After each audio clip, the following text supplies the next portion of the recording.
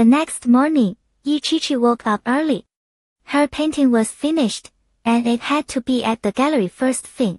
She washed up fast. Shangyao was still sound asleep. Fujiya was already dressed, stepping out of the bathroom. She chose a black fishtail dress that had her curves in all the right places. Her long hair was pulled back, simple and clean. Light makeup, a more mature look than usual. She had a speech to give at the exhibition.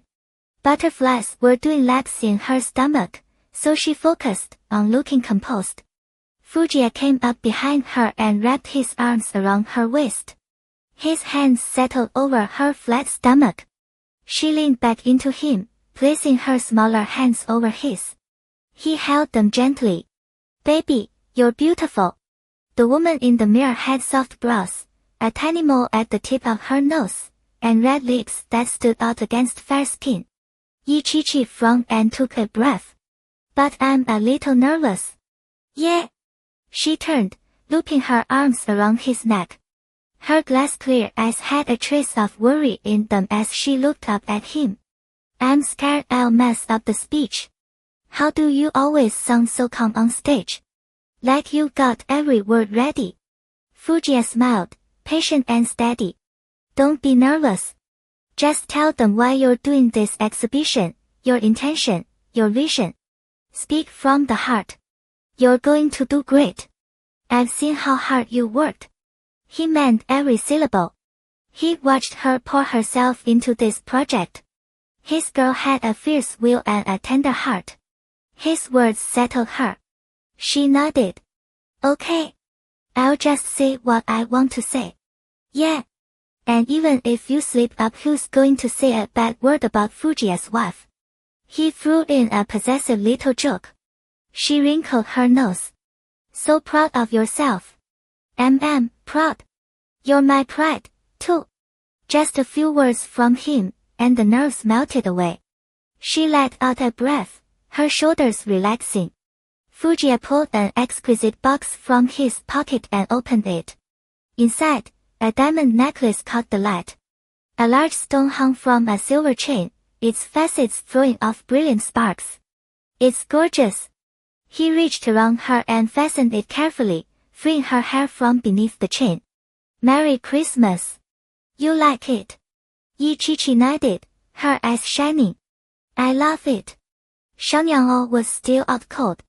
They headed downstairs, and Yichichi led Fujiya to her studio. The painting sat under a cover. She had waited until it was done to show him.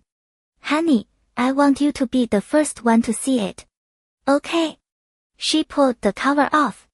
The girl in the painting seized Fujiya's attention immediately. She was bent forward in the morning light, carefully tying the ribbons on her ballet slippers. The background was dark, an abandoned warehouse, maybe a storage room. One foot rested on a small wooden stool, her arch an elegant curve. Her knee was bent at a right angle, her calf a clean line. A shaft of light fell through the window, threading through the soft waves of hair tied at the nape of her neck, trailing down her bare shoulders and back. A thin tank top. A simple white skirt. Both looked worn. But the ballet slippers were perfectly preserved. At first glance, she seemed to be standing in a grimy, forgotten warehouse. Look again, and you understood the little girl was standing in the morning light of her dream. The thick, vintage oil painting texture gave the scene weight, but made the interplay of light and shadow breathtaking. When he didn't speak, Yichichi's nerves crept back. "Zai, is something wrong?" He turned, pulled her close, and kissed her forehead. "Yeah. Something's wrong." "What?" "It's too beautiful. I don't want to send it to the exhibition." She laughed at that. Her gaze drifted to her own work. She thought it was beautiful, too. "You know, when I was with the Zhou family, their slaughterhouse was way out in the suburbs. Hardly any houses around. For a while, they got busy and hired some extra help. One of those families had a daughter, 2 years older than me. She was so kind. She loved ballet. Her parents backed her all the way. They spent what little they had on ballet shoes and lessons. She used to practice in the warehouse out back. I saw her so many times. Every morning, she put on her ballet slippers by the window. It was so beautiful. Yi-Chi-Chi's voice softened, lost in the memory. In that dark stretch of her life, that older girl had been a beam of light entering her world. She envied her family. Envied the way she chased her dream. Fujiya held her, listening to her quiet voice. When he saw no trace of sadness on her face, he relaxed. Yeah. It's beautiful. But you're the most beautiful. Haha, stop. She stood on her toes to kiss him, then teased, even if you're trying to sweet-talk me, this painting is still going to the exhibition. Fujiya helped her take the painting down and shrugged. Fine. It's not like it's a portrait of my wife. He glanced over his shoulder. Baby, next time, paint yourself. Okay? Yi-Chi-Chi smiled. Okay. But you better treasure it. Fujiya called third brother and had him deliver the painting to the gallery. And Su already had breakfast ready in the kitchen. Since they both be busy on opening day, Shang Yango would stay home with and Su. Sir, madam, please eat first. Okay. I'll go get Shang Yango. He should be up by now. Yi-Chi-Chi started toward the stairs, but Fujiya pressed her gently into her chair. I'll get him. You eat. And Su watched their easy, tender rhythm and hid a smile. When Fujiya was gone, she set a glass of soy milk in front of Yi-Chi-Chi and said, Madam, the master is so good to you. And to the little one, too. Yi-Chi-Chi's lips curved. He really is. He's wonderful. They stepped outside into the snowfall. It must have snowed all night. Everything was a clean, pure white. Branches sat under thick clumps. The flower beds along the path were buried in a soft, untouched blanket. Oh my god. First snow. It's gorgeous. Yi-Chi-Chi couldn't help herself. She bent down, scooped up a handful from one of the flower beds. Cold, crisp, perfect. Fujiya barely glanced at the weather. Unimpressed. He opened the car door, gently guided her excited self inside, and shut it. Too damn cold, and the last thing he needed was her catching a chill. The car pulled up to the exhibition hall. Inside the lobby, a section was roped off entry by reservation QR code only. They scanned through, and the first thing that caught the eye was a massive sign in bold black letters, 星号 winter leaves 星号. The ground floor held all the blind auction pieces 80, 90 of them. Some by academy students. Some by artists with huge social media followings. Some by complete unknowns who just love to paint.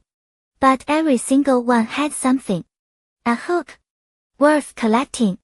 Worth a long second look. A charity purchase didn't mean you walked away disappointed. They stepped out of the car. Fujiya took her hand, and they walked inside together. The crowd was a who's who of the city's power players. Eyes turned. Smiles. Greetings. Then every gaze dropped to their intertwined fingers. Envy flickered, fast and unmistakable. Two of Yi-Chi-Chi's paintings hung in the show hibiscus downstairs, and Xinghao light, shadow, and the maiden Xinghao up on the second floor auction room. Muyo was already there, clicking around in her little heels. Yi-Chi-Chi's heart practically jumped into her throat watching her. Yo-yo, why aren't you in flats? Slow down. Muyo rested a hand on her belly and grinned. Relax. I'm only wearing them today. They're barely an inch. Sure, my brother isn't here. Don't snitch. Still. No rushing. Yi-Chi-Chi couldn't stop worrying, but there wasn't much she could do. She'd already had third brother Shadow Muyo just in case. The exhibition hall was warm, so she slipped off her white coat. Fujiya took it without a word, draping it over his arm like it was the most natural thing in the world. By 9:30, everyone had arrived. The crowd shifted upstairs to the auction venue. The space was intimate, with a circular platform at its center. Fujiya bent down and pressed a kiss to her cheek. Go on. Up you go. Ichichi bit her lip, pulled in a deep breath, and walked to the microphone. Her black fishtail dress moved with her, sleek and elegant. A ghost of a smile rested on her delicate face. The diamond necklace at her throat caught the light and the attention of every wealthy wife in the room, who clocked it instantly. Gorgeous. MRS, Fu looks stunning. She's so young. Barely more than a girl. It's infuriating. That necklace is a limited edition piece from last week's designer collection. And it's on her. She makes it look even better. The murmurs were low and scattered. They died the moment Ichichi began to speak. Hello, everyone. I'm Ichichi. Thank you for being here today at the Xinghao Winter Leaves Xinghao exhibition. This show was a shared vision between my good friend Muyo and me. Every child carries small, innocent, colorful dreams. Her voice was soft, but it carried a steady, sincere strength. Even the people who come just out of curiosity quieted. Drawn in. Some of the women were wealthy wives and daughters from the capital hoping to connect with the Fu family through the event. Some were business partners of the Fu group or the Chen group, here to score goodwill. Some genuinely wanted to see the art, buy a piece, and contribute to a cause that mattered. But right now, they were all listening. Really listening. All the works in this exhibition were donated selflessly by kind-hearted people from all walks of life who love painting. Every penny from today's sales goes directly to the Spring Foundation to support children in underserved areas, in whatever form they need it most. Thank you. Thank you all for being here. When Ichichi finished, she smiled a bright, radiant, heart-stopping smile that left people momentarily frozen. Behind her back, she unclenched her fists. Her eyes sought out Fujiya, standing right at the front. From the second she started speaking, his gaze never once left his wife. He watched her on that stage. Watched her posed, earnest expression. Pride surged through his chest, fierce and insistent. His wife had this energy about her. Even after being trapped in the mud, she still held hope for what came next. Still gave kindness to the world. She had the purest, most generous, most gentle heart he'd ever known. Applause erupted. Real applause, from the gut. The auction host stepped up and took the mic. Ichichi smiled and slipped off the stage. Fujiya held her coat over his left arm and extended his right hand. The moment her heels hit the floor, she sped up and grabbed it. He pulled her straight into his arms. Baby, you were incredible. Ichichi stuck out her tongue. Every ounce of that posed confidence evaporated. She buried her face in his chest and mumbled, I was so nervous. Didn't show. You looked like a natural. Looks like you can't hide anymore. They're calling you. Fujiya's chuckle rumbled low and warm. Outside, snow dimmed the light, so every lamp in the exhibition hall glowed. A spotlight found the two of them. The host had only intended to call Ichichi back to officially open the auction. But when he said her name, there was no response. He looked again. Mrs. Fu appeared to be cuddling with the CEO. The media would never miss an opening like that. Cameras angled toward them instantly. Click, click, click. Every reporter there had been personally vetted by Fujiya. No bad intentions anywhere in the room. So he didn't stop them. Ichichi peeked her head out. Her face went bright red. What? MS, yeah. Ahem. Please officially open the auction. The CEO had been crystal clear. At this exhibition, she was MSE, the independent founder. Not Mrs. Fu. Oh. Right. Ichichi walked back onto the stage, picked up the little gavel, and tapped it. Face still burning, she said, the auction begins. Then she dropped the gavel and fled back down. Kind laughter rippled through the crowd. From there, the professionals took over. 10 pieces up for auction. For today, free each for the next 2 days. Ichichi had planned to stay and watch, but now she was too mortified. She tucked Fujiya back down to the first floor. He pulled out his phone and texted his assistant, Xinghao bid on the Zhou family artist's piece today. Overpay if you have to, it's all going to the foundation anyway. And pick up Chi-Chi's paintings too. I'll hand them at the office. Hide them in plain sight, Xinghao. The first day of the exhibition wrapped perfectly. Several related posts shot to the top of the trending list. Jinghao Winter Leaves exhibition officially opens. Jinghao, renowned artist, artwork sells for 20 million. Jinghao Yeshishi MS Yes Beach at Winter Leaves. But the top trend was Jinghao Fu Group CEO and his little wife. Anyone who clicked found the adorable photo of Ichichi hiding her face against his chest. And a second shot, a girl with a dazed, flushed expression held protectively in the arms of a tall, devastatingly handsome man. Both photos were beautifully taken. Ichichi's beauty and Fujiya's sharpness came through perfectly, especially the intimacy of the pose. Within minutes, the comment section flooded with giddy, hard-eyed remarks. And from that moment on, no one ever questioned the state of the Fu Group CEO and his wife's marriage. Snow had been falling all day. The city lay buried under a thick white blanket, ice and snow stretching as far as the eye could see. The exhibition hall closed at 8 every night. By 6:30, Muyo was already getting ready to leave. She slipped into the break room and swapped her heels for sneakers. Unfortunately, Chen Yuxiu showed up early. He caught her in the act, his eyes going cold. Muyo kicked one heel under the sofa and sidled up to him, guilt written all over her face. I only had them on for half an hour. Chen Yuxiu didn't believe a word of it. Stone-faced, he took her by the arm and led her off for a lecture. Once they were gone, Ichichi and Fujiya got ready to leave too. Third brother and his crew would handle the rest. The cold slashed at them the second they stepped outside. Ichichi was wearing nothing but a dress under her coat. Fujiya wrapped her inside his coat, but she was still shivering. In the car, he cranked the heat immediately. Go home and take a hot shower. Ichichi nodded, her frozen hands slowly warming up. Her eyes curved into a smile. Looks like the reception went really well today.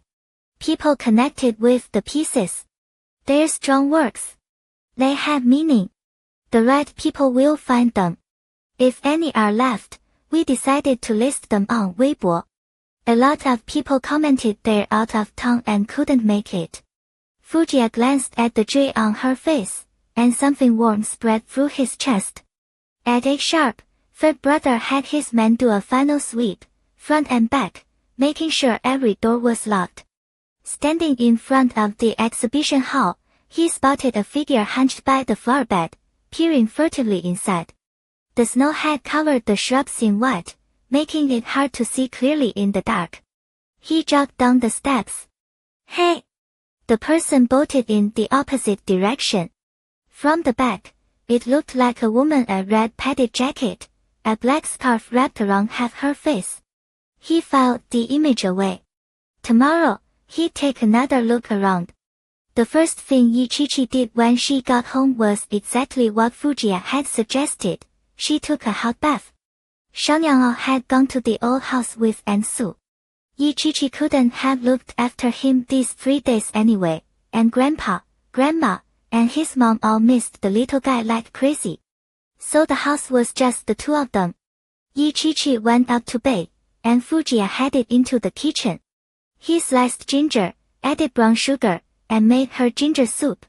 Everything moved smoothly, efficiently. The former CEO of Fu Group, the man who once couldn't boil water without supervision, now handled simple chores with quiet ease.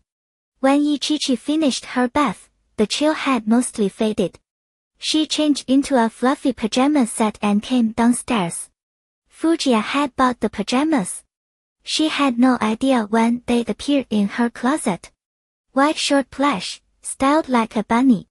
There was a hood with 2 long ears hanging down, and mortifyingly a tiny pom-pom tail sewn onto the seat of the pants. Since Shao Niang'o and Aunt Su were both gone, she decided to wear them. Just for Fujie. She bounced down the stairs. The air smelled of ginger and brown sugar, warm and sweet. Honey! Honey! She raced down the staircase and burst into the semi-open dining room. Two unfamiliar men stood there in what looked like hotel uniforms, pulling clay pots out of a thermal box. At the sound of her voice, they turned and froze. So beautiful. The quicker one smacked the other on the head. Let's go. Yi Chi-Chi's face went scarlet. She dropped into a crouch, yanked the hood over her face, and buried her head in her knees. Fujie came out of the kitchen carrying a bowl of ginger soup. He raised an eyebrow, his expression darkening, and said to the hotel staff, "You're done. Go." The two grabbed their trash and bolted like a hurricane, sprinting for the elevator. They were gone. Yi Chi-Chi was still crouched on the floor. Fujie set the soup down, walked over, bent down, and scooped her into his arms. She wrapped her arms around his neck. Ugh! I'm so embarrassed. A real loss. Someone else got a look at my baby. Fujie let out a theatrical sigh. He carried her to the dining chair and sat down with her in his lap, taking in the sight of her. Soft and fragrant, the pajamas loose on her body, her small frame swallowed by the oversized fluffy hood. Her big eyes looked up at him, cheeks flushed. Absolutely adorable. Baby, those pajamas look incredible on you. I'm buying you more. Yi Chi-Chi reached up and pinched his cheek. No. I'm never wearing this again. Fujie laughed. He picked up the ginger soup from the table and blew on it. Drink this first. Yi Chi-Chi took the small bowl and drank obediently. The hint of ginger, she normally hated it, but knowing Jie had made it taste sweet. Her pale little hands cupped the porcelain bowl. Fujie thought he must look like a complete fool in love. His wife was beautiful in every possible way. She lifted the bowl to his lips. You drink too. He didn't refuse. He took a sip. They finished the ginger soup together, one mouthful at a time. The hotel had also sent seafood congee, plump shrimp in soft, creamy rice, chunks of sea cucumber mixed in. Yi Chi-Chi stayed curled on Fujie's lap, eating until her cheeks bulged. She set her spoon down and rubbed her stomach. I'm so full. My belly's all round. Fujie smiled. He leaned in, his lips nearly brushing her ear. Let me feel. Yi Chi-Chi generously dropped her hands and let him. His big hand slid under the hem of her pajama top, pressing against the gentle curve of her stomach. She gasped. She meant for him to feel it through the fabric. But she was only wearing the pajama top, and just above, her bra. Zai. He rubbed her belly once, then let his hand drift to her waist, squeezing gently. Fujie kept his eyes on her. Under the crystal chandelier, his dark gaze glittered like stars. His lips found hers. Soft. Lingering. Slow, tender kisses. The girl in his lap had him wound tight. His grip on her waist tightened by degrees. A soft, breathy sound. The touch on her waist tickled made her tremble. With one smooth motion, Fujie shifted her to face him. Her arms locked around his neck. Her fuzzy slippers slid off her feet, forgotten. Zai. Little bunny. His voice dropped. Can I eat you now? Then be gentle. The little bunny was bargaining now, her voice so faint she could barely sit up straight. Gentle. Little by little. The big bad wolf had his permission. So he started his feast. Soft kisses lulled the silly little bunny into a daze while his hands wandered everywhere. He peeled off the white furry pajamas, revealing something even whiter underneath. MMPH. The dining room light glowed warm white, spilling over both of them. At some point, the curtains had closed on voice command, sealing them in. Her hair, still carrying a faint fruity scent from her shower, slipped through his knobby fingers. He gripped the back of her neck, greedy, pulling her closer. The light was too bright. Usually in the bedroom they kept it dark, but here, under the harsh overhead lamp, Chi-Chi didn't dare lift her head. Zai, no, not here. She squeezed the words out during a brief pause from the big bad wolf. The chair beneath her was hard and uncomfortable. Fujie exhaled, lowered his head, then lifted her clean off the seat. The sudden motion made Chi-Chi instinctively clamp her legs around his waist. Her fuzzy pajamas hung loose at her hips, the little bunny ears swaying in the air as he moved. He took a step toward the living room, and the shift of his stride sent goosebumps rippling across her whole body. The white sofa was dressed in a plush winter fleece cushion, soft, comfortable, just right. The little bunny sank into it. Fujie yanked at his shirt. The rough motion sent buttons popping loose. They clattered to the floor and rolled under the sofa where no one could see. Baby. Chi-Chi's voice trembled, barely louder than his whisper. I love you so much. Her toes curled. Her pale, slender fingers gripped the fleece cushion tight, then released. Tightened again. Late into the night, the satisfied big bad wolf carried his limp little bunny back into his den. She had cried her eyes red, sniffling as sleep finally pulled her under. The next morning, the person who was supposed to be at the exhibition hall slept in. Fujie woke first. He checked the time and didn't care at all. He went downstairs, made a simple breakfast, then came back to the bedroom to get her up. Half of Chi-Chi's face was buried in the blanket. Her head was hazy, caught somewhere between sleep and waking, but her eyes refused to open. A soft kiss landed on her cheek. Fujie scooped her up, blankets and all, holding her close. He couldn't stand to wake her, but he knew if he didn't, she'd be furious when she finally came to on her own. The little bunny had been tormented too long last night. This morning, her temper would spark fast. Baby, time to get up. A small hand swatted him away. Chi-Chi frowned and tucked her hand back under the covers. Really not getting up? Then you can't be mad at me later, alright? Fujie leaned down and gently bit the tip of her nose. Her long lashes fluttered open at last. Every part of her ached. Even though Fujie always cleaned her up so carefully afterward, she was still wrecked. Too long. Every single time, it was too long. Chi-Chi rolled over, refusing to look at the culprit. Out of sight, out of mind. Fujie laughed. He slipped his hand under the blanket and started kneading her back. If you don't get up soon, it'll be 10 o'clock, baby. Chi-Chi shot upright in bed, then gasped and tipped sideways. He caught her just in time. Why'd you jump up like that? It's 10. It's your fault the auction's about to start. So what if it starts? Someone else is handling it. That doesn't mean I can skip it.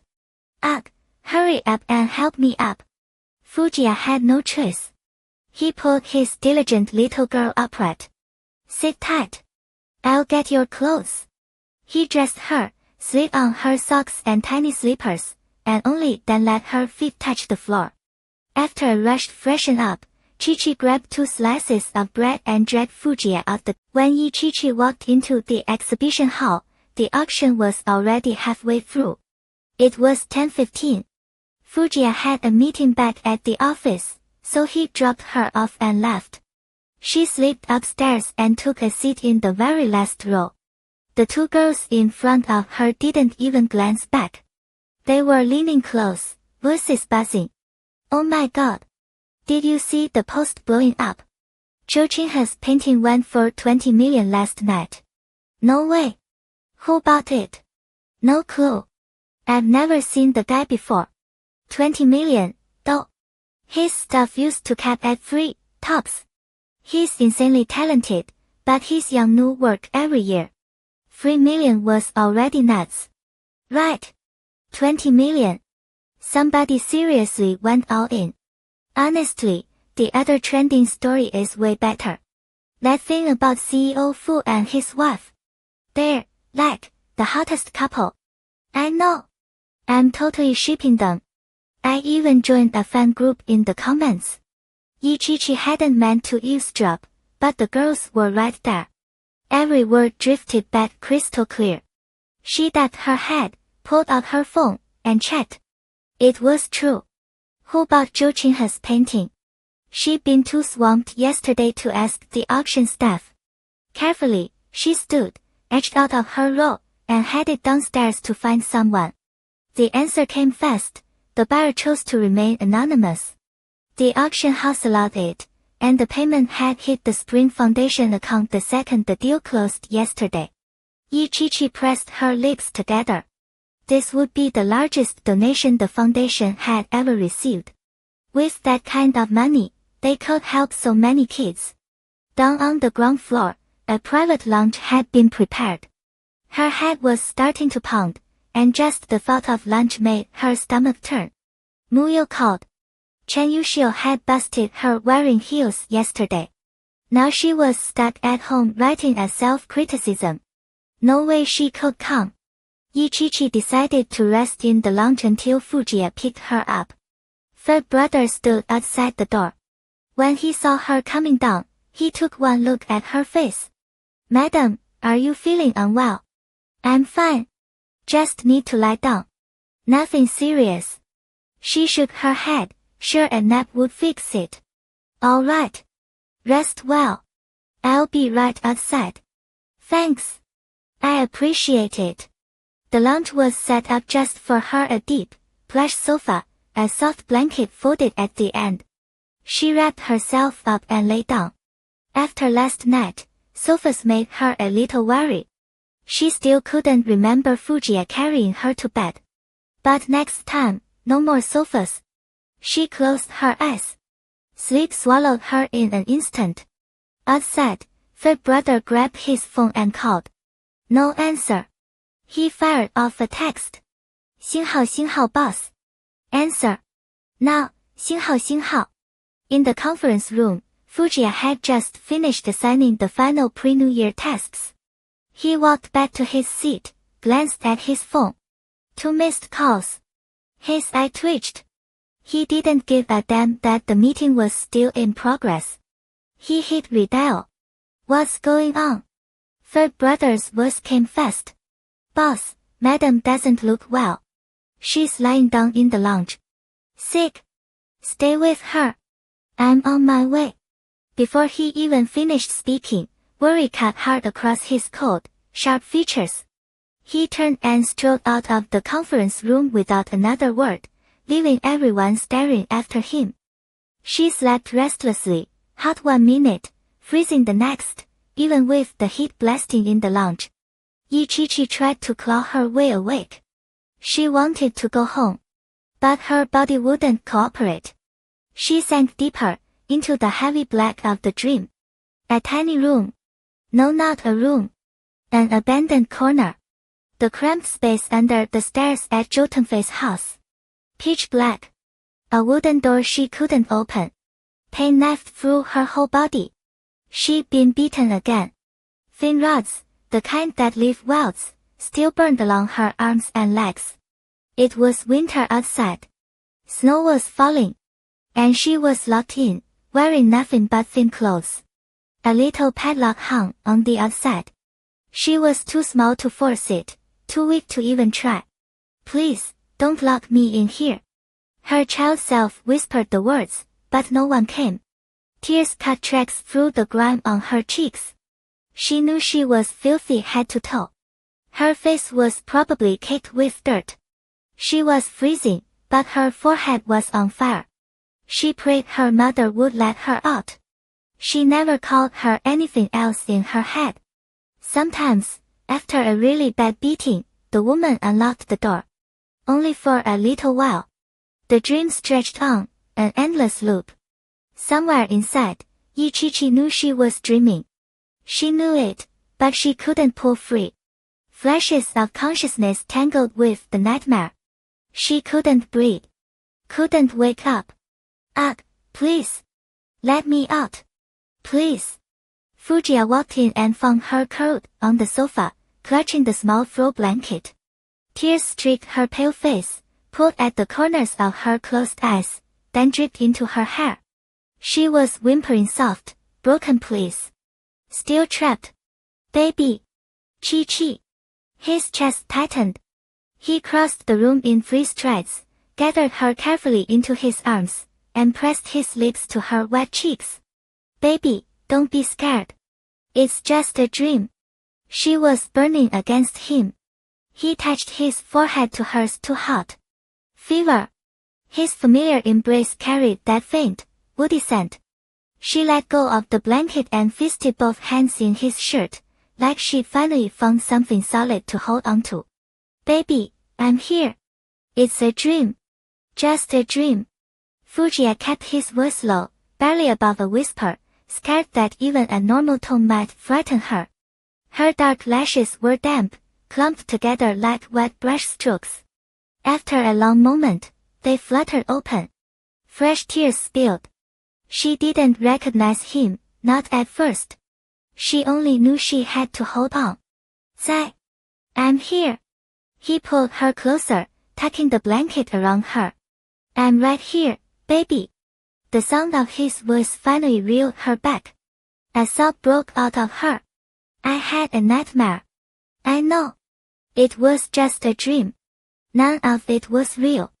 She shook her head, tears still streaming. It felt so real. I was so scared. No one's going to hurt you ever again. I'm here. The ache in his chest made it hard to breathe. He wanted to find every person who had ever made her afraid and throw them into the sea. Chi-Chi was still trembling. Hold me tighter. Okay. I'll hold you tighter. Afraid she was cold, he wrapped his jacket around her too. He rested his chin on her forehead and rubbed gently. She burrowed into his neck, her cheek pressed against the warmth of his skin, the steady bob of his Adam's apple. Slowly, the shaking eased. It was just a dream. Her voice came out small and hoarse, like she was trying to convince herself. It was just a dream. Zai. I want to go home. Okay. I'll take you home. And I want to see Shangyangao. And Mom, and Grandpa and Grandma. We'll go to the old mansion. They're all there. Okay. Her voice faded. The fever pulled her under again. Fujiya wrapped her tight in his jacket and the little blanket, shielding her face, then lifted her into his arms. Third brother jogged ahead to start the car. Fujiya carried her out of the building. He didn't care that he was in nothing but a thin shirt. Crank the heat. We're heading to the old mansion. His voice was ice, and the girl in his arms shivered. He pulled her closer. He called the family doctor on the way, told him to be at the old mansion, and gave him a clip summary. When the car pulled up, Grandpa and Grandma were both waiting at the door, their faces tight with worry. A sudden fever how? Fujiya carried her inside and nodded to them. What happened? How did Chi-Chi get a fever? Grandma followed him in, eyes fixed on the girl in his arms. It's nothing, Grandma. She caught a chill. She was feeling clingy and wanted to come home. He kept his voice light. The tension in his jaw told a different story. All right. Take her to her room. The doctor's upstairs. I'll have and you make her some soup. Okay. Fujiya carried her up and laid her carefully on the bed. The room was already warm. The doctor examined her quickly. 38摄氏度. She'd gone from a heated room out into the snow. It happened easily enough. He knew about her allergies, so he brought Chinese patent medicine instead. He gave Fujiya detailed dosage instructions and told him to help with physical cooling. Once the fever broke, she'd be fine. As the doctor was leaving, Yijing appeared in the doorway. She looked at her daughter on the bed, her brow furrowed. How is she? Do you need me to stay? Fujiya shook his head. She's okay, Mom. You should get some rest.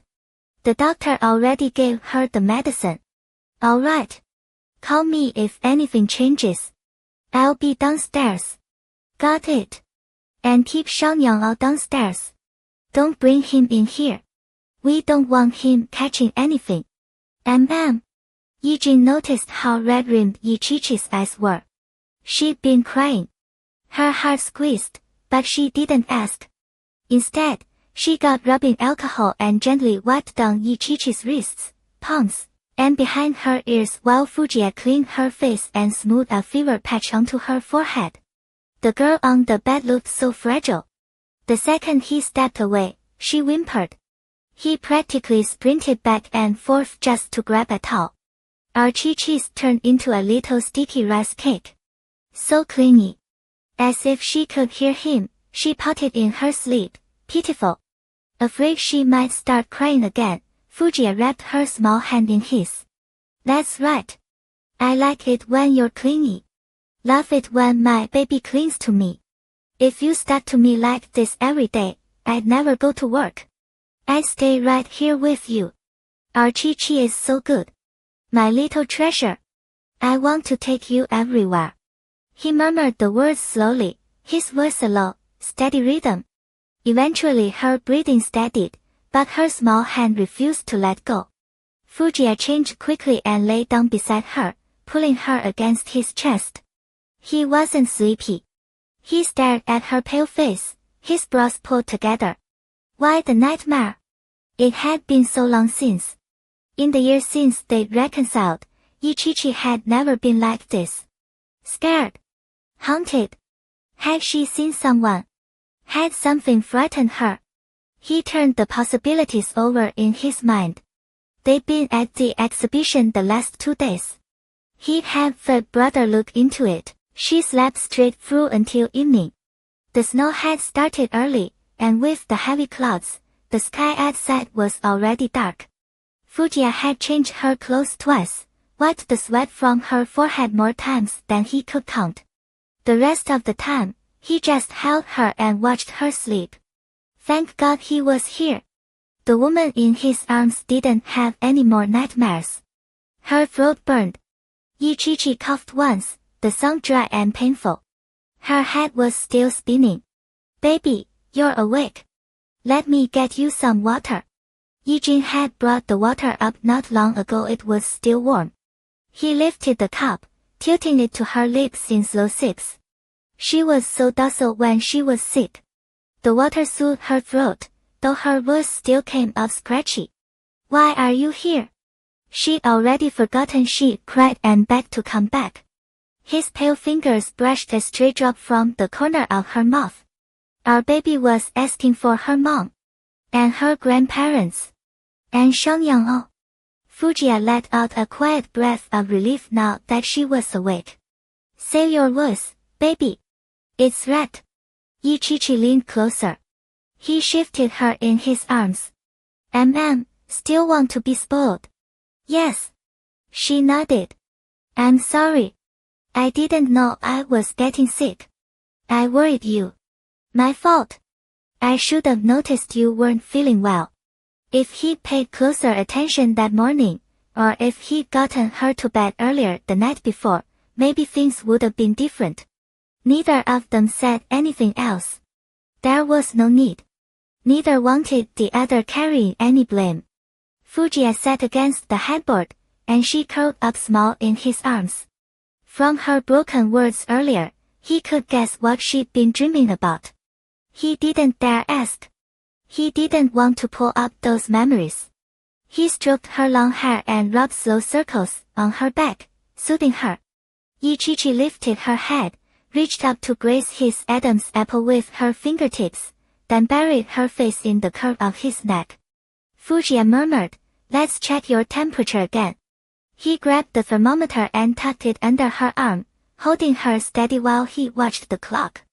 The fever had edged down 37.8. He set the thermometer aside. Hungry? What sounds good? I'll have them bring it up. Yichichi shook her head. Let's eat downstairs. That way Grandpa and Grandma won't worry. And I want to move around a little. She still felt groggy, but walking might help. Jia didn't bother changing her clothes. He just grabbed a thick coat and wrapped it over her pajamas. When they got downstairs, the smell of food hit them. Grandpa and Grandma were already in the living room, about to sit down for dinner. Between the exhibition and everything else, Yichichi hadn't been back since the last time she picked up Xiangyang.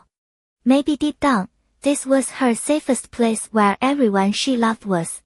Grandpa, Grandma, her mom, Xiangyang, all of them under one roof. She had a home now. A warm, safe one. Not like before.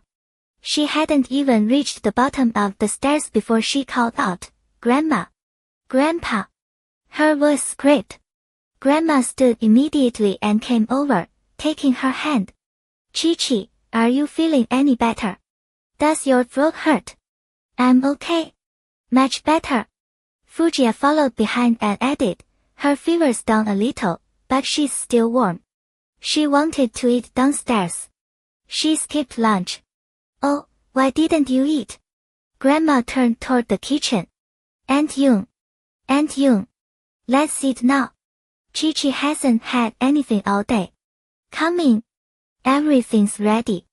Go ahead and start. Grandma was normally so posed, never loud. This was all for her. Chi-Chi's heart swelled. Come on, Grandma. Let's eat. But keep a little distance from me. She glanced toward the sofa. Aunt Su, thank you for taking care of Xiangyang. I don't want him catching this. Even though it was just a cold, she still worried. It's fine. Grandma's not scared of a few germs. We'll bring Xiangyang along. Yijing walked over too. Yeah, let's eat first. Suyan and I will take care of him tonight. The family moved to the dining room.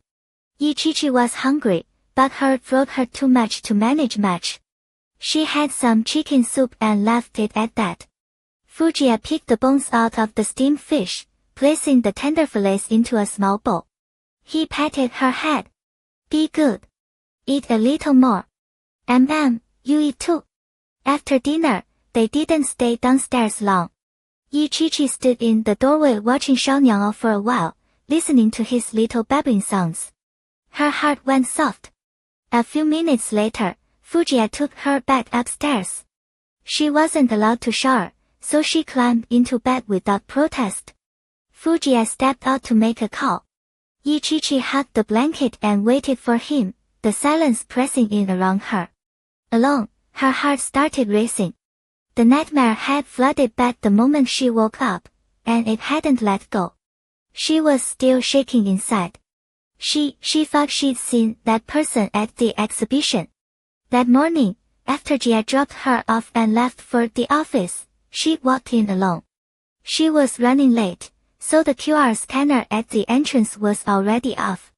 The dark screen reflected the glass doors behind her with perfect clarity, and in that reflection, she'd seen a figure. Old eyes. Cloudy. Unmistakable. The glance had raised goosebumps down her arms.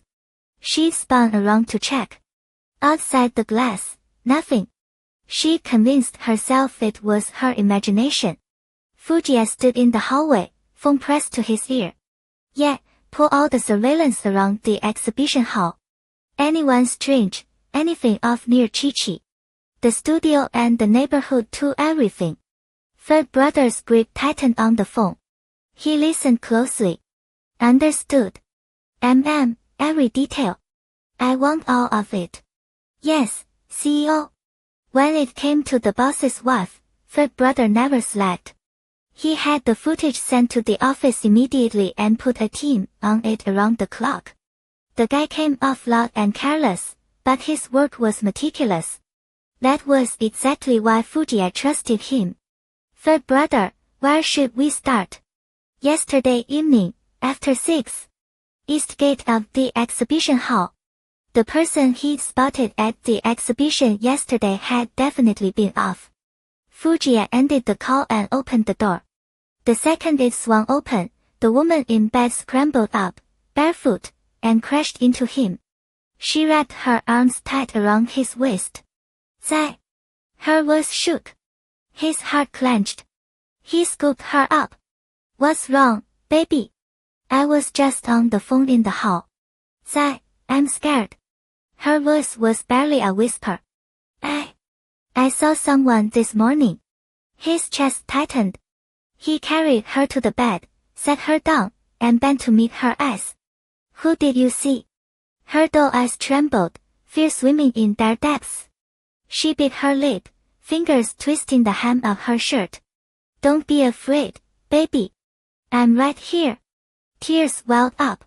She squeezed her eyes shut, and one slipped free.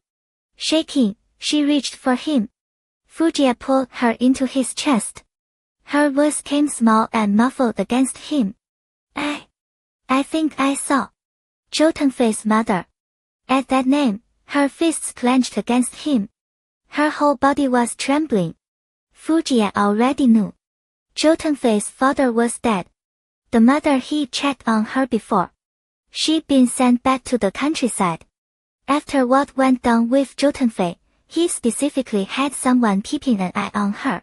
He never imagined she'd surface in Jingdu. But now that he knew the target, this would be simple. These Zhou people really didn't know when to quit. They refused to learn. Time to clean up that woman for Fujiya held her until she fell asleep, arms locked tight. Not for a single second did he let go. He didn't dare step out to make calls anymore. Instead, he pulled out his phone and texted third brother. He sent the exact time Chi-Chi had arrived at the exhibition that morning and the woman's identity. Third brother's team was making progress. 5 of them sat shoulder to shoulder, tearing through surveillance footage at high speed. The woman was definitely suspicious. She popped up on multiple cameras.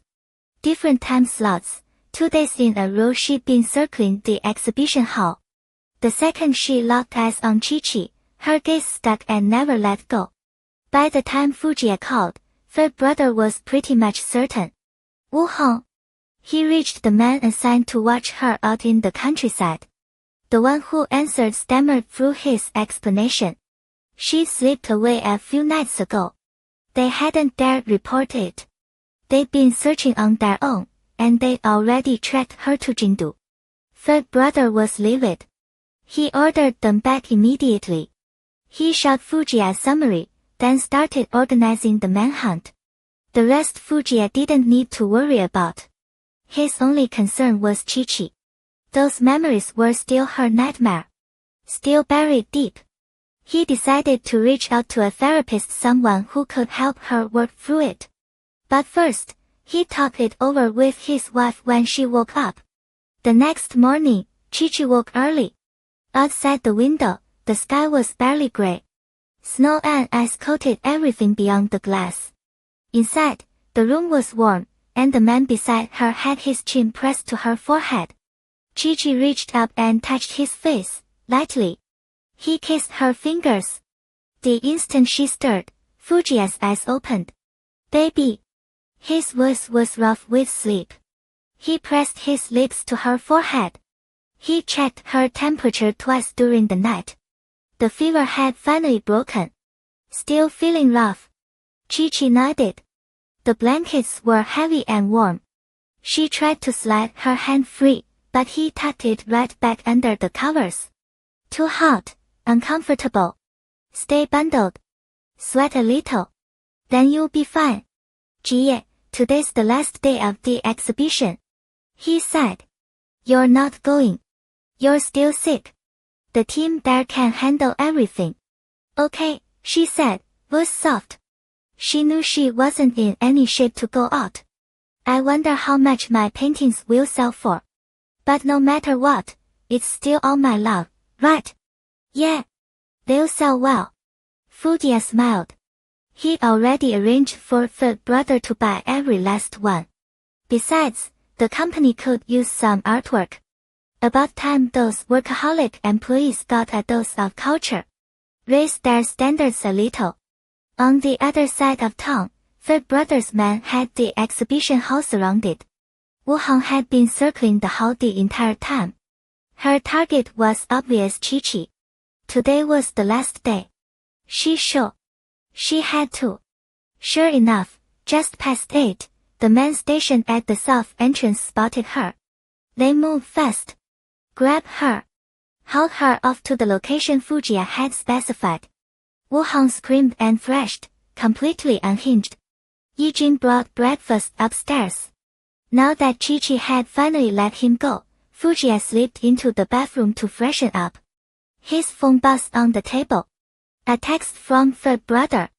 Baby, can your mom stay with you for a bit? I need to take a call. With Yijin right there, Chi-Chi nodded. Her cheeks were still flushed. Go ahead. I'll have breakfast with mom. Okay. I'll be back in a few. Fujiya took the phone and stepped into the study. Yijin stroked her daughter's hair, worry written all over her face. Chi-Chi, let's eat a little something. Okay, mom. How was Xiaoyang last night? Did she cry? Chi-Chi sat at the edge of the bed, breakfast laid out on the side table. She spooned out the chicken congee in small, careful bites. At the mention of Xiaoyang, Yijin smiled. She was good. So good. Barely ever cries. Smiles at everybody. Doesn't fuss at night either.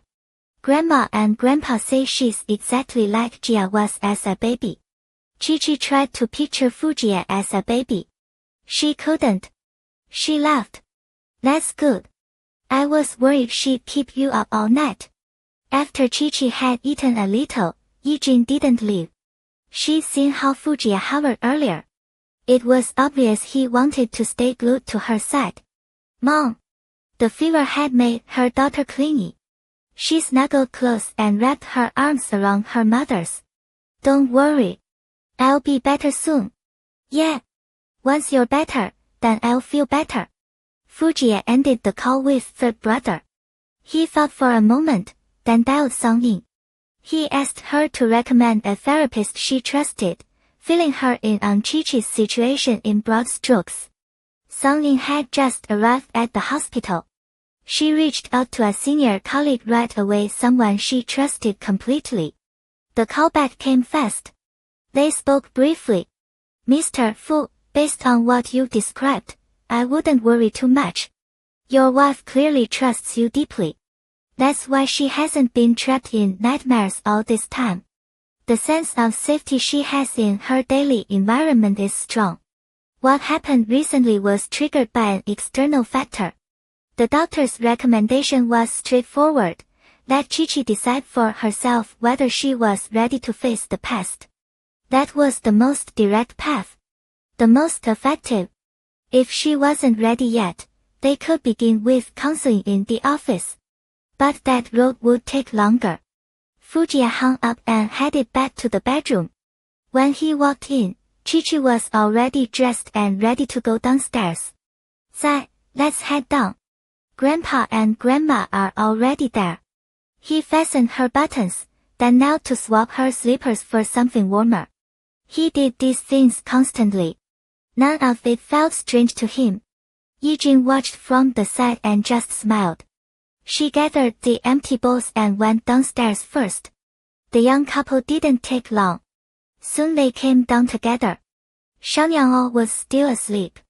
Grandpa and Grandma were in front of the TV. When they saw Chi-Chi looking so much better, the tension in their shoulders eased. Fujiya didn't bring up Wu Hong yet. He'd wait until she recovered more. That evening, Muyo called. Shishi, sweetheart. You feeling any better? Yeah, a little. A small cough. The fever's gone. Good. Just rest at home. The exhibition wrapped up really smoothly. 2/3 of the pieces sold. The rest are going up on Weibo like we planned. Don't worry about the studio. I've got it. Muyo had just left the exhibition hall and was sitting in the car. Chen Yuxiu was driving. He glanced over. Tell Chi-Chi to rest. She doesn't need to stress about any of this. Chi-Chi had already caught both their voices through the phone. She sighed. Yo-Yo was her sister-in-law now. She and her brother were practically designed for each other. I know. I'm fine. Gia's with me. Good. Oh, by the way, your painting's sold for actually, you know what? Just check Weibo. I'm not spoiling it. Muyao laughed, holding back. I'm home now. Gotta go. Bye. Yeah, bye. Chi-Chi hung up and opened Weibo. The top trending post stared back at her. She froze. Chi-Chi blinked, sure she'd read it wrong. She tapped back into the post and counted the zeros again. 5 million. No, 50 million. Her best sale before this was just over 300 grand. Fujia had showered while she was on the phone and just stepped out of the bathroom. When he saw her frozen on the bed, he crossed over, concerned. What's wrong, baby? Zai. I think I just got rich.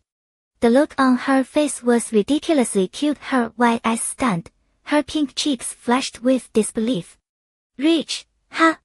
He probably knew exactly what she was talking about, but he bit back a smile, pretending he heard nothing. Look. She shoved her phone up to his face. The Weibo page showed a long, searing string of zeros. Baby, you're amazing. Chi-Chi shook her head, still not buying it. But artists who are way more famous didn't even come close to that.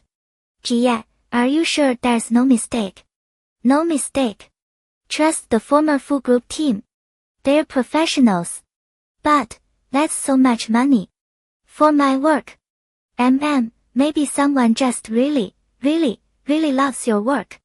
He reached out, tucked her messy hair behind her ear, and kissed her. Looks like you're rich now. You gonna support me? Chi-Chi broke into a bright smile. Yes. I'll support you. What does it cost to keep you? No money. Just let me eat enough. I'm easy. He was already climbing onto the bed, pulling her into his arms. Come on. Take your medicine. Time for bed. A few days at the old mansion, and Chi-Chi was back to her bright, healthy self. She could finally hold Xiaonyang again. The little guy had seen his mommy every day, but she hadn't been able to hold him, so now that he was finally in her arms, his tiny face crumpled with pure indignation. When Yijing tried to take him, he clenched his little fists behind his back. Not even grandma could have him. Nobody was allowed to carry him except mommy. Chi-Chi was utterly charmed by his adorable little tantrum, and everyone around them burst out laughing. After lunch, they put the tiny cleaner down for his nap, settling him into his crib. Outside the window, the snow had stopped, leaving the garden draped in white. Chi-Chi stood at the window, watching the snow, when Fujia walked over. Baby, I need to tell you something. What is it? She turned and looked up at him, her slender waist resting against the ornate carved frame, his strong hand bracing her lightly. Third brother's team found her. Wu Hong. He didn't call her Zhou mother, just her name. He knew Wu Hong was easier for Chi-Chi to face than Zhou Tengfei. Wu Hong, so it really was her. It wasn't me imagining things. Yeah. She was hanging around the art exhibition for days. That's what scared you. Fujia tapped her cheek, tilting his head to study her face. The fear in her eyes had faded, softer now than a few days ago. Baby, do you want to see her? Maybe once you do, you'll realize everything is different now. She's just an ordinary woman. Nothing to be scared of. Her fingers twisted the fabric of his sleeve, trembling slightly. Chi-Chi took a deep breath and looked at him. Will you come with me? Fujia took her fidgeting hand, steadying her, and smiled. Of course. If you feel uncomfortable at any point, we leave. Okay. As long as you're with me, I won't be scared. She buried her head in his chest, rubbing against him gently. They gathered themselves and laughed. Third brother had brought Wu Hong to an empty house and was guarding her himself. When he saw the CEO and his wife arrive, he came over to brief them. Boss, Wu Hong hasn't come out once. Doesn't talk either. Sits on the bed and barely moves except to eat. Fujiya grunted and pulled Chi-Chi inside. The house was bare, but it had basic furniture. When the door opened, Chi-Chi saw the woman on the bed. At the sound, the woman turned around slowly. She looked so old now, much older than Chi-Chi remembered. Her back was hunched, her frame thin, cheeks hollow. Her eyes, just like the day Chi-Chi had spotted her, were clouded and unsettling. When Wu Hong saw Chi-Chi, her blank expression cracked. Her lips trembled. She. Her hoarse voice scraped like bark rubbing together. She crawled off the bed, shuffling toward Chi-Chi. Instinctively, Chi-Chi stepped back, her hand clenching tight. Fujiya pulled her closer, wrapping an arm around her. Third brother blocked Wu Hong's path, glaring at her with pure venom. But Wu Hong didn't even seem to see him. Her eyes stayed fixed on Chi-Chi. Then, with a thud, she dropped to her knees. Chi-Chi, please let my son out. Please, I'm begging you. Let Tenfei go. Tears streamed down Wu Hong's aged face as she pleaded. Chi-Chi shook her head and looked at Fujiya. He gave her a reassuring glance and said quietly, "Don't be scared." Then he turned to the woman on the floor and sneered. "Huh? A piece of trash belongs exactly where trash belongs. Wu Hong, you raised that garbage yourself. You did this." His voice was ice, each word a hammer. "You should be grateful I let him laugh." He looked down at her, eyes sharp and merciless. "Blame yourself. Raising something like that, how do you still have the nerve to breathe?" No, that's not true. Tenfei was just a little disobedient. Just a little disobedient. It's not my fault. It's not my fault." Her voice unraveled into muttering, her eyes going blank. She shook her head wildly and started tearing at her own hair. Chi-Chi frowned. Jia was right. Wu Hong was just a crazy, powerless woman. There was nothing to be afraid of anymore. And Zhou Tengfei? He was never getting out. Everyone who had hurt her in this world had gotten what they deserved. She used to be trapped in a terrifying past. But now, she had someone to protect her. She didn't have to fear them anymore. Zai. Fujiya straightened, the coldness on his face easing. What is it? Let's go home. I don't want to see them anymore. Okay. Let's go home. He didn't ask why. Whatever she said, he'd agree. Third brother. Send this mentally ill woman to a psychiatric hospital. And, make sure it's far. Understood. Third brother nodded, grabbed the dazed woman off the floor, and tossed her back onto the bed. Then he saw the CEO and his wife out. The second they were gone, he pulled out his phone. Xinghao, let's see, what's the farthest city from Jingdu, Xinghao? He smirked. They got back into the car. Fujiya leaned over, buckled her seatbelt himself, and stole a kiss. Chi-Chi smiled and wound her arms around his neck. Zai, I'm not scared anymore. That's all behind me. You got me. My mom's got me. Grandpa and Grandma too. I don't have to be afraid of them. He searched her eyes. The anxiety she'd arrived with was gone. He brushed his nose gently against hers, relieved. That's my brave girl. Not just me. Once Shanyang's big enough, he'll protect you too. Chi-Chi stifled a laugh. Your screaming is so loud Shanyang could probably hear it all the way from home. He's still a baby. Then feed him more. Get him to grow faster. Once that was settled, life slipped back into its quiet rhythm. She and Fujiya brought Shanyang home to Qinha compound. After the exhibition, the studio's name blew up.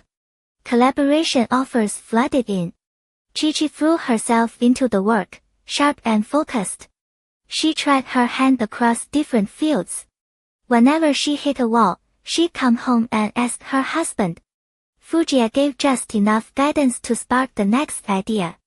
The more her mind stretched, the more she realized that pouring herself into something she loved and making it even better gave her a deep, undeniable sense of accomplishment. She didn't chase every deal. They didn't need the money. She managed the Spring Foundation's funds.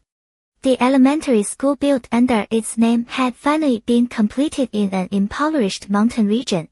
New books, fresh stationery, warm clothes all delivered to the kids who needed them. Letters of gratitude poured in from across the country, each one holding the purest, most innocent thanks. And from the flood of business offers, Chi-Chi only accepted collaborations with designers she genuinely admired. Custom hibiscus print silk scarves, dresses, clothing. Slowly, they began appearing in fashion magazines. Time flew. Before anyone realized it, the year was ending. Year-end meant Fujiya was buried in work. Barely room to breathe. So Chi-Chi started going to his office for lunch. A 10-minute drive. Third brother was always waiting at the studio entrance, right on time. Muyo was over 4 months pregnant now. Chen Yuxiu guarded her like a priceless treasure, dropping her off in the morning, picking her up at lunch. Chi-Chi didn't want her at the studio too often anyway. Muyo had zero awareness she was pregnant, so Chi-Chi made sure her brother kept a constant eye on her. The studio had hired new staff, so even with both bosses out, everything ran smoothly. Photos from the exhibition had hit the magazines. And with the CEO constantly flaunting his love life on Weibo, the receptionist recognized Chi-Chi instantly. They swiped her card and opened the private elevator. The elevator climbed to the 39th floor. The young woman stationed outside the CEO's office greeted her politely. "Madam, is Jia in?" Chi-Chi asked, smiling. "He is." The frosted glass door was opaque. Chi-Chi knocked once, then let herself in. Absorbed in his work, Fujiya had lost track of time. He was going over a document, assuming someone had brought coffee or files. Without looking up, he said, "Just leave it on the desk." Chi-Chi bit back a smile, watching him. His suit jacket was off-white dress shirt, sleeves rolled. He'd probably been in this office all morning. 2 buttons were undone, the collar hanging open. Brows furrowed in that usual cool intensity. When something on the page didn't satisfy him, one index finger tapped lightly against the edge of the desk. No wonder they said a focused man is the sexiest.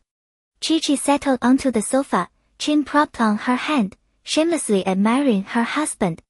A soft, unstoppable smile spread across her face. More than 10 minutes later, he finished the document. Fujiya set it aside, finally looked up and immediately spotted his little treasure on the couch. "Babe, why didn't you call me?" He stood, rolling his stiff neck, and walked over. "You were busy." Chi-Chi opened the lunchbox. "Eat first. You can read that later," she added, worry threading her voice. "Why are you so swamped lately? Is it that project with my brother?" Fujiya settled beside her, wrapped an arm around her slim waist, and rested his chin on her shoulder, watching her ladle up his rice. "Yeah, it's fine. Just year-end stuff, a ton of reviews. But the project with Chen Yuxiu is almost done. I'll bring you something fun when it's finished." Just looking at Chi-Chi melted the exhaustion clean out of his body. "Okay. But don't overdo it," she said. He looked at her earnest expression, leaned in, and kissed her. "I won't. Let's eat." They finished lunch. Then an assistant came in to announce an impromptu meeting. Fujiya told Chi-Chi to rest and left the office. The meal had been too satisfying. She was full and far from sleepy. Chi-Chi stepped out to walk it off. "Xiaobai, if Jia comes back while I'm gone, tell him I went down to the 18th floor to read." "Oh, you're going to read, madam?" They just converted half of the 18th floor into an exhibition space. "I think you'll love it." The young receptionist had the CEO's wife's preferences memorized on sticky notes, and now it paid off, her voice bubbling with excitement. "Really? I'll go check it out, then." Intrigued, Chi-Chi headed that way. Xiaobai dashed over to press the elevator button for her. Fujiya had mentioned it once. Floors 18 through 20 held a gym, a reading lounge, a cafe, places for employees to decompress during breaks. He told her she could wander around if she ever got bored. Looked like they'd added some new touches. 星号订星号. The elevator doors slid open onto a quiet atmosphere and a wash of warm air. Lunch break was an hour and a half, and quite a few employees were reading here, recharging. Through the floor-to-ceiling windows, the post-snowfall city stretched under a cold blue sky.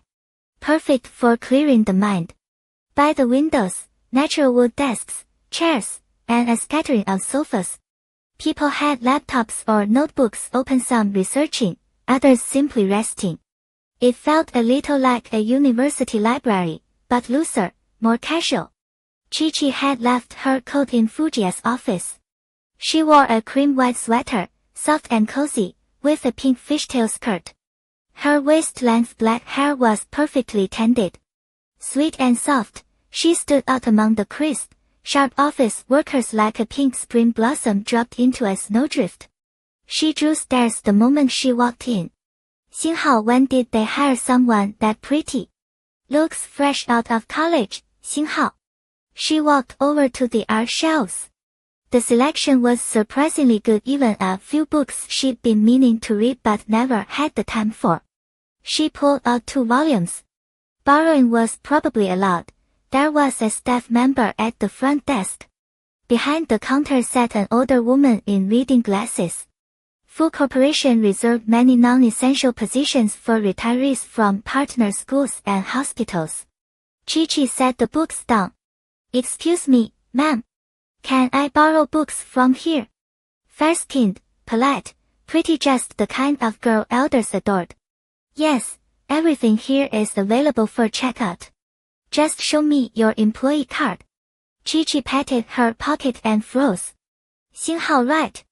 Jia gave me a company card for the entrance, but I rushed out and left it in my coat, 星号.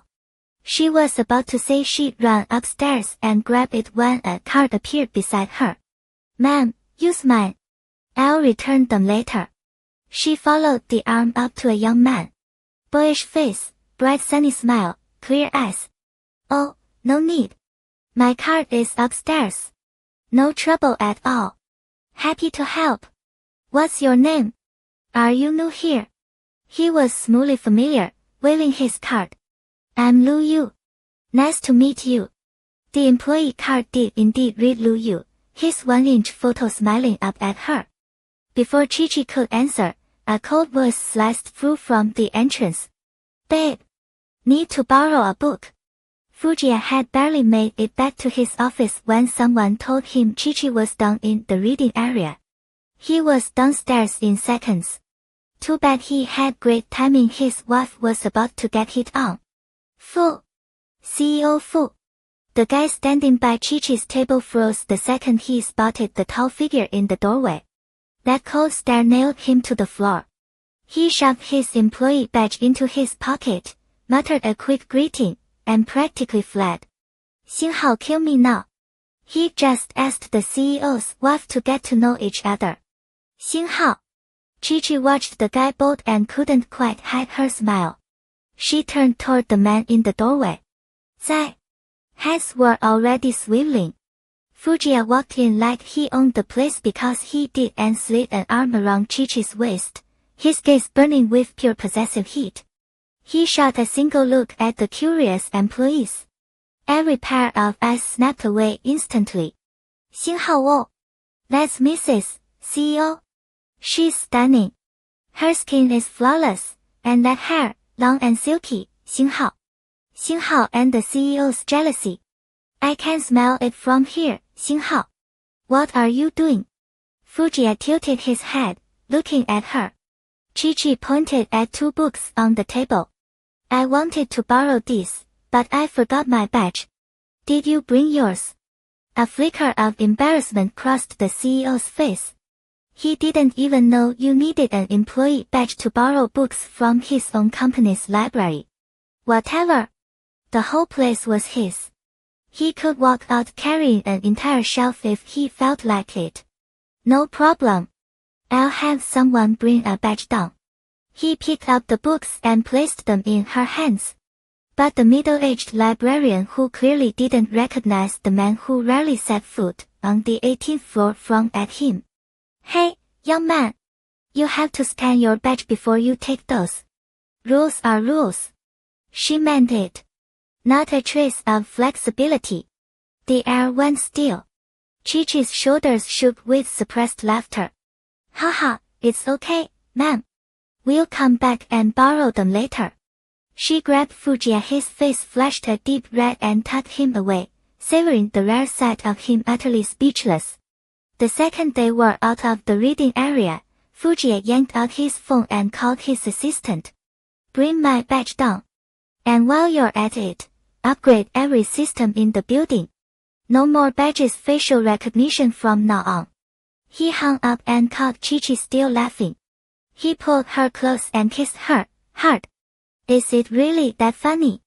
Ha ha ha, honey, I tried. I really did. I can't help it. It was hilarious. She'd be laughing about this for a solid year. They started toward the elevator, then Chi-Chi stopped. Wait. I haven't seen your exhibition gallery yet. Xiaobai said it's on this floor. Fujiya's expression flickered. The gallery, it's not quite ready. Yes it is. Xiaobai told me there are paintings and design works in there. Come on, show me. She pulled at his reluctant arm. The gallery was right next to the reading area, separated by glass walls. Expensive. Fujiya's mind raced. Xinghao, tonight just got interesting. And not in a good way, Xinghao. They stepped through the glass door. The space was airy and open, with two circular seating areas at the center. The walls were lined with artwork in vintage frames. Wow, Zai! Did you design this? It's beautiful. Chi-Chi was completely absorbed. She let go of his hand and walked slowly, taking in every piece. They made their way toward the center section. Something clicked. Zai, these look really familiar. She said it slowly, thinking out loud. The wall was covered in smaller works about 8 inches wide. Mostly sketches. Wait. Wasn't that a drawing of that little creature? And the hibiscus? The old house? These were her sketches. Her old practice sketches framed and hung in an elegant arrangement like a personal gallery wall. Aren't these my old sketches? Behind her, Fujiya cleared his throat. Yeah. I thought they looked great, so I put them up. For everyone to enjoy. Xinghao, don't ask. He just wanted to show off his wife's art. Was that a crime, Xinghao? Chi-Chi was speechless. She turned around and froze all over again. On the opposite wall hung 2 paintings she knew very, very well. Xinghao, Light and Shadow, and the girl Xinghao. Xinghao, Hibiscus, Xinghao. Fujiya. You'd better start explaining. Right now.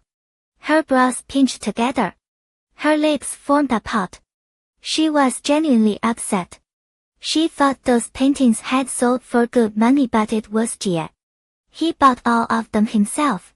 Seeing her like that, Fujiya stepped forward and wrapped her in his arms. Baby, let me explain. Her round eyes glared up at him, a trace of hurt flickering behind the anger. His heart melted on the spot. I should have told you, he admitted. I'm sorry. But that was your first ever oil painting of a person. I thought it was too meaningful to let some stranger buy it.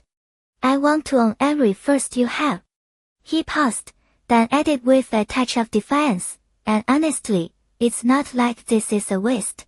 Instead of being locked away in some private collection where only one person sees it, it's here. Our employees get to enjoy it every day. A lot of them really love it. He looked at her. Isn't that reasonable? I don't care. I still don't want anyone else to have it. He was practically whining now. Chi-Chi couldn't help but pinch his cheek. Humph, I'm still mad. We'll deal with this at home. Fujiya chuckled softly, letting her pinch him. Her fingertips were soft, her touch sweet. It didn't hurt even a little. Fine. I'll keep coaxing you when we get home. They lingered, talking a while longer, completely oblivious to the employees spying from behind the floor-to-ceiling glass and absolutely losing their minds. Xinghao, what is even happening? The CEO just let his wife pinch his face. Xinghao. Xinghao, he's so whipped. Anyone else would have lost a hand by now. Xinghao. Xinghao, this level of devotion. Just end me. I volunteer as tribute. Xinghao. The blissfully unaware couple finally wrapped up their conversation and headed back up to the 39th floor. Everyone agreed to spend it together at the Fu family's old mansion. Chen Shuru came with her son and daughter-in-law. Fusen brought Song in. On New Year's Eve, the snow came down thick, a timely snow promising a bountiful year. The air beat cold and clean, the kind that filled your lungs and left you feeling lighter. Yi Chi woke early on purpose. The crib was silent. Shang Yang'o was still out cold. She burrowed into Fujia's chest and pressed a kiss just below his collarbone. His eyes opened. That dark gaze found the small figure clinging to him instantly. His arm slid around her waist. Tight. Happy New Year, husband. Happy New Year, baby. They traded smiles but didn't linger. Both got up to dress. Fujia had picked out a red dress just for Chi-Chi. Inside the house, she didn't need a coat, the top was a soft sweater, definitely ringing in the new year. He stood back and watched the way that shade of red made her fair skin glow even brighter. Completely satisfied. Shang Yang'o was over 5 months old now and had finally cut 2 tiny teeth. Little white specks that made every gummy green and fairly cute.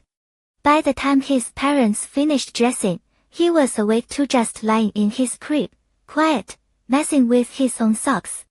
Shang Yang'o, Happy New Year. Chi-Chi scooped him up and gave him his first blessing of the year, her voice all soft and sweet. The grandparents were over the moon that everyone was celebrating at their house this year. The whole table already held bowls of meat filling and a mountain of dumpling dough. The TV played a cheerful skit in the background. Chi-Chi called out her New Year greetings, helped paste up the Spring Festival couplets, and they all shared a simple lunch. In the afternoon, Chen Yuxiu arrived with the others and a freshly washed dog. The dog went wild, tearing 2 excited circles around Erdo before dragging him out to the yard. Muyao was 4 months along now, her belly a noticeable curve fuller than Chi-Chi's had been at this stage. She cradled her stomach lightly while Chen Yuxiu steadied her at the waist. Her voice came out sugary. Grandpa, Grandma, Happy New Year. And Yi, Happy New Year. Good, good. Come sit down and watch some TV. Chi-Chi guided her to the couch. Muyao ditched Chen Yuxiu without a second glance. Shang Yang'o, my little treasure, Happy New Year. Come here, let Auntie hold you.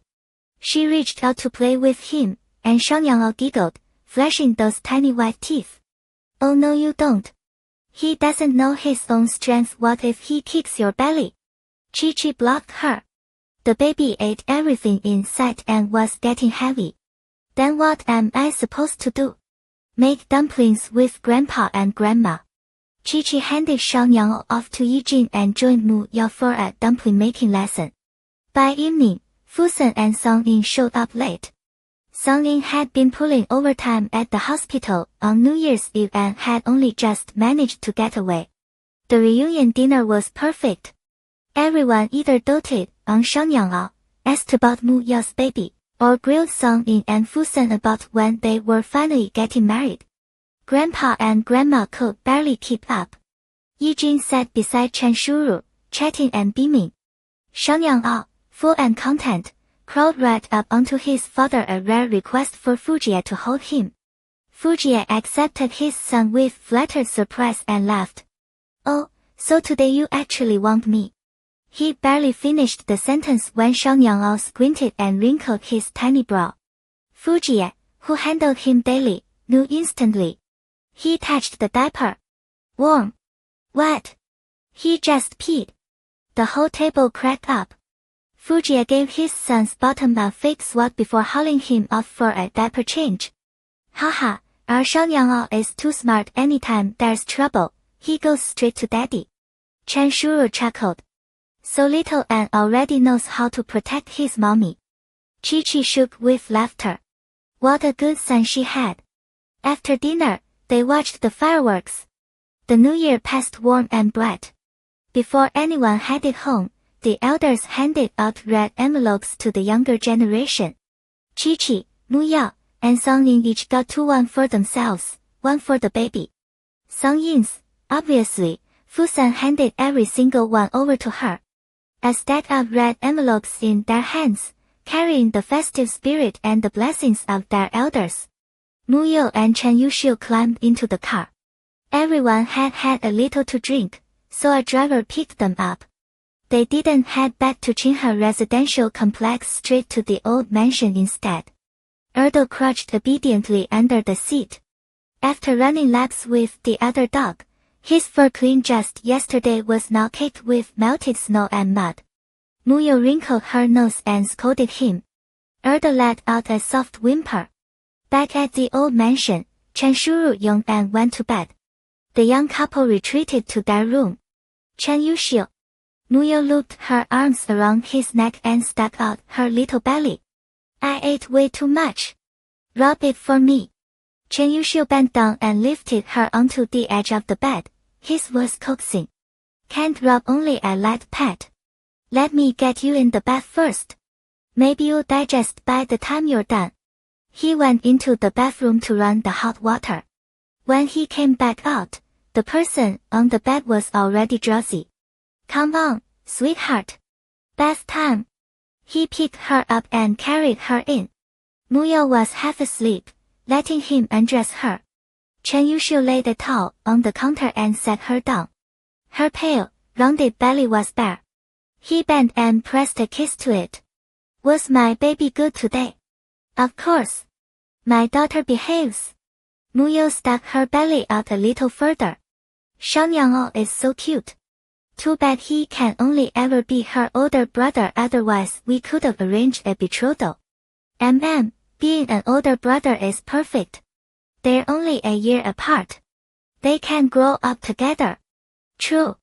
He slipped off the rest of her clothes and lowered her into the tub. The warm water wrapped around her body, deeply soothing. Chen Yuxiu helped wash her. Mu Yao tugged at his tie, pulling him closer. Her pretty eyes sparkled with mischief. Husband, do you want a New Year present? A New Year present? He gently scrubbed her back. Her fair, smooth skin felt exquisite under his hands. He didn't want to stop. Yes. Do you want it or not? I want it. I want it. What are you giving me? He smiled, indulgent. His little girl was always coming up with something new. He'd go along with whatever she wanted. I'll give it to you after the bath.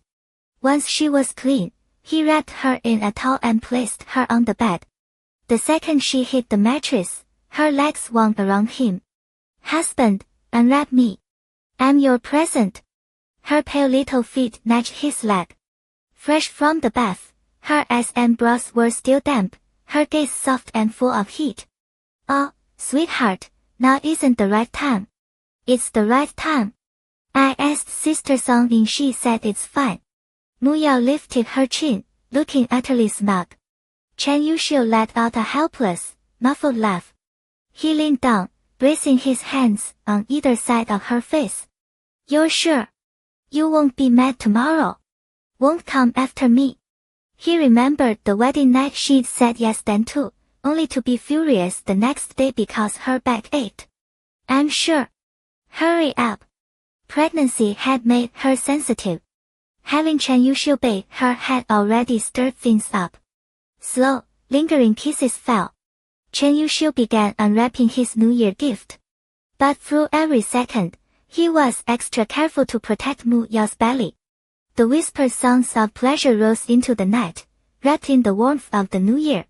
They spent the 2 days after New Year's at home. Chi-Chi didn't have to visit any relatives. The Fu family had more than enough relatives in this generation, but they were all the kind who came bearing blessings. Starting New Year's Day, their front door had practically been worn down by visitors. Even Fusen showed up with his parents. Grandpa and Grandma asked Chi-Chi to join them downstairs. She sat off to the side, playing with Shangyangao. She understood what this was really about. Grandpa and Grandma were cementing her place in the Fu family. They wanted the younger generation to pay their respects and greet her properly to make it crystal clear that the elders genuinely cared about her. So going forward, everyone would treat her with the respect she deserved. After an afternoon of that, nothing much happened, except she wound up with a mountain of red envelopes. All for her and Shangyangao. By dinner time, Fujia wrapped up his work and came downstairs. He spotted the sofa buried under red envelopes, smiled, and scooped the chubby little boy into his arms. Our Shangyangao is incredible. Made so much money today. The priest's little darling happily chomped down on his father's hand. Yep. Teething. He was determined to use those new teeth every single day. Happy New Year, Miss Yi. Happy New Year, Shangyangao. Tutu and Changmei had spent New Year's at home and then come back to the studio. They brought Chi-Chi homemade fish cakes and pastries. Chi-Chi accepted them with a smile, then handed each of them a thick red envelope. Here. New Year's envelopes. For beauty and prosperity this year. The studio was, in fact, getting busier by the day. Their collaborating designer had used her hibiscus prints for the spring bestseller. The hem of the dress was designed to look like layers of overlapping hibiscus petals. Pale purple and soft pink. Perfect for spring. The dress was a limited edition. All they needed were the model shots for the promotional campaign, and pre-sales would go live. Since the design used Chi-Chi's artwork, the designer reached out to her the day before the shoot. His name was Li Yang, one of the rising stars in fashion. What Chi-Chi admired most was that his brand embraced Chinese aesthetics. He genuinely wove Chinese cultural elements into his work. Because they were launching the Hibiscus series, and this was the collection's first design, Li asked if Chi-Chi wanted to come watch the promo shoot and offer feedback. When he described the kind of setting he wanted, Chi-Chi remembered the estate where she'd taken her pregnancy photos. She sent him a few pictures. He fell in love with the location instantly, and she helped him get the contact information. The moment he realized the estate belonged to Chi-Chi, his brain short-circuited. 星号 I will never understand rich people, 星号. Still, he was thrilled to save a huge chunk of the budget. Since she didn't have much going on, Chi-Chi agreed to come. After work, Fujia picked her up, same as always. They made a habit of heading home a little early each day to dodge rush hour. The car rolled smoothly along the road. Spring was just beginning, and the trees lining the streets were already pushing out tender green shoots. Jie, I can't do lunch with you tomorrow. Why? He kept one hand on the wheel, the other resting lightly on her knee. At her words, he glanced sideways at her. I'm going to watch the promo shoot for that dress tomorrow. I'm curious to see it. If anything's off, I can give feedback right there on set. Fine. Call me when you're done. I'll come pick you up. Okay. Fujia smiled. Our baby's the real workaholic now. Even more driven than me. Of course. I want to work hard too. I want to catch up with you. As long as you're happy. The next morning, Chi-Chi brought Shangyang along. Li had told her over the phone to just come watch and share her thoughts. It was casual like that. She asked about bringing Shangyang, and he said it was totally fine. It was the Fu estate, after all. Was she not allowed to have her own child there? Let's go, baby. Today, you're clocking in with mommy. Shangyang lay in his stroller, kicking his little feet, perfectly content to be out with his mother. Fujia dropped his wife and child off at the location. He couldn't help remembering the last time they were here. They'd only taken a few photos before Chi-Chi went into labor. The memory still made his chest tighten. Chi-Chi pushed the stroller and told the baby to wave bye-bye to Daddy. Fuji rolled down the car window. The weather was gorgeous. Golden sunlight spilled softly over them. Fuji crooked his finger at her. Chi-Chi bent down, thinking he wanted to tell her something. Her long, wavy hair slipped forward, brushing her neck. What is it? He reached up, hooked his hand around her slender neck, lifted his head, and pressed a kiss to her lips. Good luck at work, Miss Yi. Chi-Chi broke into a smile. You too, Mr. Fu.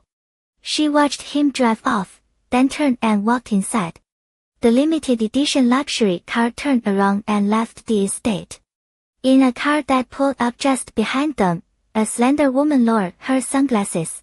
She watched the luxury car disappear, then shifted her gaze to Chi-Chi's retreating figure. TSK, I've seen plenty of gold diggers, but one with a kid. That's a whole new low. In this industry, competition was cutthroat. She'd only landed this shoot after spending half a month with some man. She thought highly of herself and looked down on everyone else, which meant she pissed people off constantly.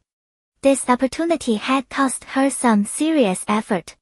Lucky for her, the designer had been overseas recently, and the casting had been left to someone lower on the food chain. Sister Shifei, let's hurry up. We're already half an hour late. Her little assistant, juggling a water bottle and coat, spoke nervously. Shifei shot her a sideways glare. What's the rush? It's just a promo shoot. Let them wait. Sister Shifei, this opportunity is pretty important. Shut up. Shifei's mood had already been wrecked by this clueless assistant first thing in the morning. She walked inside with an irritated scowl. The shoot started quickly enough, but Shifei asked for a break every few minutes. To drink water. To touch up her makeup. Her demands never stopped. The photographer needed her cooperation, so he bit his tongue. The studio was warm. Shang Yanglao played with his feet for a while, then drifted off to sleep. The shoot crawled along at a painful pace. Chi-Chi frowned. The model's vibe didn't match the clothing line at all. Sure, the woman had a clean-looking face, but her entire demeanor felt artificial and overdone. Her eyes held zero purity.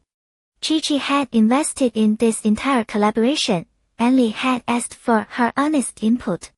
She wasn't about to stay quiet. She'd been sitting off to the side, looking soft and gentle. But now a serious expression settled onto her face. When Shifei called for yet another break, Chi-Chi walked over. Miss, could you take this job more seriously? Half our time is already gone. You can see the progress yourself. Can you at least try to be professional? After spending so much time around Fuji, when Chi-Chi got serious, her expression went cold in exactly the same way. Shifei was startled by her gaze. She glanced around and realized no one seemed to recognize this woman. She rolled her eyes. Probably some rich guy's intern, fresh out of college. Looked exactly like a recent grad. She rose to her feet. As a model, she naturally towered over Chi-Chi. She stared down at her with open disdain. Who the hell are you? Who gave you the right to speak here? Chi-Chi lifted her chin and met the woman's gaze. Her custom black dress fit like a second skin, and the blue diamond necklace Fujiya had given her rested cool against her throat. Elegant. Refined. Untouchable. Standing side by side, the contrast was brutal. One was a noble black swan. The other, instantly cheap and grating.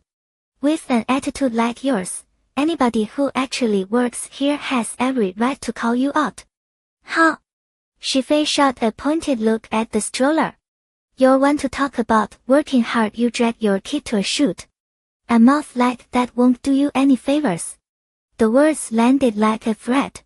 Shifei's eyes raked over Chi-Chi's outfit and jewelry, jealousy twisting her expression. Xinghao, why hadn't she ever landed a rich idiot like that? Xinghao. An intern who's being kept. Don't you know the rules here? She sneered. Zai, is it? Yi Qiqi's face went colder. She had no patience for women who tore each other down with cheap assumptions.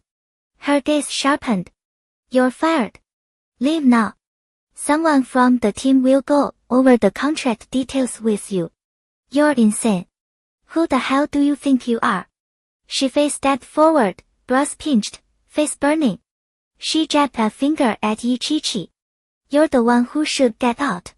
She spun and shouted, Where's the photographer? Who is this woman? Why isn't anyone throwing her out? The crew had been watching, stunned but not exactly unhappy. Truth was, none of them could stand Shifei. She looked down on everybody, treated every job like it was beneath her, and wasted their time with a sloppy attitude. The photographer stepped forward, glancing between the two women. Shifei had exhausted his patience months ago. He studied Yi Qiqi for a second. Something clicked. She looked familiar. Not long ago, photos of Miss Yi and CEO Fu had been trending everywhere online. He admired those shots. Wished he'd been there to capture them himself. Of course he knew the collection. It was her hibiscus series. She was the one funding it. President Yi, I'll escort her out right now. Shifei's eyes flew wide. Are you people insane? Before she could finish, the crew physically walked her out of the studio. Silence fell. Miss Yi, what about today's shoot? Yi Qiqi smiled, her expression softening back into warmth. Let's call it today. I'll coordinate a new schedule with Li, and we can come back then. She glanced around the space. Feel free to explore the estate. The hibiscus flowers are the centerpiece, and the whole collection is built around a spring outing theme embracing nature. Honestly, there are plenty of spots on the grounds that would work better as backdrops. Her voice was gentle and unhurried, and it instantly settled the tension in the room. The photographer nodded. He had the same thought. The dresses were designed for natural light. Sunshine would make the fabric pop in ways the studio never could. They'd already planned two parts of the shoot, indoor and the front garden. I was thinking the exact same thing. But isn't this a private estate? I figured we'd be limited to the garden area. A crew member handed Yi Qiqi a glass of water. She smiled her thanks, sipped, and said, Actually, this is my husband's estate. So feel free to roam. We've still got half the afternoon, no point wasting it on unnecessary people. Go explore. That's incredible. The photographer tried to hide his shock and grinned. I'll get everyone scouting for good spots right away. Great. Lunch will be served in the main hall. I'll have the staff take care of it. Since we're not shooting, I'll head out now. No reason to linger with the schedule shifted. Thank you so much. You're welcome. Yi Qiqi gave a few quiet instructions to the staff about lunch and confirmed the photography team had free access for the afternoon. Then she pushed the stroller toward the door. As she disappeared down the hall, hushed whispers broke out behind her. Oh my god, the entire estate belongs to Miss Yi. And that model had the nerve to throw a tantrum and accuse her of being kept. Miss Yi and CEO Fu are so in love. I've been shipping them so hard lately. Outside, the sun was warm. The stroller squeaked. Xiaonyang was awake and making little noises. Yi Qiqi pulled the heated bottle from the compartment under the stroller and flipped open the canopy. Hey, little one. You're up. Hungry? Xiaonyang waved his tiny hands, beaming up at his mom. As she fed him, she fished out her phone and called Fujie. On the other end, Fujie had just wrapped up a meeting and walked back into his office. Baby, what's up? Yi Qiqi watched Xiaonyang drink, a smile lighting her face. Not much. Just wanted to let you know I'm heading home. The shoot hit a snag we need to reschedule. He raised an eyebrow. What kind of snag? You okay?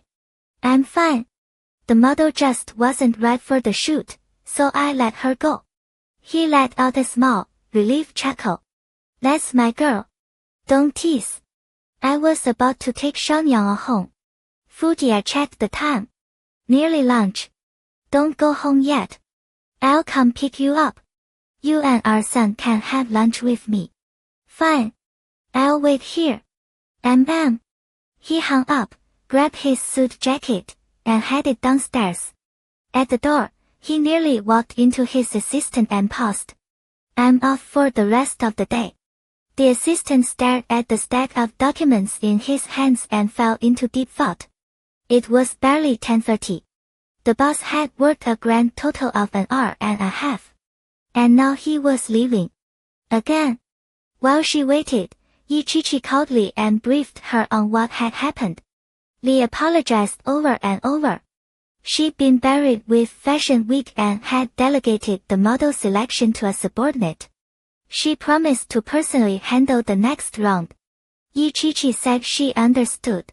She had a feeling that model had been pushed in by someone, and she was curious who had that kind of pull. She hung up and enjoyed the sunshine with Xiaonyang a little longer. Then she saw the car pull into the estate. Fujia got out and strolled over. With practiced ease, he detached the stroller and lifted it one-handed. You cold out here? Not at all. The weather's gorgeous today. What do you want for lunch? Let's eat at home. I'll cook for you.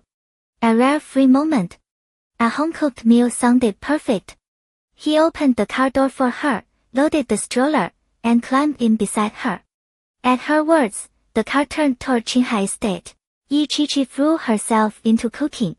Crystal shrimp, steamed turbot, tomato and eggs, sweet and sour ribs, a whole pot of chicken soup. She made whatever sounded good. She still couldn't quite believe she'd stood up for herself like that. But honestly, saying what she said felt amazing. Fujia was the one who reaped the rewards.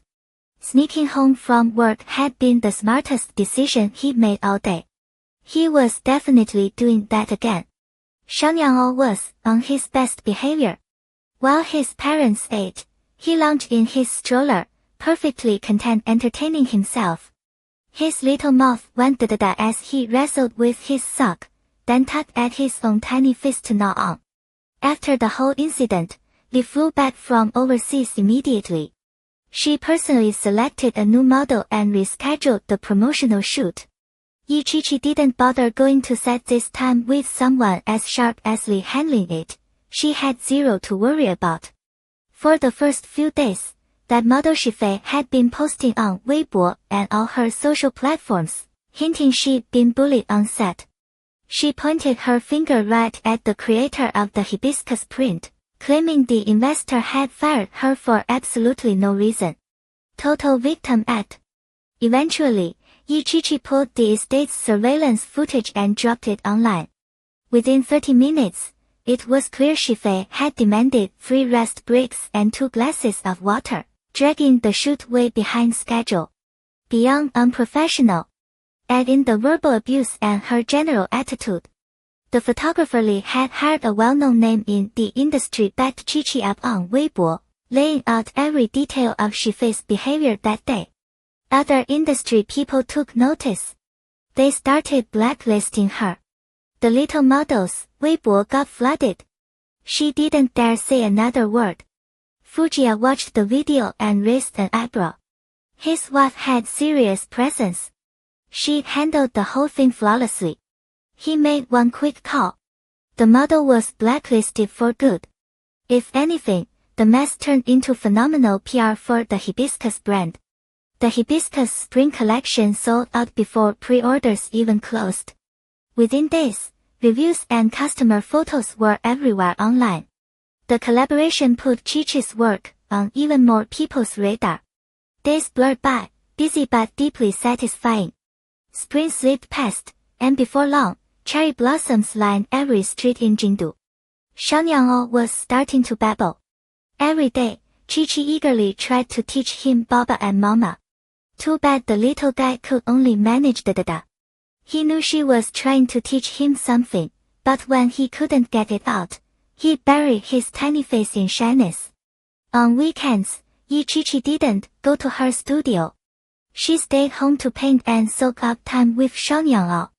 Sometimes she'd invite Muyo and Songying over for afternoon tea, but Songying was always swamped, so it was usually just her and Muyo.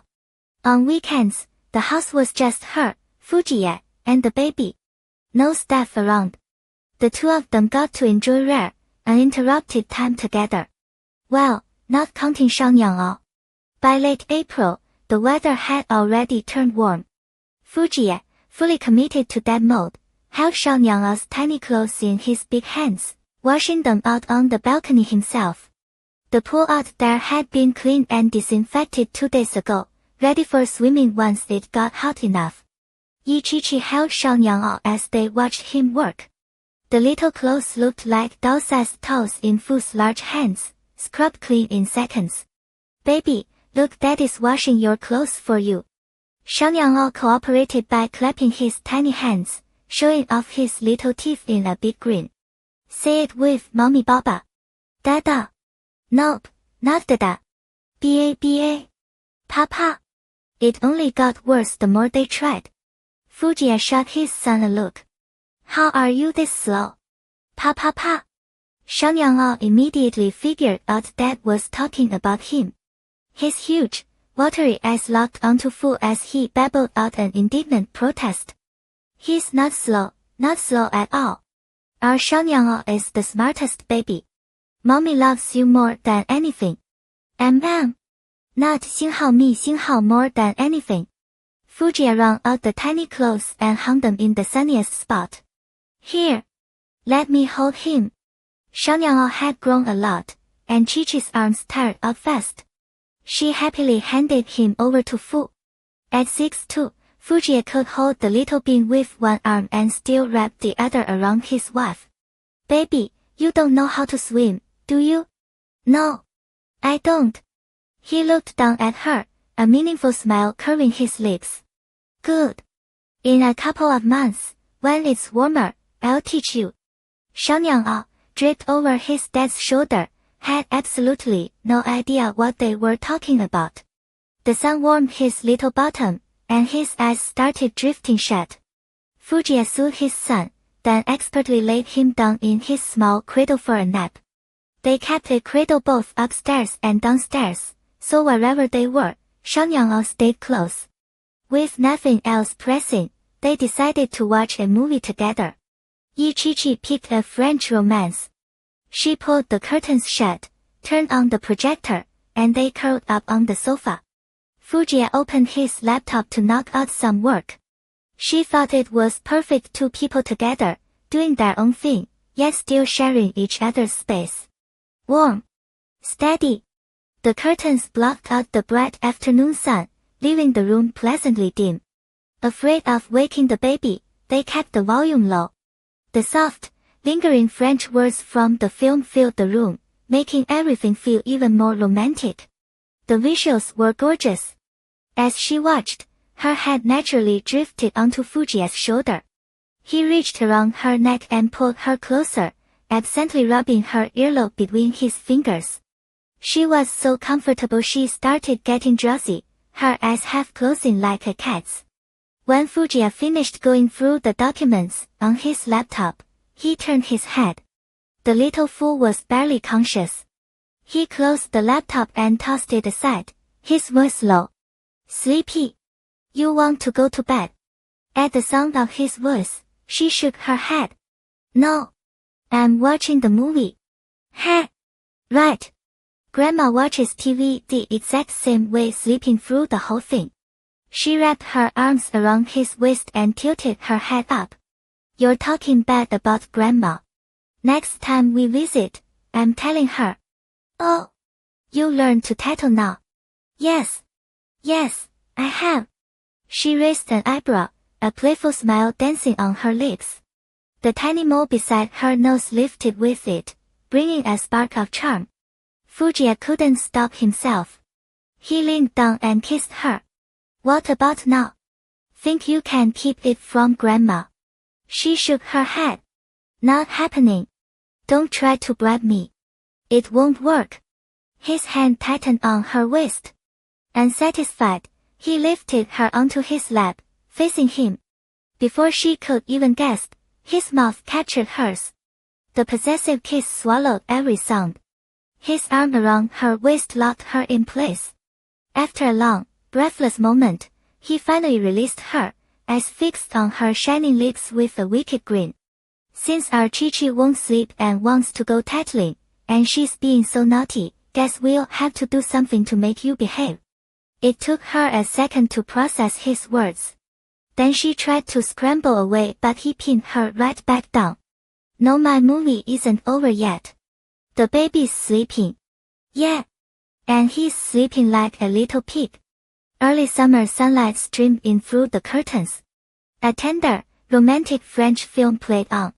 The songs that followed, shy and breathless and hushed, didn't stop for a long, long time. The next day, Muyo dragged Chi-Chi out to go shopping. 8 months pregnant and she was still bouncing around, demanding a more trip. Chi-Chi, baby, please come with me. I can't stay home. I'm going crazy locked up in this house. Muyo cradled her belly, looking pitiful. Anytime Chen Yushu was home, he micromanaged every single thing she did. But your belly's so big right now. You're gonna get tired after 5 minutes of walking. Just the him baby store. We'll take the car straight home after. Please. Muyo wasn't giving up. She pulled out the excuse she prepped earlier. Plus, you can grab some cute stuff for Shangyang too. Chi-Chi couldn't resist her begging and finally gave in. She reminded her to have the driver take them and to bring Dasan along. She changed into a dress. May weather was perfect for it. Fujiya was upstairs in his second-floor study. Chi-Chi poked her head in to check whether he was in a meeting. The man skimmed through digital documents, caught the motion from the corner of his eye, and smirked without moving. Well. A little bunny came knocking. She tapped softly on the door, then stepped inside with an innocent smile. Husband. Are you busy? Not really. Yay. Then you watch Shangyang this afternoon. I'm going shopping with Yo-Yo. She dashed out, then wheeled the stroller straight back in. He's all yours. Back tonight. Before Fujiya could even react, she was out the door. He stared at the baby in the stroller. They locked eyes. Mommy went out to play and left us behind, he muttered. Shangyang recognized his dad, squirmed, wiggled his little body around, and presented his diaper-covered butt. He sighed. Not mommy. Chi-Chi and Muyo had planned to meet at him. The second Chi-Chi stepped out of the car, she spotted Muyo waiting at the mall entrance. Good. She behaved. She brought Dasan. Muyo waved as soon as she saw her. Baby, over here. She wore a little black dress, her belly full and round, one hand resting lightly on it. Chi-Chi picked up her pace. You really can't stand being cooped up, huh? Baby behaving. Ugh, it's so boring at home. I swear I'm growing mold. She tapped Chi-Chi's hand onto her stomach. Not at all. The baby's already kicking, happy to see you. Right where Chi-Chi's palm rested, a tiny foot pressed against it. She couldn't help but laugh. So cute. Things been tough lately. They walked and talked while Dasan called the elevator, taking them up to the 6th floor, the baby section. Muyo shook her head. Not really. Just lower back pain. That's about it. She hadn't dealt with morning sickness the entire pregnancy. Ate well, craved everything. Aside from the lower back pain that kicked in when the belly got bigger these last 2 months, she'd been completely fine. When's your due date? Getting close. Still a little over a month. They chatted as they entered the section. Everything was adorable, tiny bottles, little toys, and the cutest of all, the small clothes hanging on display. Even Chi-Chi couldn't resist browsing for Shangyang. Yo-Yo, I bet Chen's mom already prepped all this for you, right? Muyo was holding a duck-shaped bottle, unwilling to put it down. She did, but whatever. I can still buy more cute stuff. Wow, These dresses are gorgeous. Ugh, I'm dying from the cute. The little girl's dresses were beautiful soft, comfortable fabrics in powder pink and lavender. They practically made you want a daughter. They really are. Yo, you know if it's a boy or a girl? No clue. But our house is overflowing with pink baby clothes right now. She shrugged, rolling her eyes at Chi-Chi. The look said, 星号 you already know, 星号. Chi-Chi burst out laughing. Oh, I can only imagine. So today, I'm buying actual colors. I can't let this kid's aesthetic get destroyed by pink. They tossed everything they liked into the cart while Dasan pushed it dutifully behind them. As if a thought just struck her, Muyao turned. What about you guys? Shangyang's already one. Thinking about a second baby. Oh. Chi-Chi paused. She did want a daughter, but Fujie didn't seem willing. Well, ever since she caught herself mid-sentence and glanced at Dasan behind them. With best friend instinct, Muyao understood immediately. Dasan, I want milk tea. Go buy us 2 cups, okay? Ma'am, your husband said no milk tea. Why can't I drink milk and tea separately but not together? I don't know. Dasan was at a loss. Chi-Chi smiled. Dasan, just buy it. An occasional sip is fine. Let Yo have a little. Hearing Chi-Chi say that, Dasan nodded and stepped out of the store. He stood outside for a moment, pulled out his phone still in that pink case and decided to report to his boss. Young master, Miss Mu wants milk tea. Miss Chi-Chi agreed. I couldn't stop. Dasan was sent off to buy milk tea, leaving Yi Chi-Chi and Mu Yo huddled together for some girl talk. What? Fujia doesn't want another one. Yeah. Yi Chi-Chi's voice was laced with disappointment. When I was in Clearwater Bay, I ended up in the hospital a few times, and giving birth hurt like hell. So he's pretty against having a second baby. But I really want a daughter so Shangyang won't grow up all alone. Plus, there's something about girls with older brothers looking out for them that just gets me. Don't worry, babe. Come here. Let me teach you. Muyao tugged her closer and murmured a string of suggestions into her ear. Yi Chi-Chi's cheeks flashed hotter by the second. Would that even work? Trust me. Muyao patted her own belly. How do you think this one got here? It wasn't exactly planned, but once I was pregnant, I pieced together what probably did the trick. So when you're ready to try for another, just remember that. Muyao smirked. Yi Chi-Chi blushed way too easily. Flustered, Yi Chi-Chi turned and pretended to study the shelves, stammering, okay. Got it. They piled up a haul. When Dasan came back upstairs, he scooped everything up and headed to the counter while the 2 women grabbed their milk teas. Oh my god. Happiness achieved. Yi Chi-Chi reached over and pinched her cheek. A little is fine, but don't go crazy. I used to sneak ice cream and spicy noodles behind Gia's back, you know. The point is your mood. Otherwise, just eat normally. Muyao nasally slurped the boba through her straw, nodding like a bobblehead. Nothing about her screamed about to become a mother. Good. The voice came from behind. Still swimming in milk tea bliss, Muyao hummed in contentment. Anything else you want? Ice cream. Spicy noodles. And I also want. Muya's ears twitched. Something was off. She glanced at Yi Chi-Chi, who was barely holding in a laugh, and slowly turned her head. Hey, honey. What a coincidence. Chen Yuxiu looked at her, his smile unreadable. What a coincidence. How'd you know I was here? You missed me, didn't you? She spun around and hid the milk tea behind her back, a textbook case of burying her head in the sand. Dasan reappeared with the bags, and Muyao shot him a murderous glare. Ahem. Miss, maybe I should get you home first. The boss will drive Mrs. Fu. Dasan was itching to escape. Yi Chi-Chi figured someone was about to get a talking to and nodded. Alright, big brother. Yo. I'm heading back. No, Chi-Chi, come eat at my place. Please. Muyo was ready to cry. If Chi-Chi stayed, Chen Yuxiu couldn't punish her. Can't. I promised Jie I'd be home for dinner. Before leaving, Chi-Chi tossed a parting word to Chen Yuxiu. Don't be too hard on her. She barely had any. Chen Yuxiu gave a short nod. Drive safe. Text me when you're home. Will do. Bye. Chi-Chi vanished from sight.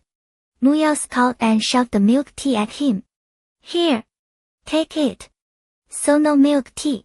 Fine. The cup was less than half full. Chen Yuxiu didn't bother to hide his exasperation. She was carrying his child. Her pregnancy wasn't as rough as Chi-Chi's, but outside food always wrecked her stomach. Just yesterday she chugged ice-cold water and ended up doubled over. Stone-faced, he tossed what was left of the milk tea into the trash. Thump! Muyo flinched before she could stop herself. Let's go home. He took her hand, but for the first time, he didn't pull her into his arms. Yep. She was definitely in for some discipline. Muyo let herself be tugged along, one hand resting on her belly. He wasn't talking. He wasn't smiling. And that pissed her off. Always so damn bossy. And today's milk tea had been hot, not iced. She finally carved out time with Chi-Chi, and now he was dragging her home after barely an hour. And he still wouldn't let her set foot in her studio. The more she thought about it, the angrier she got. She was done with Chen Yuxiu. The drive home was dead silent. Chen Yuxiu's knuckles went white on the steering wheel. Muyo sat rigid in the passenger seat, arms folded tight over her round belly, chin tilted toward the window. She clicked her own seatbelt hard and refused to look at him. Songlin had warned her this might happen. Some dads got hit with prenatal anxiety just as hard as the moms. Chen Yuxiu was wound so tight he couldn't see straight. She got it. She did. But God, she was so tired of being watched. Every bite of food, every move she made like she was a prisoner in a penthouse. Maybe he only cared about the baby now. Humph. By the time they pulled into the estate, it was early evening. Muyo marched straight upstairs without a word. Chen Yuxiu stood in the bedroom doorway, watching her back. His jaw ticked. She was pouting fine. He was pissed too. Last night she'd been whimpering about stomach pain, and today she was sneaking street food behind his back. But he was the bad guy for worrying. He forced himself to turn away. Went downstairs. Told the kitchen to make all her favorites. He vetoed the spicy noodles, but the pickled cabbage fish. He'd allow. He said, warmed a glass of milk, and carried it up. In the bedroom, Muyo had already pulled out her lounge clothes and disappeared into the bathroom. She rarely left the house anymore. Today was the first time in weeks she'd bothered with makeup. Now she stared at her bare face in the mirror, then dropped her gaze to her swollen belly. She didn't look pretty anymore. Her lips pressed into a thin line, and the steam behind her eyes got sharper. She sniffled once, hard, and lowered herself onto the little stool Chen Yuxiu had placed beside the vanity so she wouldn't have to stand so long. Of course she felt wrong. The morning sickness had eased up, sure, but hauling this belly around was exhausting. Her lower back screamed at night. She had to pee every 20 minutes. Half the foods she loved were off limits. Half the things she used to do gone. She'd always been so easygoing. Nothing faced her. Now every single day felt like walking a tightrope. She knew Chen Yuxiu was just trying to protect her. And that made it worse. How could she be mad at him without sounding like an ungrateful brat? They were both first-time parents. Neither of them knew what the hell they were doing. So they swung too far in opposite directions. She wrapped her arms around her belly, her small fingers bunching the fabric of her dress. Bending over to change her pants was a whole production now. Her eyes blinked big, wet and a tear splashed onto the marble floor. Then another. She covered her face with both hands and cried, as quietly as she could. The bedroom door opened. Chen Yuxiu stepped inside with the milk. The bed was empty. He spotted the bathroom light spilling under the door and set the warm glass on the nightstand with a quiet exhale. He walked closer, hand raised to knock. And froze. Soft, stifled sobs. His chest seized. Sweetheart. His voice dropped. Yo, what's wrong? He tried the handle. Locked. Didn't hesitate. He went straight for the nightstand drawer and grabbed the spare key. The door swung open, and the sight of her knocked the air out of his lungs. There she was perched on that damn stool, clutching her belly, face wet and crumpled, tears still streaming. He wanted to hit himself hard. How had he gotten angry at her? How? He crouched in front of her, throat tight. Sweetheart. Are you hurting? Talk to me. Pain, he could fix. This was his fault. Mu Yao swiped at her cheeks and pushed past him, unsteady on her feet. Her brows were knit together, her mouth a stubborn line. He followed immediately, hovering. She didn't say a word. Still fully dressed, she crawled under the duvet, turned her back to him, and curled around her belly. Chen Yuxiu knew. He was the reason. He smoothed his palm over the blanket, leaning close. I'm sorry. This is on me. I shouldn't have shut down like that. Sweetheart. Please don't do this. I'm sorry, Yo. Wife. She was buried under the covers. He eased the edge down just enough to see her face. Behind his glasses, his eyes usually so full of teasing warmth were stripped bare. Only worry and regret sat there now. She didn't fight him. He dipped his head and pressed a kiss to her hair. Sweetheart, if you're mad, yell at me. Throw something. Just don't shut me out. Don't hide from me. He circled the bed to face her and found her watching him through red-rimmed eyes, tears slipping silently into the pillow. He climbed in and pulled her into his arms. He'd never seen her like this. Not once. It's my fault. I got angry when I shouldn't have. I'm an ass. You barely had half a milk tea. I should be learning how to make the damn thing myself, so you can have it whenever you want. Sweetheart, don't cry anymore. Please. Please, okay? His long fingers brushed the tears from her cheeks. He kissed her forehead. His chest ached with it. That tenderness being held like she was the most precious thing in the world only undid her more. Chen Yuxiu, I'm so tired. She shook her head, her voice hitching on little gasps. I'm a terrible mother. All I think about is myself. I keep forgetting I'm supposed to be a mom now. Are you going to stop loving me? Am I too spoiled? She sobbed quietly, one hand pressed to her belly, calming the fluttering kicks beneath her palm. Chen Yuxiu let out a long, slow breath. He slid his hand under her head, cradling her so she'd be more comfortable. You're doing amazing, Yo. Every single day, you do the hard work for this baby. You talk to her. You walk like Dr. Song told you to. You're not failing. I'm the one who's not doing enough. I told you before you deserve treats. I was too strict. I overthought everything. Can you forgive me? His voice was raw, honest in a way that left him nowhere to hide. He pulled off his glasses and tossed them onto the nightstand, his gaze soft and fixed on hers. Mu Yao's paw wobbled. It's not that. You'd be fine if you just loosened up a little. That was the first time she'd ever talked back to him. Chen Yuxiu exhaled in pure relief. Okay. Tomorrow, I'm learning how to make milk tea. I'll make it for you myself. She couldn't help it. A wet, hiccuping laugh broke through the tears. Your cooking is terrible. Remember that strawberry cake? It was so bad. SHH, I got this. This time it'll work. He kissed her again and met her eyes, dead serious.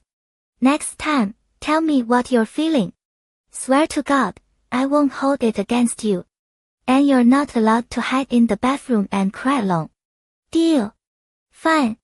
But if I need to cry, not hiding just feels embarrassing. It's not embarrassing. I'm the one who made you cry. He straightened, keeping his arm around her. Come on. Get up. I had the kitchen make pickled cabbage fish for dinner. Mu Yao's eyes went wide. Pickled cabbage fish. Yes. Okay. Help me up. Yeah. Up you go. Let me help you change first. He cleaned her face, helped her into soft clothes, and finally led her downstairs, her eyes still pink, like a little rabbit's. But by the time she sat down in front of that steaming pot of pickled cabbage fish, she'd already forgotten what she was upset about. She ate 2 full bowls of rice. An invitation landed in early June. The International Art Association wanted her. Xinhao Winters and Xinhao and its pledge to donate every cent of the proceeds had sent shockwaves through the art world. A charitable fund that massive, built on such an unorthodox approach, had forced everyone to take a second look at painters, a group that rarely grabbed headlines. The event was hosted by the International Art Association, right here in Z country. This time, Chi-Chi wasn't just a guest. They were giving her an award and asking her to share the story behind the exhibition. When the email arrived, she was in the studio painting. The rhythm there was easy. She had time every day to lay down a few brush strokes at her own pace. Chao-Mei stared at the screen, then waved Chi-Chi over, her face pure disbelief. An invitation from Xinhao Deng Xinhao and a speaking slot. That was a massive honor. Chi-Chi read it, and the smile that spread across her face was hard to contain. Miss Yi, are you going? My professor says this exhibition is seriously high profile. Chi-Chi hesitated. She wanted to go. God, she wanted to go. But she'd never traveled abroad alone, and she wasn't sure Jia would be okay with it. Then there was Shangyang. A trip like this would eat up at least 6 or 7 days. I want to. Badly. But I need to go home and talk it over with my husband first. Sumei's face lit up with a knowing little grin. He. Mister, Fu will totally back you on this. Chi-Chi smiled. She had a feeling Jia would grumble a little, but in the end, he'd say yes. That evening, Fujia picked her up right on time. They got into the car. Shangyang sat strapped into his car seat, looking around with wide, curious eyes. Was Shangyang good today? Fujia drove, stealing a glance in the rearview mirror. Shangyang heard his name and stared back at his father, as round as coins. Da. He was amazing. I painted, and he played with his toys the whole time. So well behaved. Chi-Chi sang her son's praises, then leaned down and pressed a kiss to his cheek. The kiss tickled, and Shangyang let out a bubbly giggle. The car soon pulled into Qinhan neighborhood. Once they were home, Chi-Chi settled Shangyang into his little crib. Zai. The invitation came back to her. She decided to just say it. I want to go to Z country. Z country? He looked surprised. What for? I got an invitation from the International Art Association today. They want me to give a speech. Share my experience. She walked over, wrapped her arms around his waist, and blinked up at him, her eyes wide and glass clear. You really want to go that badly? She was already pulling out the cute act. Fujia bent down, kissed her lips, and guided her to sit on the couch. When's the exhibition? How many days? Chi-Chi pulled up the email on her phone. I'd have to leave the day after tomorrow.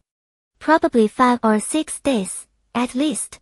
Curled against him, she lifted her head. But if I go, you'll have to take care of Shangyang. Or we could send him to the old house for a bit. Since Shangyang had been born, even though he spent a night or two at the old house, They'd never been apart for this long. Chi-Chi already felt the tug of reluctance. Fujiya toyed with her slender fingers, his brow furrowing slightly. He couldn't help leaning in to graze her earlobe with his teeth. What makes you think I'll let you go? Of course you let me go. You always support the things I love. Fujiya rubbed his forehead in mock defeat. This woman had him completely figured out. Fine. I support you. He checked the time on his phone. But baby, I can't go with you. That project with Chen Yuxiu launches that week. I know. You've been so swamped lately. It's okay, I'll send Xiaonyang to my mom's. I can handle this exhibition on my own. I'm not a little girl anymore. Fujiya let out a low laugh, pulling her up and settling her onto his lap. He rubbed his nose against hers. You are a little girl. I wish I could keep you right next to me every second. I'm terrified of losing you. His voice was soft, a low murmur that teased her ear. Chi-Chi bit her lip, smiling, and looped her arms around his neck. I won't get lost.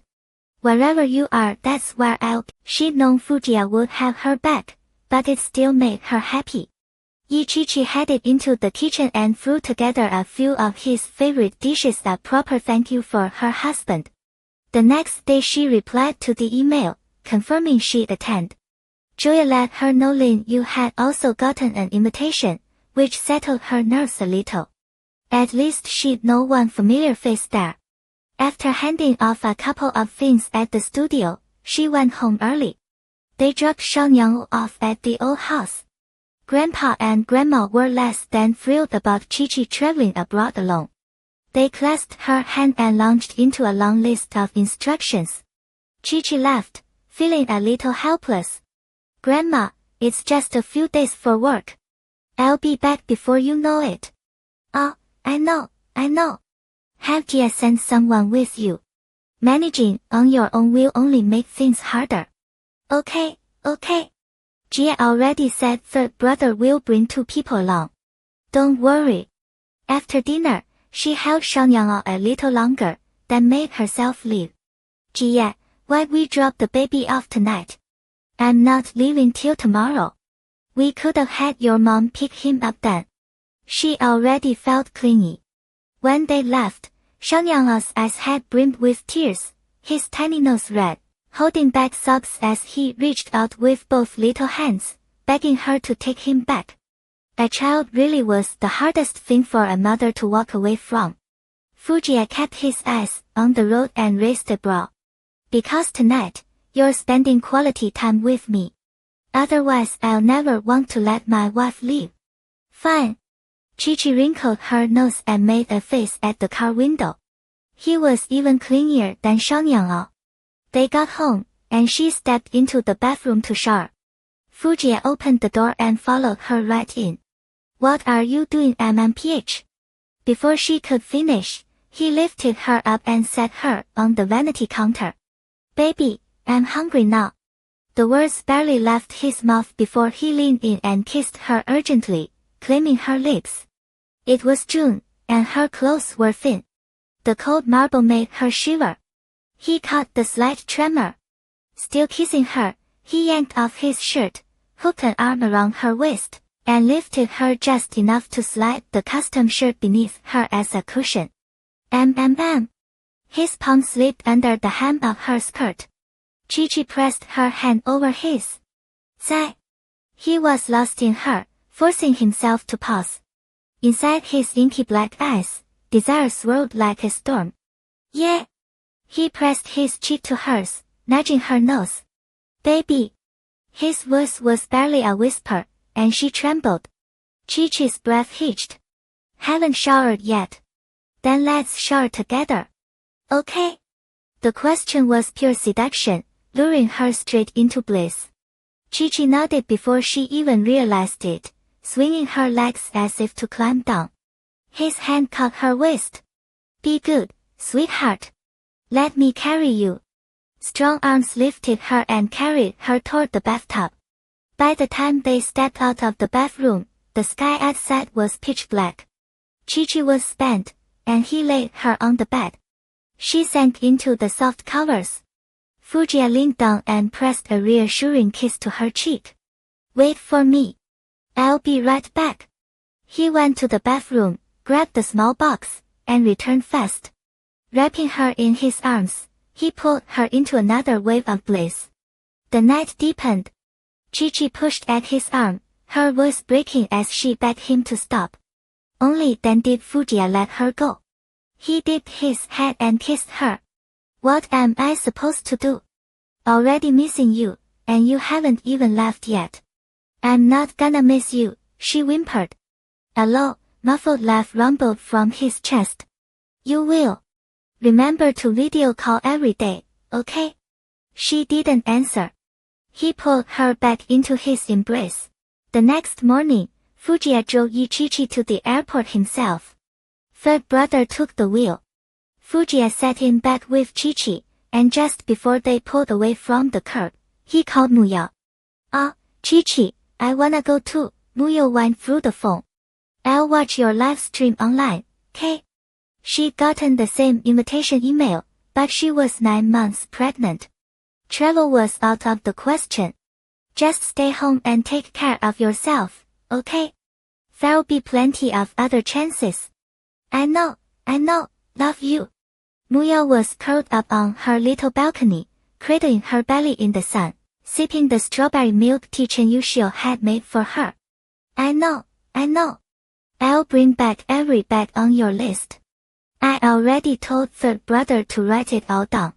Hehe, mwah. Love you. Sure, Chen Yushio would buy her anything she pointed at. But there was something different about a friend hunting down those bags for you. Okay, I'm hanging up. We're at the airport. Bye. Stay safe. Chi-Chi ended the call and stepped out with Fujiya. Third brother headed off to deal with the luggage. Chi-Chi stood with Fujiya just outside the security checkpoint. His arm circled her slender waist, his face completely unreadable. Don't bother asking. If you did, he'd tell you straight up his wife was going on a business trip. Alone. He was sulking hard. Since the day they met, they'd never been this far apart. A 9-hour flight to Z country. He hated the thought of something happening to Chi-Chi over there and him not being there.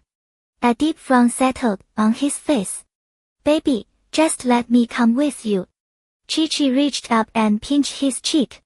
No way. You've been swamped lately. If you leave, Brother Chen has to handle everything by himself, and he's still taking care of you Yao. Plus, this project is a big deal for your company. You put way too much into it. Fujiya shook his head. Nothing is more important than you. The Fu Group had its hands in plenty of industries, but its core business was cybersecurity. They were the market leader in Jingdu Hell, in all of Z country. 4 months now, they'd been buried in a full system overhaul. Chi-Chi rose onto her toes and pressed a kiss to his lips. I'll take good care of myself. It's only a few days, okay? Fine. But you call me every day. Tell me everything. And don't let third brother leave your side. I already had your hotel room upgraded. If anything feels off, you tell me right away. Fujiya ran through the whole list, his heart still not settled. I know. He'd already said all of this before, but Chi-Chi answered him patiently, every single time. Because she knew he was worried about her. He was the CEO of a massive corporation, but when it came to her, even the smallest thing got lodged in his brain. Her heart softened. Fine. She let last night's relentless demands slide. For now. They made a striking pair, him tall and devastatingly handsome, her soft and lovely leaning into each other in the middle of the busy airport. People passing by stole glances, curious and envious. By the time third brother made it back, they were almost out of time. They shared one long, deep kiss before Fujiya forced himself to let go. Call me the second you land. Okay. Go on back now. Drive safe. I will. I'll watch you go in. When her small frame vanished past security, Fujiya let out a breath, craning his neck for one last glimpse. When he couldn't see her anymore, he turned and walked away. Third brother trailed behind Chi-Chi, rubbing his nose. Xinghao tisk, boss looks exactly like my mom did when she dropped me off at kindergarten. Is he about to cry or what? Xinghao. Back at the office, the man third brother had been silently roasting sneezed hard. Chen Hezi happened to be standing right there. President Fu, you're back. Something wrong. The GM system rollout. The companies we're replacing aren't happy about it. Huh? Let them be unhappy. We poured massive capital and manpower into this new system. Theirs just couldn't compete. The new security system's launch meant most major corporations, institutions, and even government networks would be upgrading. The ones getting edged out were, naturally, complaining. Keep an eye on it. Business was war. Winners took everything. But not every loser knew how to accept defeat. There'd be plenty of resentment simmering. Fujiya's smile turned cold. As long as they were in Jingdu, nobody was shaking things up. On the other end, Chen Yuxiu was on a call too. He'd been home with his wife, no plans to go anywhere. Nothing to worry about.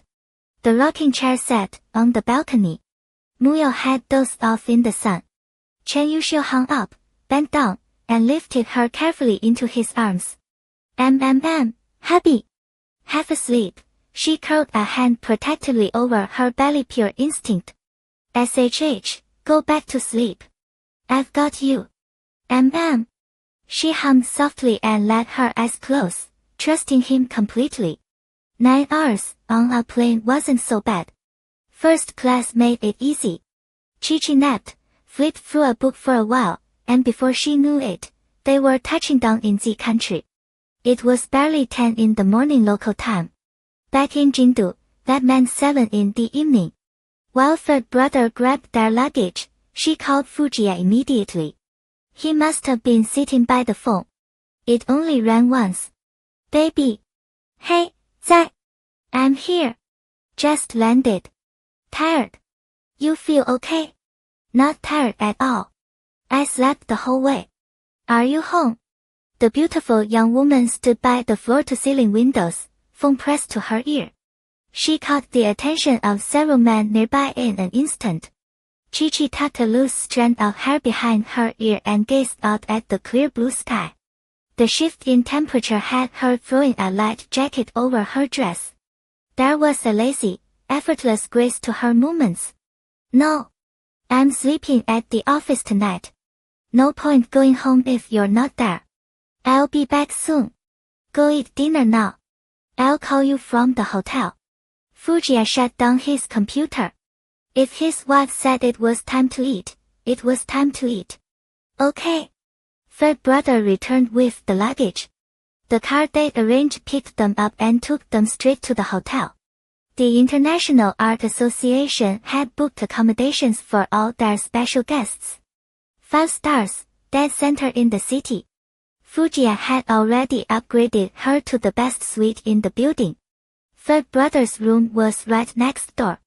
Ma'am, if you need to go anywhere, just call me. I'll be right next door. My phone's on 24/7. Got it. Nothing on the schedule for today. You get some rest to beat the jet lag. Chi-Chi smiled warmly, stepped into her room, and closed the door behind her. Xinghao AHH, the madam is so sweet. The president is one lucky bastard to have her, Xinghao. The exhibition opened to the public the next day. It was right next to the Hotel the Century Gallery, in the middle of downtown. Chi-Chi's speech wasn't for another 2 days, so she planned to walk through the show first. That evening, the International Art Association was hosting a cocktail reception upstairs. Besides third brother, 2 men from Z country were with her, both sent by Chen Yuxiu. They knew the city and handled everything on the ground. We're here, miss. The guy's voice stayed low, respectful. Chen Yuxiu had made it crystal clear that she was family. Great.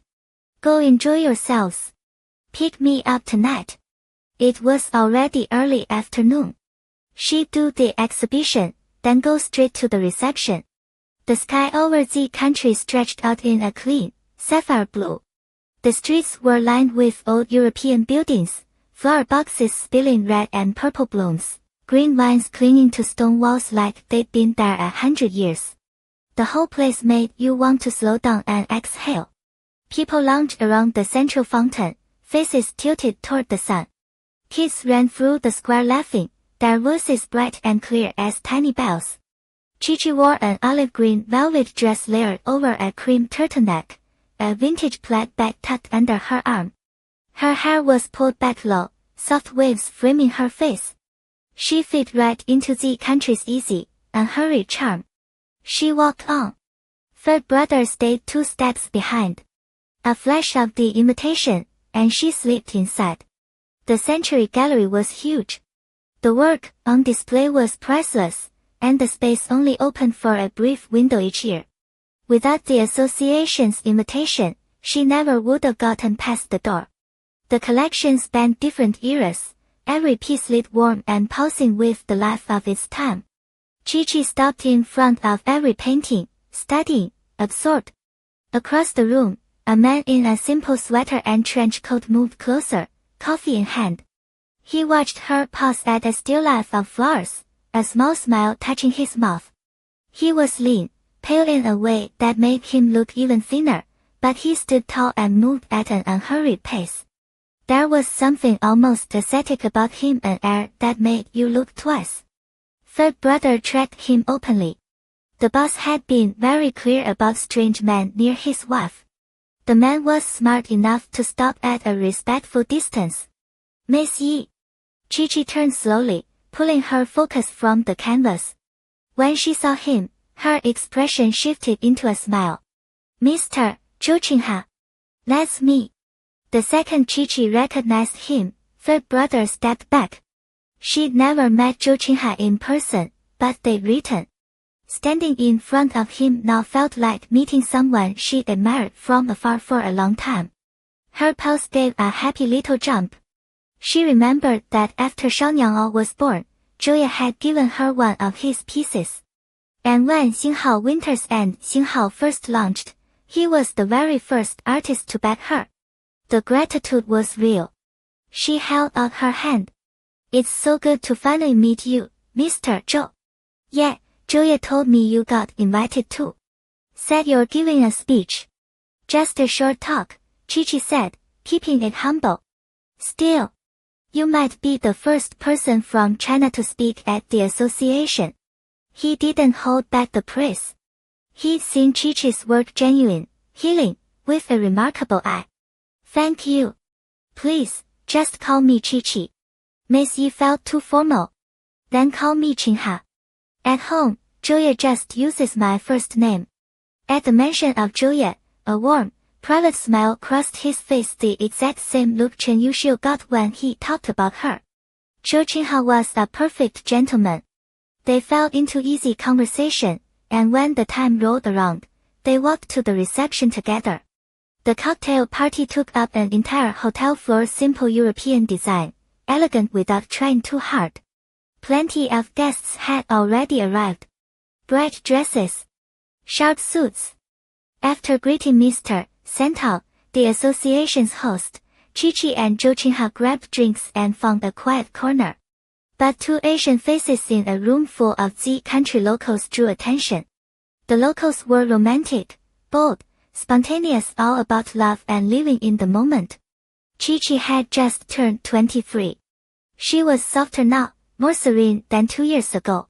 Classic Eastern beauty, oval face, fine brows, peach blossom eyes, a delicate nose with a tiny beauty mark right at the tip. It gave her expression a lively, vivid spark. The olive green velvet held her narrow waist. Her quiet composure kept pulling glances her way. Since she couldn't drink, she'd gotten orange juice. Zhou Qingha held a flute of champagne. Neither of them knew anyone else in the room, and neither was good at working a crowd. The plan was to stay just a little while and slip out. But a little while was long enough for someone to walk up. Beautiful, my name's Jen. Can I buy you a drink? The countryman had deep-set features, cold blue eyes. This one was handsome, blazer already off, just a white shirt. But his gaze had an invasive edge that made Chi-Chi's skin tighten. She shook her head with an apologetic smile and said she didn't really drink. He didn't give up. Then dance with me. He reached for her hand. Chi-Chi frowned and stepped back. The country friendliness had limits, and this guy had blown right through them into uncomfortable territory. I'm sorry. I'm going to decline.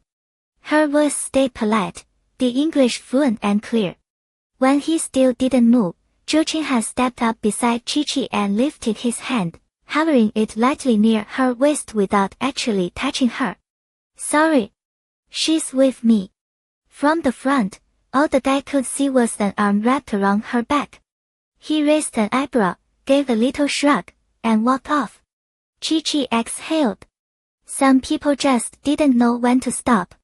Thank you, King He. No big deal. Zhou Qinghai shrugged and finished his champagne. Come on. Let's head back.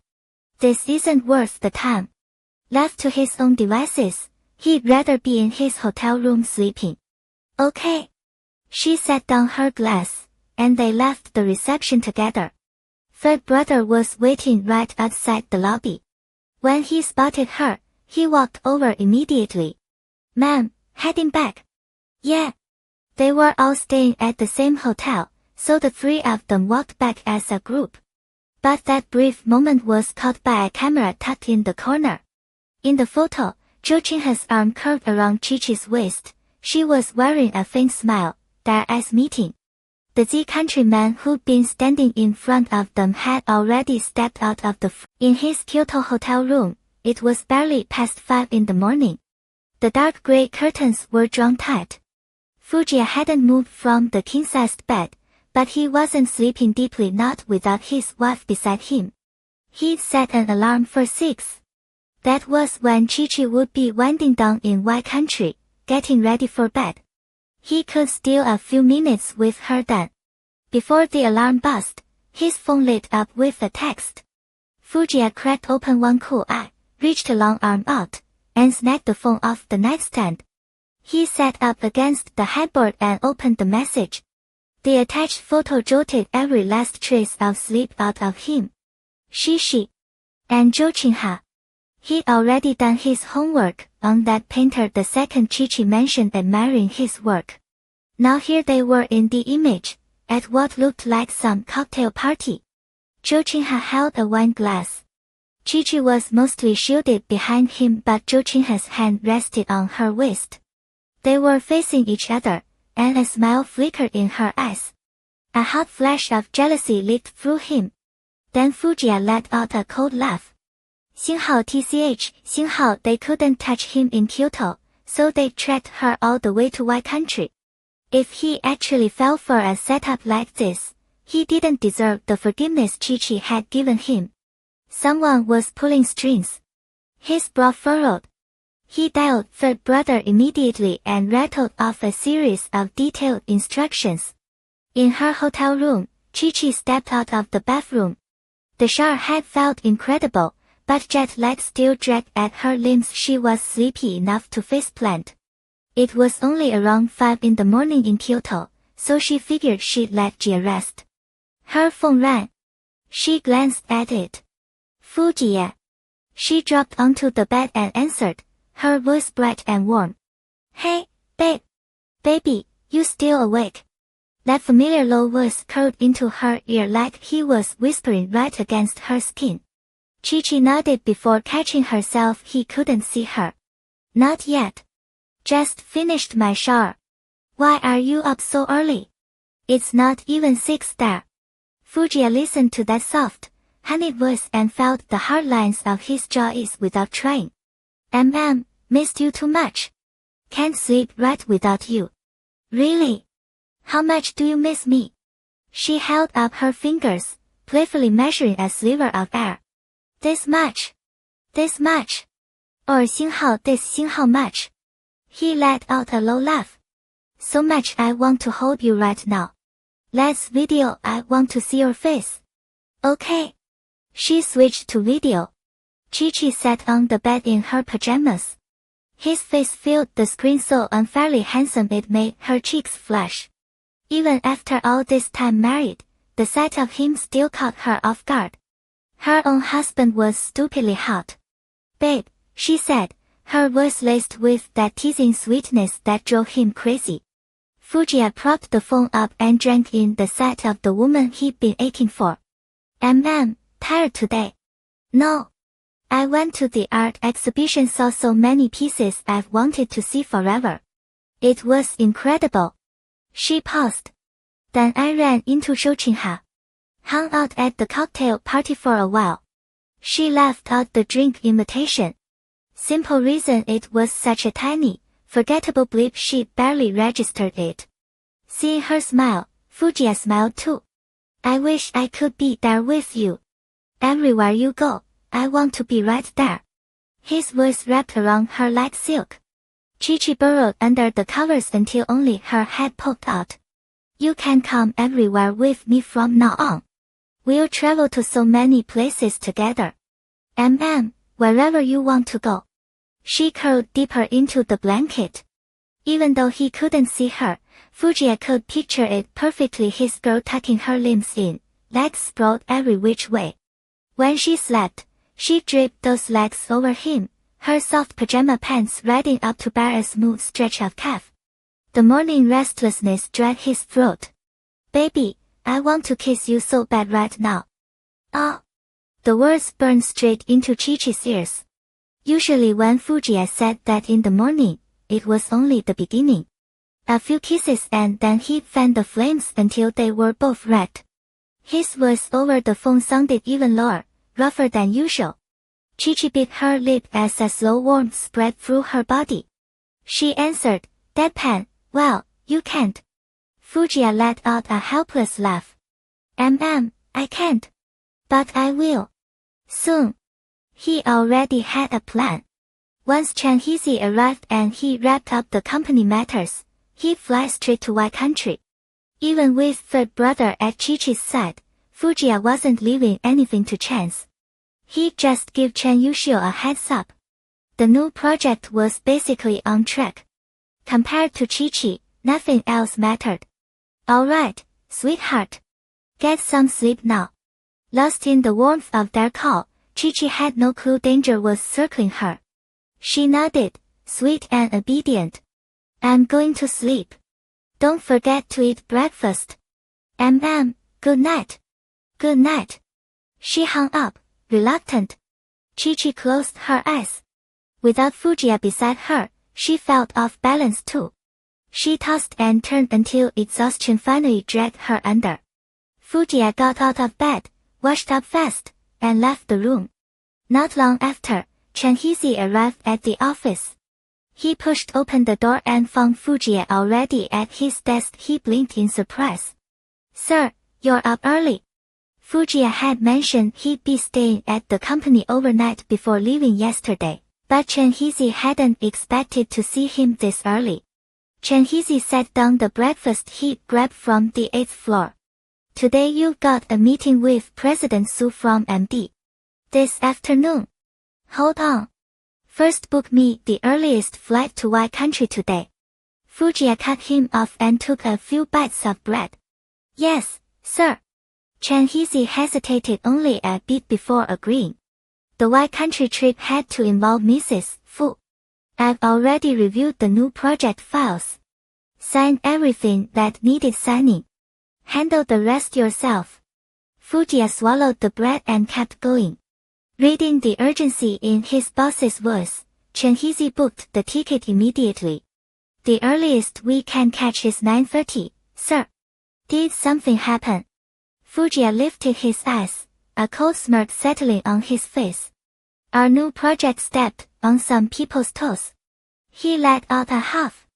Start digging, pull the business records for the last few years on every company we replaced.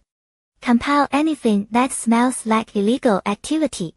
Clean it up and organize it. I'll deal with it when I'm back. His tone carried a ruthless edge. He grabbed his watch from the desk and fastened it around his wrist. I'm leaving. With that, he strode out of the office. Chen Hezi immediately barked orders to start gathering the evidence. The handful of companies the CEO had mentioned so casually were all well-known players in Kyoto's business circle. Going after them meant the entire business landscape in Kyoto was about to shift. When the plane touched down in Z country, it was still just after 9 in the morning. Kyoto had been a sweltering June sauna, but here the temperature barely cracked 50 degrees Fahrenheit. Luckily, Fujiya was already in his suit, no shivering required. After talking with Chen Yushio, he arranged for someone to pick him up at the airport. He checked his phone and saw a message from Yichichi, sent early that morning. Xinghao, hey, I'm not speaking until tomorrow. I'm planning to hole up in the hotel all day and head to the event tonight, Xinghao. A follow-up message popped right after, probably because he hadn't replied. Xinghao, don't work too hard. Get some rest, Xinghao. With zero social obligations, Yichichi was in pure bliss. She ordered breakfast to her room, didn't bother opening the curtains, picked a movie, and curled up in the beanbag chair with her food. Fujiya had upgraded her suite, so she had a whole home theater setup and it was heaven. After the movie, she figured she'd head down for lunch, wander around a little. She heard the square nearby was lovely. She hadn't even changed out of her pajamas yet. This was the life. She'd been watching for barely a few minutes when the doorbell rang. Yichichi froze. She hadn't ordered room service. She set down her sandwich, wiped her hands, and threw on a jacket to answer. Who is it? Silence. She opened the door and didn't even see who it was before she was yanked into a tight hug. Yichichi jumped, nearly screamed, then caught the familiar woodsy scent in his hair. She looked down, stunned. Zai, how did you? His arms swept her up. Yichichi let out a soft gasp and wrapped her arms around his neck. He stepped inside, kicked the door shut in one clean motion, and pressed her against the wall, his mouth following instantly. Her dark hair spilled back, silky against his hands. One arm held her up, the other cradled the back of her neck, tilting her chin. The tiny song dissolved between their lips. Hers parted, and he deepened the kiss without hesitation. Fujiya held the woman he'd been aching for, wanting only to melt her into him, steal her breath, taste every drop of her sweetness. They kissed until her lips went numb and her breathing turned ragged. Yichichi finally pressed a gentle hand against his chest, a soft signal to ease up. He loosened his hold and set her down gently, cupping her face with both hands, kissing her slow and tender. Then he pressed his nose to hers and let out a satisfied laugh. His voice came out low and a little rough. Baby, I missed you so much. Yichichi let him kiss her until her breath steadied, then whispered, how did you get here? Aren't you busy? It's fine. I took care of everything. The jacket she'd thrown on had already slipped to the floor. The color of her white pajama top was slightly rumpled. Fujiya reached down and straightened it, and then his expression shifted, suddenly wounded. What's wrong? Did something happen? Worry flooded Yichichi's voice. Yeah, something huge. He put on a performance of seriousness. I think my head's turning a little green. What? He pulled out his phone, opened the photo album, and held a picture in front of her. Yichichi's eyes flickered with a split second of panic. Gee, yeah, it's not what it looks like. I know it's not. Someone's playing dirty. Some companies lost the bid for the new project and they're bitter. They're pulling cheap stunts. I didn't feel safe leaving you exposed. So you flew all the way here. Did you even get any sleep? Yichichi reached up, smoothing a stray lock of his hair, tenderness swelling in her chest. Fujiya smiled, bent down to scoop up her jacket, and tuck her inside. It's fine. With you in front of me, I'm not tired at all. What were you doing? Oh, right, I was having breakfast. Do you want some? She led him into the home theater room. No windows, just the dim glow from the screen. The sandwich and milk had gone cold. Yichichi glanced at them.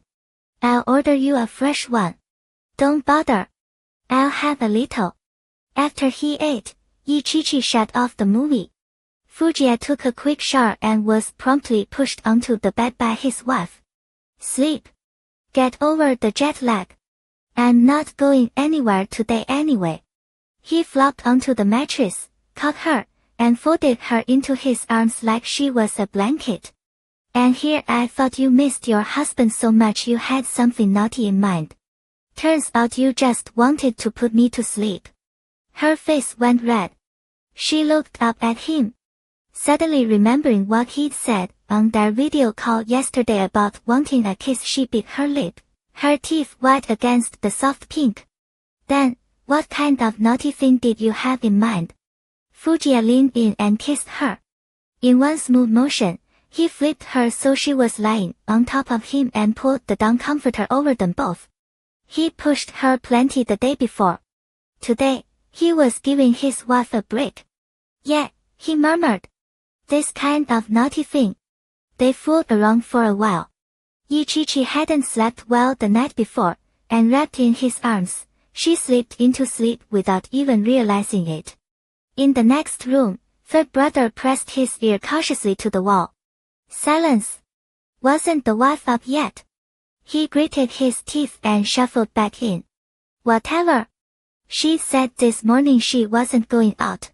He pulled out his phone and sent his boss a message. 星号 all clear. The wife is resting at the hotel today. Not going out, 星号. Of course, neither of them knew a thing about third brother's anxiety. They slept like babies.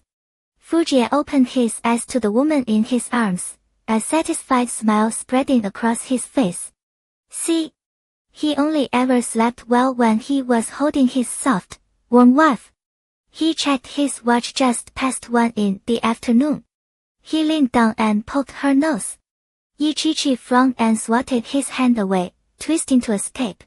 But the arm around her waist tightened, holding her in place. She went still, obedient for a moment.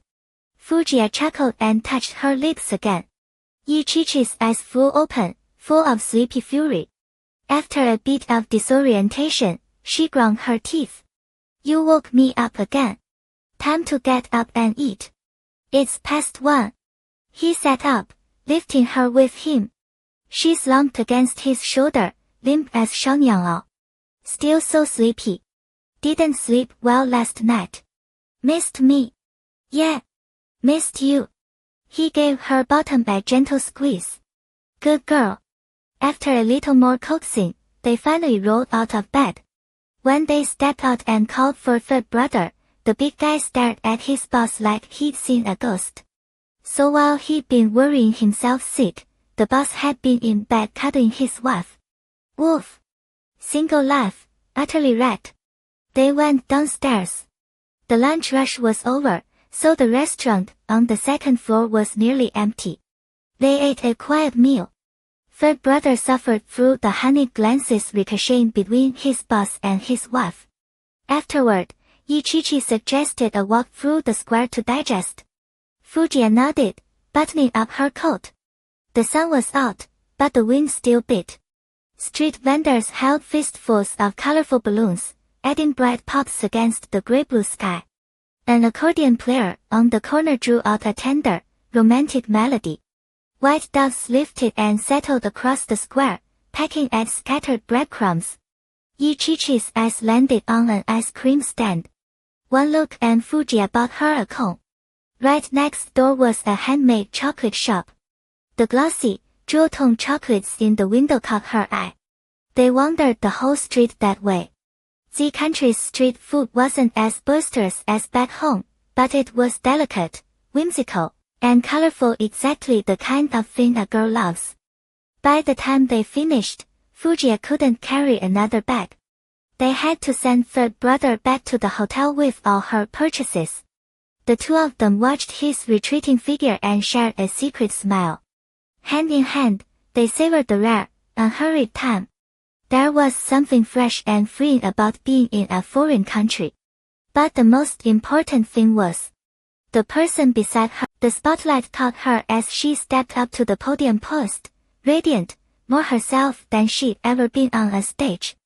The charity auction followed the same format as the Winter's End exhibition. After the success of the first event, the Artists Association had insisted on it. When the speech was over, they didn't linger. Fujia's hand settled at the small of her back, and they left. Back at the hotel, Yichichi called Grandpa and Grandma. She hadn't seen Xiaonyang in days, and it was eating at her. She missed her baby, missed the weight of him, the smell of him, the way his whole body wiggled with joy when she walked into a room. Lunchtime over there. Aunt Yun had made a soft vegetable porridge, and Xiaonyang was demolishing it like a champion. His little cheeks puffed with every bite, eyes locked on his mom through the screen. His chubby hands clenched and flexed, wrists twisting like he was reaching straight through the phone for a hug. Baby, Mama can hold you till she gets home, okay? Be good. Listen to Grandma and Grandpa. Grandma laughed and answered for him. He's perfect. Our little Nyang is an angel, no crying, no fussing. It's like it's his job. Xiaonyang grinned, two tiny white teeth on full display. Ridiculous. Absolutely unfair how cute he was. Da da. Da da da. Alright, Mama's gonna go eat lunch too. Bye bye, baby. Say bye bye to Mama. He understood bye bye. His little hand flapped open and closed, mimicking her wave, the tiny bells on his wrist jingling soft and sweet. Yichichi hung up with a lump in her throat. Then she straightened her shoulders and went downstairs with Fujiya for their meal. The person who took that photograph still hadn't been identified. Too many people at the party. The spot where the shot was taken was a camera blind spot. They snapped the picture and melted right back into the crowd. Untraceable. Fujiya didn't like it. Someone hiding in the dark, waiting, that kind of threat was impossible to guard against completely. Even after they got back to the capital, that person might try to burn everything down on their way out. Baby, let's stay at the hotel this afternoon. Chen Yushio has people digging into the photo, but nothing's surfaced yet. A cornered animal fights to the death. We need to be careful for the next few days. Yichichi nodded. She wanted to see some of the local sites. There were a few spots she bookmarked, but those places weren't going anywhere. They could come back. Safety came first. Okay, she said, voice soft. Then she bent her head and kept eating. That evening, Fujiya called Chen Yushio again. Chen Hisi had flagged some threatening letters that had landed at the company. They were already tracing them. Ridiculous. Who in their right mind would send threats to the full corporation? Chen Yushio's brow furrowed. He wasn't worried about himself. But Muyo was close to her due date. If someone decided to make a move right now, it would be a disaster. I've got it. You two stay alert. Fujiya grunted and hung up. Muyo came down the stairs slowly, her hand braced on the railing, and stopped on the bottom step to listen. Her belly felt tight. The false contractions had been ramping up the last couple of days. She'd woken up to an empty bed and come looking for him. Baby, what's wrong?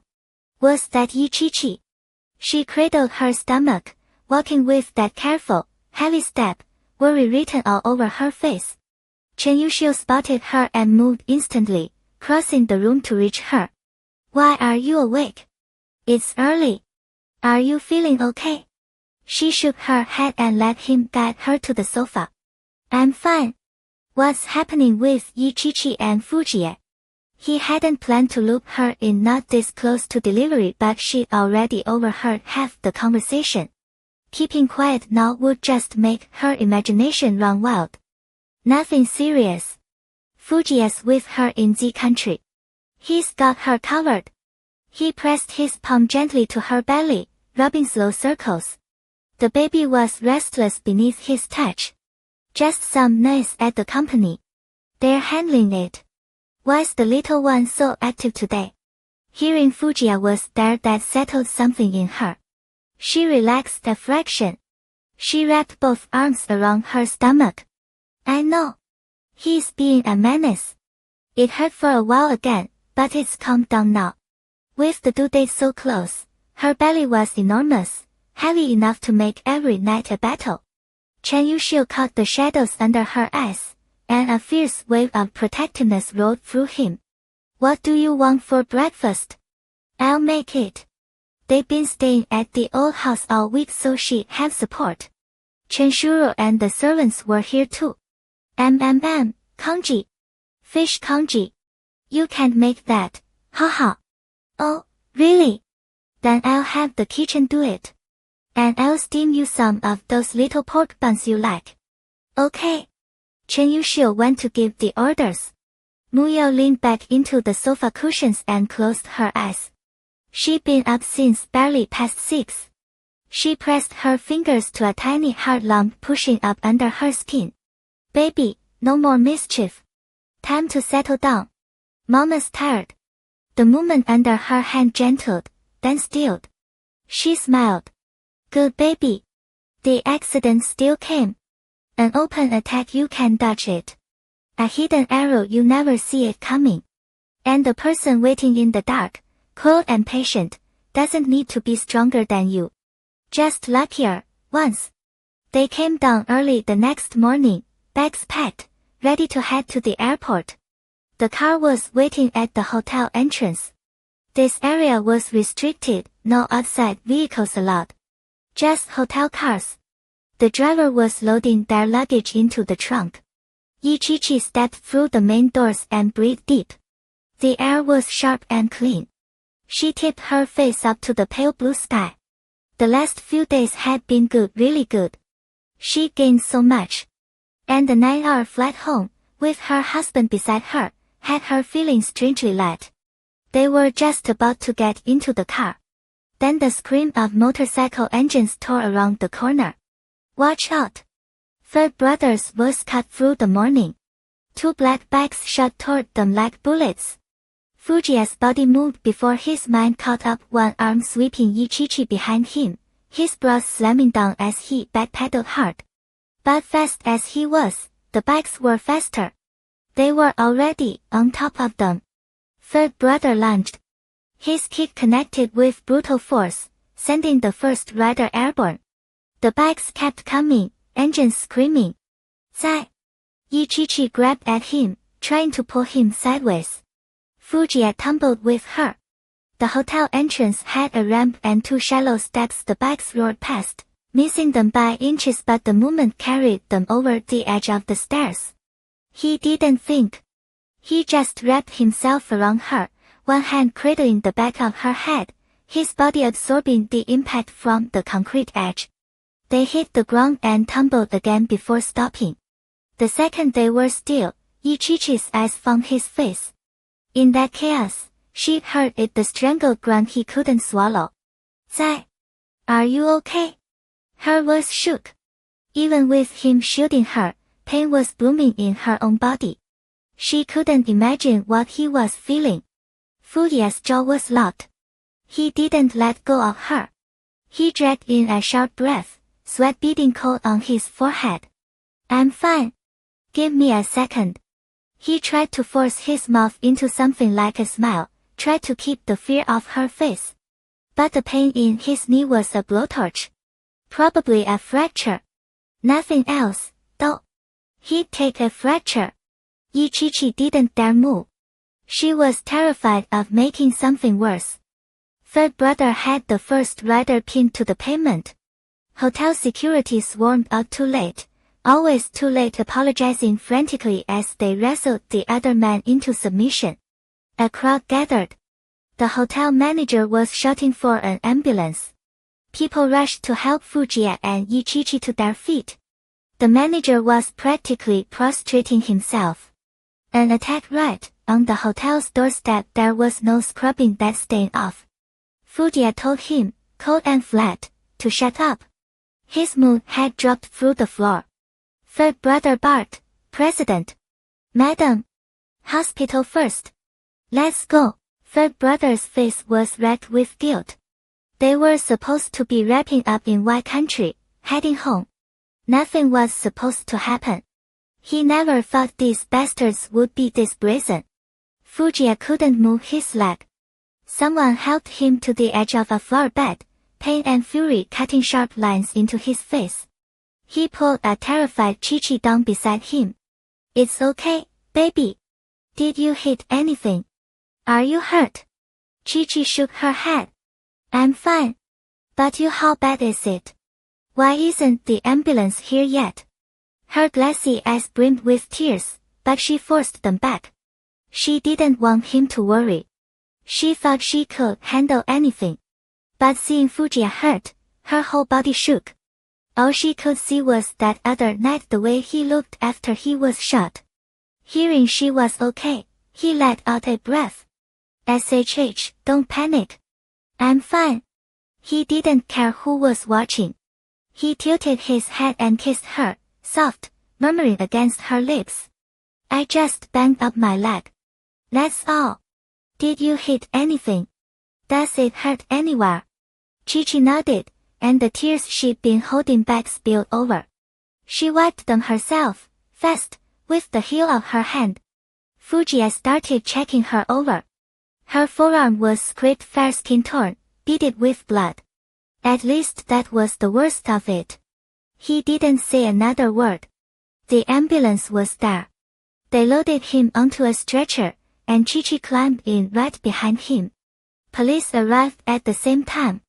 Third brother handed over the suspects, told the hotel manager to handle the rest, and sped off after the ambulance. On the stretcher, Fujia's first words were to get someone cleaning and bandaging Chi-Chi's arm. At the hospital, X-rays confirmed a hairline fracture in his kneecap. The doctor treated it and gave strict orders, no getting out of bed. By the time it was done, Fujia was soaked in cold sweat. He called Chen Hezi and Chen Yuxiu. They underestimated how dirty these people were willing to play. Hezi followed his orders and immediately sent everything they had to the relevant authorities: tax evasion, illegal operations, every document on those companies. They planned to wait until Fujia got back to submit it all, but right now, getting these people locked up was the priority.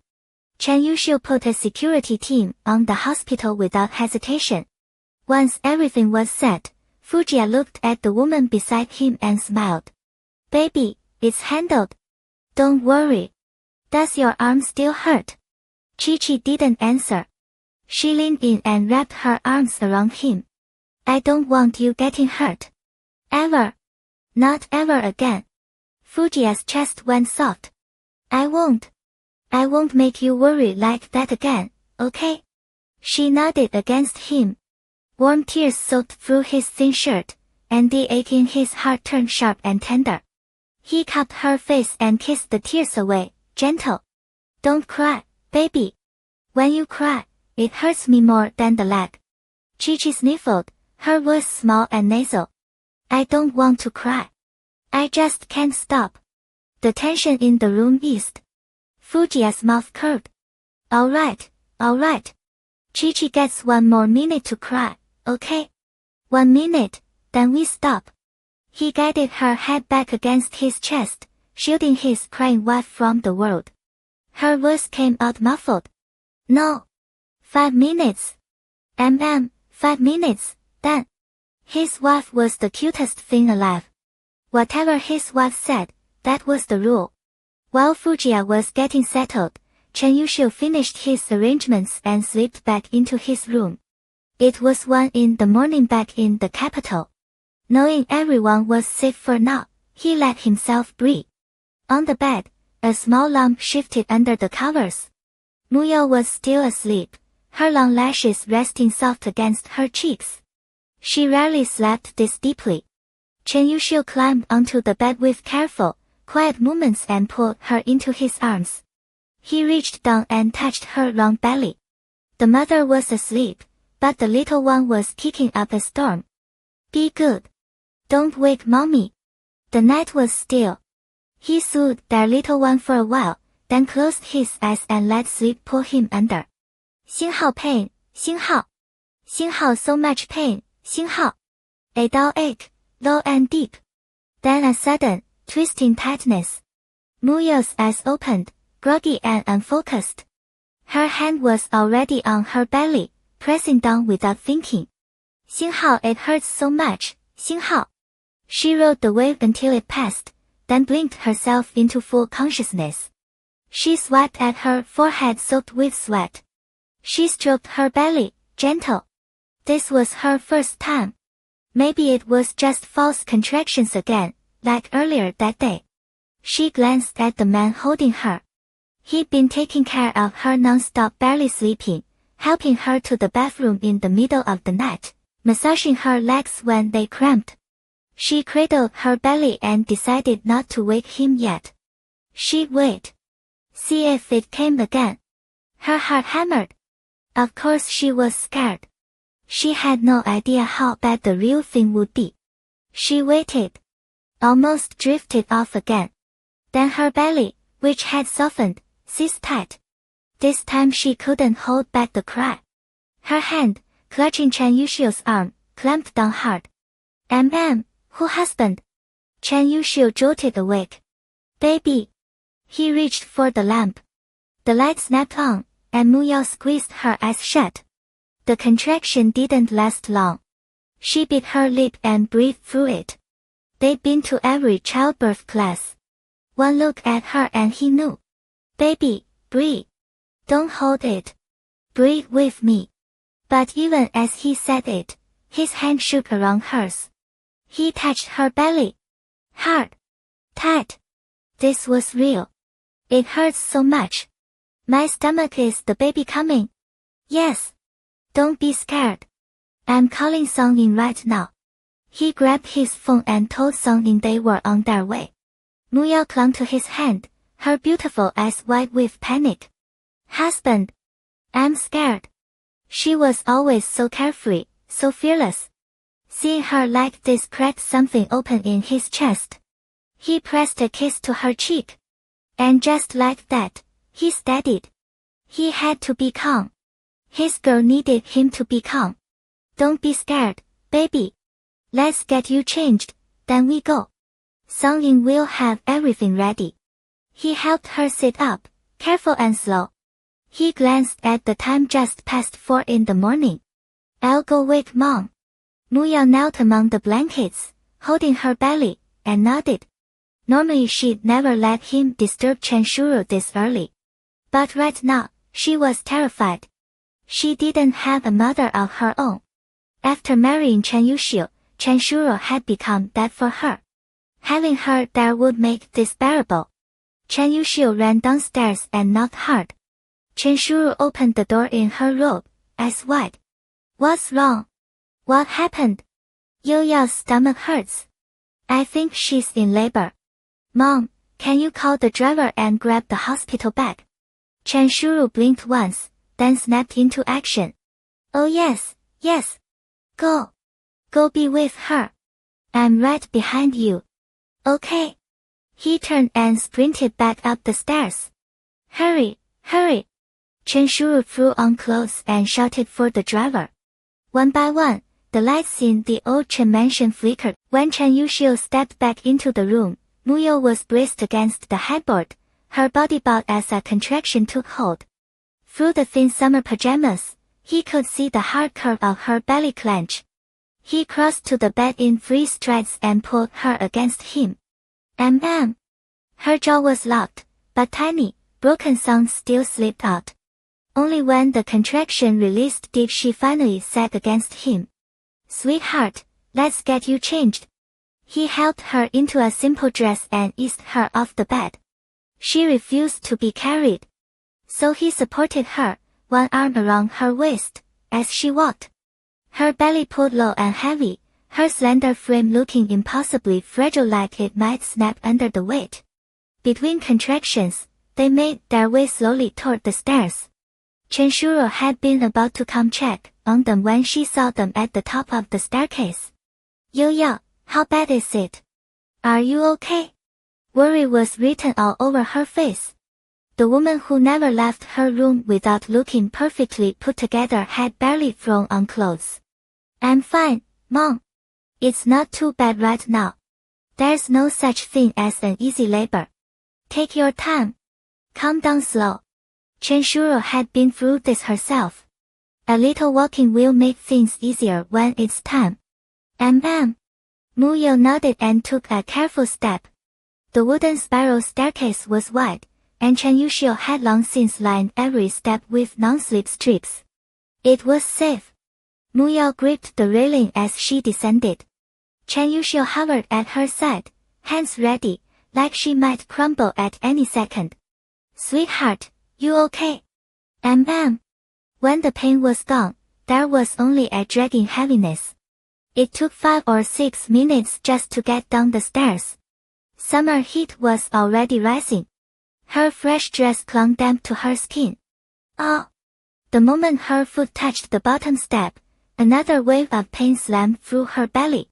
Muyo clamped one hand over her stomach, the other white-knuckling the railing. She bent forward, pressing her forehead to the banister as she rolled it out. Chenshuro moved in beside her, gently rubbing her back. Yo, breathe. It'll pass soon. Her voice was soft, steady, soothing. In her eyes, Muyo was still just a young girl. How could she not be terrified of childbirth? It was a long moment before Muyo straightened, collapsing fully against Chen Yuxiu's chest. Ugh! Chen Yuxiu, it hurts so much. Easy, sweetheart. We're on our way to the hospital right now. Once the baby's out, the pain stops. The car was already waiting. As June morning breaks early, the sky was just beginning to lighten. Chen Yuxiu half carried her into the back seat. Chenshuro told Xiaomu to simmer chicken soup and bring it later, then grabbed the hospital bag and climbed in. They reached the hospital fast. Song Yin had everything ready. Her brother was already there, waiting.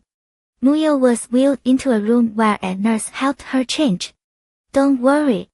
Wait out here, Song Yin told them. I'll check on Yo first. She walked in.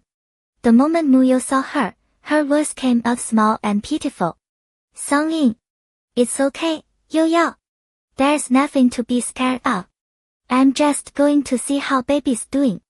Song Yin pulled on medical gloves, lifted the gown slightly to expose Muyo's round, fair belly, and pressed gently.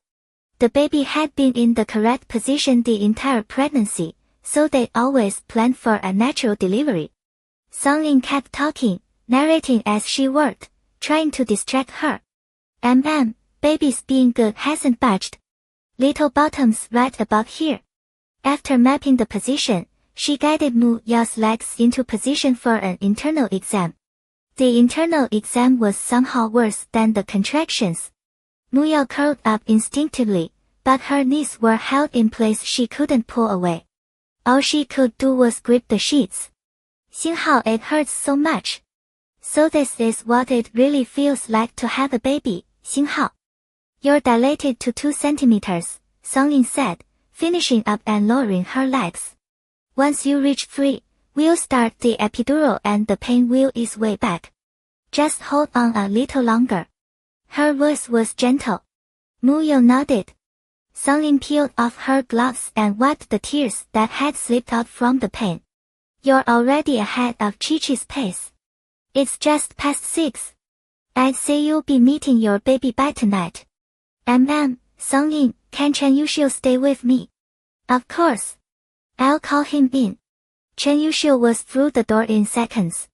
He'd been standing just outside, listening to her small, stifled cries, his heart twisting like a wrung-out cloth.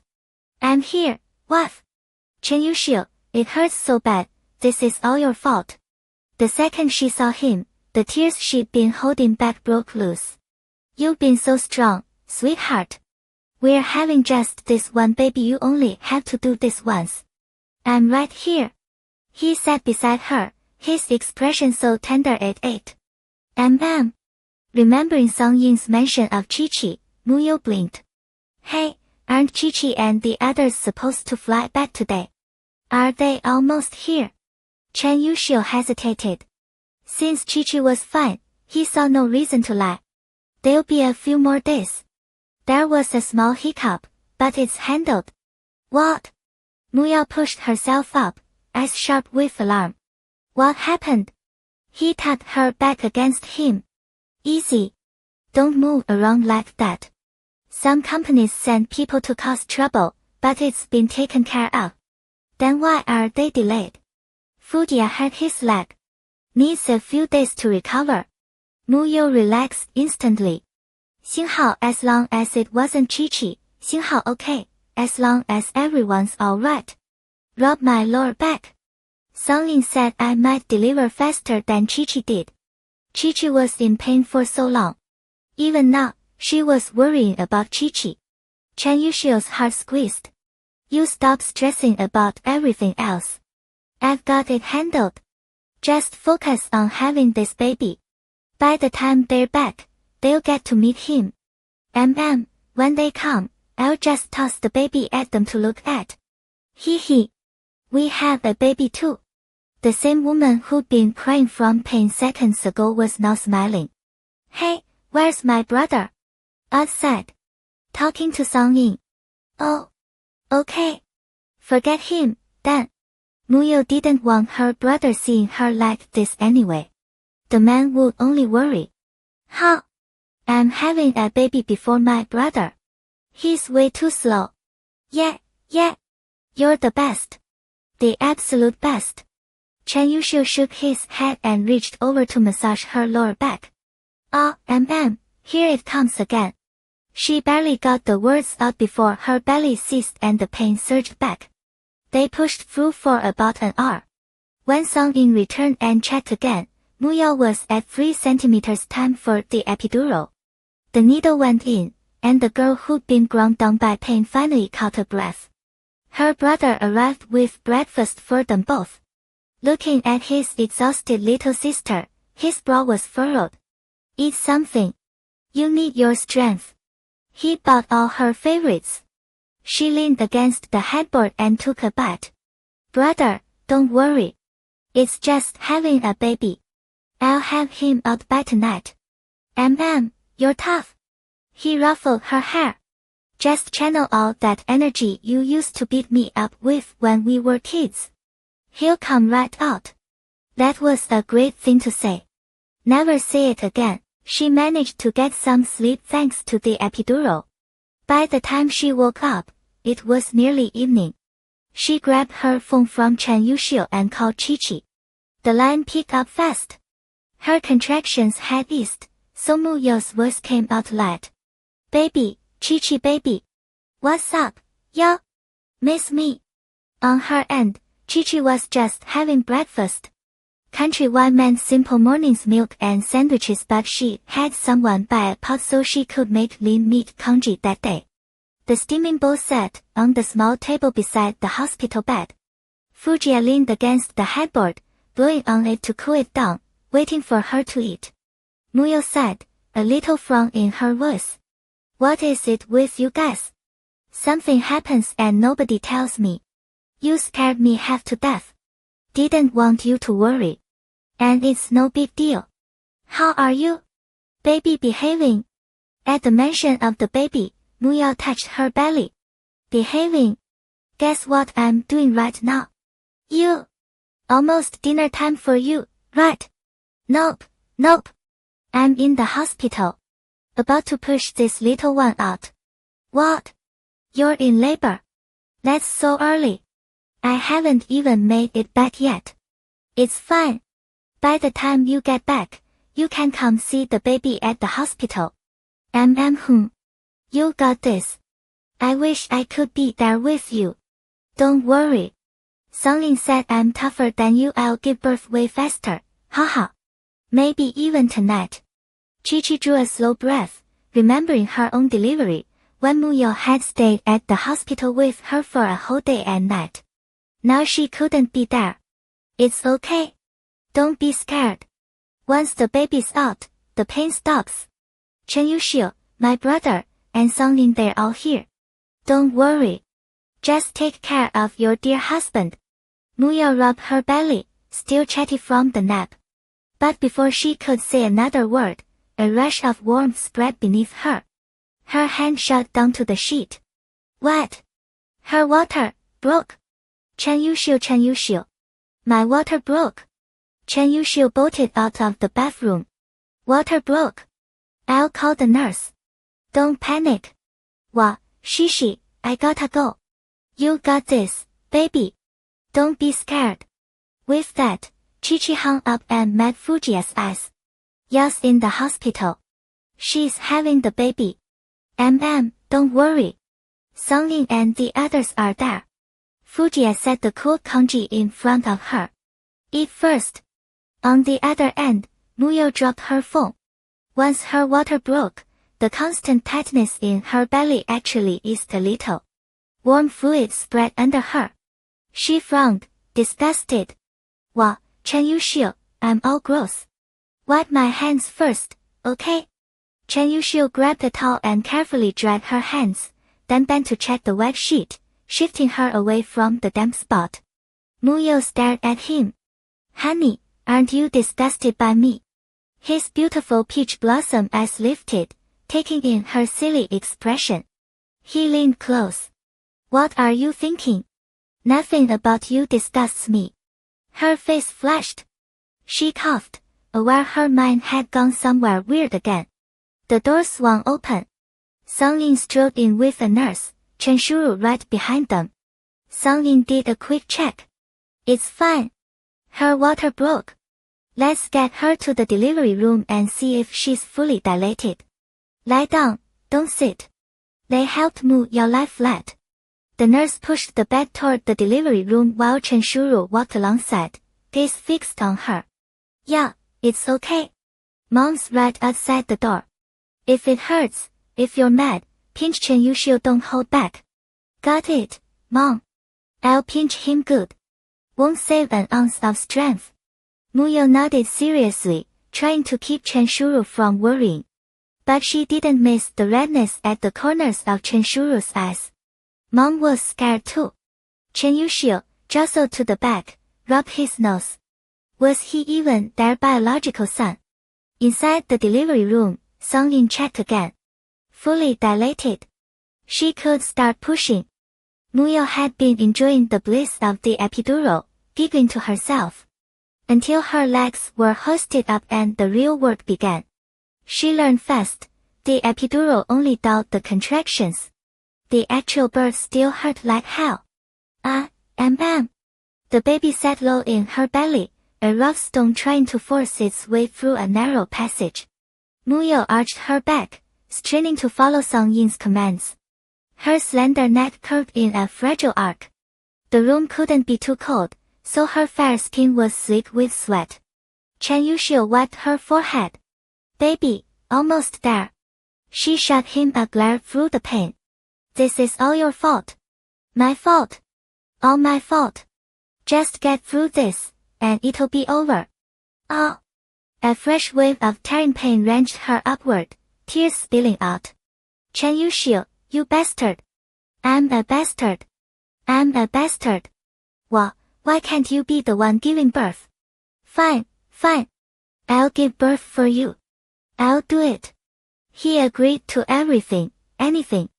The two young nurses watched the mighty CEO of the Chen Group doubling over, dripping sweat, frantically coaxing his wife, and they had to bite their lips to keep from laughing. Finally, Songlin spoke. Yeah, no talking. If you talk, you lose your breath for pushing.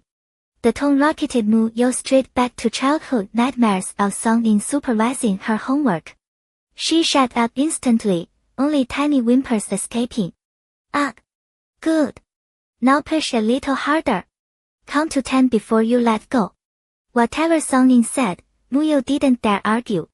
She just silently cursed that she should have asked someone else to deliver this baby. 10, 9, 8. Every second stretched forever. The baby was shy, inching out slowly.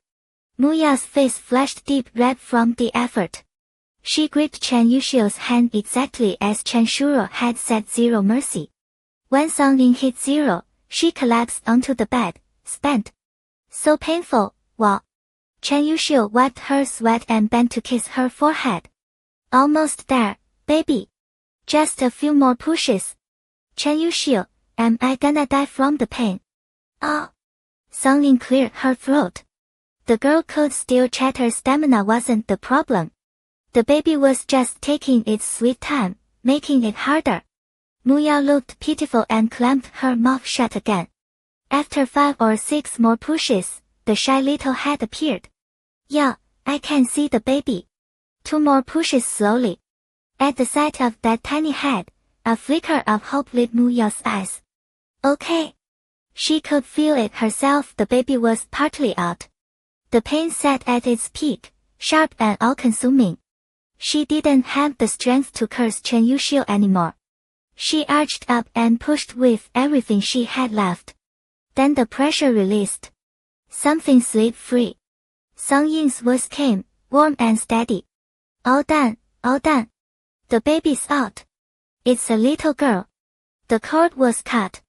A nurse carefully carried the baby to the side to clean her, and a thin, fierce cry filled the room. Muya's heart ceased. She turned her head toward the sound, tears rolling from the corners of her eyes, disappearing into the pillow. Chen Yuxiu, we have a daughter. Yi Qiqi hadn't slept more than a handful of hours all night. Tomorrow they were flying home. She missed Shanyang with a physical ache that just wouldn't quit. When she left for Z country, she never imagined she'd be separated from her baby for this long. Beside her, Fujia felt her toss for the 4th time and pulled her into the curve of his body. He dipped his head, breathing in the soft, sweet scent of her hair. Still not sleeping. We've got an early airport run tomorrow. Yi Qiqi shook her head against his chest. Can't. I'm too hot. Tomorrow I get to hold Shanyang. I miss him so much. Yeah. His thumb grazed her shoulder. I miss him too. He was always complaining that the little guy monopolized her, but after all these days without his son, even Fujia ached to hold him. Do you think? Yi Qiqi's voice went small. What if he doesn't recognize me? He chuckled against her hair. Not a chance. He wouldn't dare. Did you pack his little tiger bottle? The one I bought him. Already in the bag. And the fluffy puppy. That too. She fired off sleepy questions and he answered every one, his voice patient and low. Her words grew softer until her lashes finally settled against her cheeks. Right before she slipped under, she murmured, I'd kill for Aunt Yan's garlic crayfish right now. Fujia smiled, pulled out his phone, and shot Grandma a message, 星好 the little foodie wants crayfish, 星好. 9 hours later, the plane touched down in Kyoto. They left 10-degree weather in Z country and landed smack into July heat. The humidity hit like a wall the moment they stepped out of the terminal. Chen Hizi stood waiting at the VIP gate, a thick stack of documents already cradled in his arms. The second he spotted them, his face split into a grin. CEO Fu, MRS Fu. Welcome home. He planned to hand off the urgent files during the drive to the old estate. Signatures required, plus a quick status update. Yi Qiqi helped Fujia into the back seat. Third brother drove, steering them smoothly toward the Fu family compound. CEO Fu, the materials for those 3 companies have been submitted. Chen Hizi twisted around in the passenger seat. 2 went to auction, 1 declared bankruptcy. But they basically pushed shareholders and subordinates to take the fall. I submitted additional evidence. Right now, only HYS chairman is in custody. The other 2 are still under investigation. Fujia's jaw tightened. Understood. And this, Chen Hizi patted the mountain of papers on his lap. Please review and sign. I'll swing by in a couple days to grab them. Fujia eyed the stack. A muscle in his temple twitched. Fine. But seeing her son was the only thing taking up space in Yi Qiqi's head. Grandma had told her Xiaonyang was already trying to say Mama nothing clear, just tiny, soft songs when he missed her. Just thinking about it made Yichichi's heart twist. She missed his first word. The car pulled up directly in front of the entrance so Fujie could get out with minimal limping. The tall man pushed himself up on his crutches, still managing to look stupidly handsome. The whole family was clustered at the door, every pair of eyes locked on the car. Yijin stood at the center, Xiaonyang balanced on her hip. His round, dark eyes fixed on the vehicle as the door swung open. When Yichichi stepped out, he tilted his little head. Stared again. Then both hands shot out, tiny wrists twisting as he lunged for her. Da! Mama! Ma! The sounds were mushy, barely formed words. But Yichichi's heart ached tender and sore all at once. Baby! Xiaonyang! Mom is here. She scooped him out of Yijin's arms 2 whole weeks since she'd last held him, and her eyes burned when she heard him call her name. Mama missed you so much, baby. She leaned in and kissed his cheek. Xiaonyang let out a bright, wobbly giggle. Ma! Yes, sweet boy. Every time he said it, she kissed the tip of his nose. The baby looked dazed, then squeezed his eyes shut and covered his face with both hands, suddenly shy. Come, get inside. It's sweltering out here. Grandma swooped in, tugging Yichichi toward the door. Oh, finally. That trip took forever. Grandma, thank you for looking after him.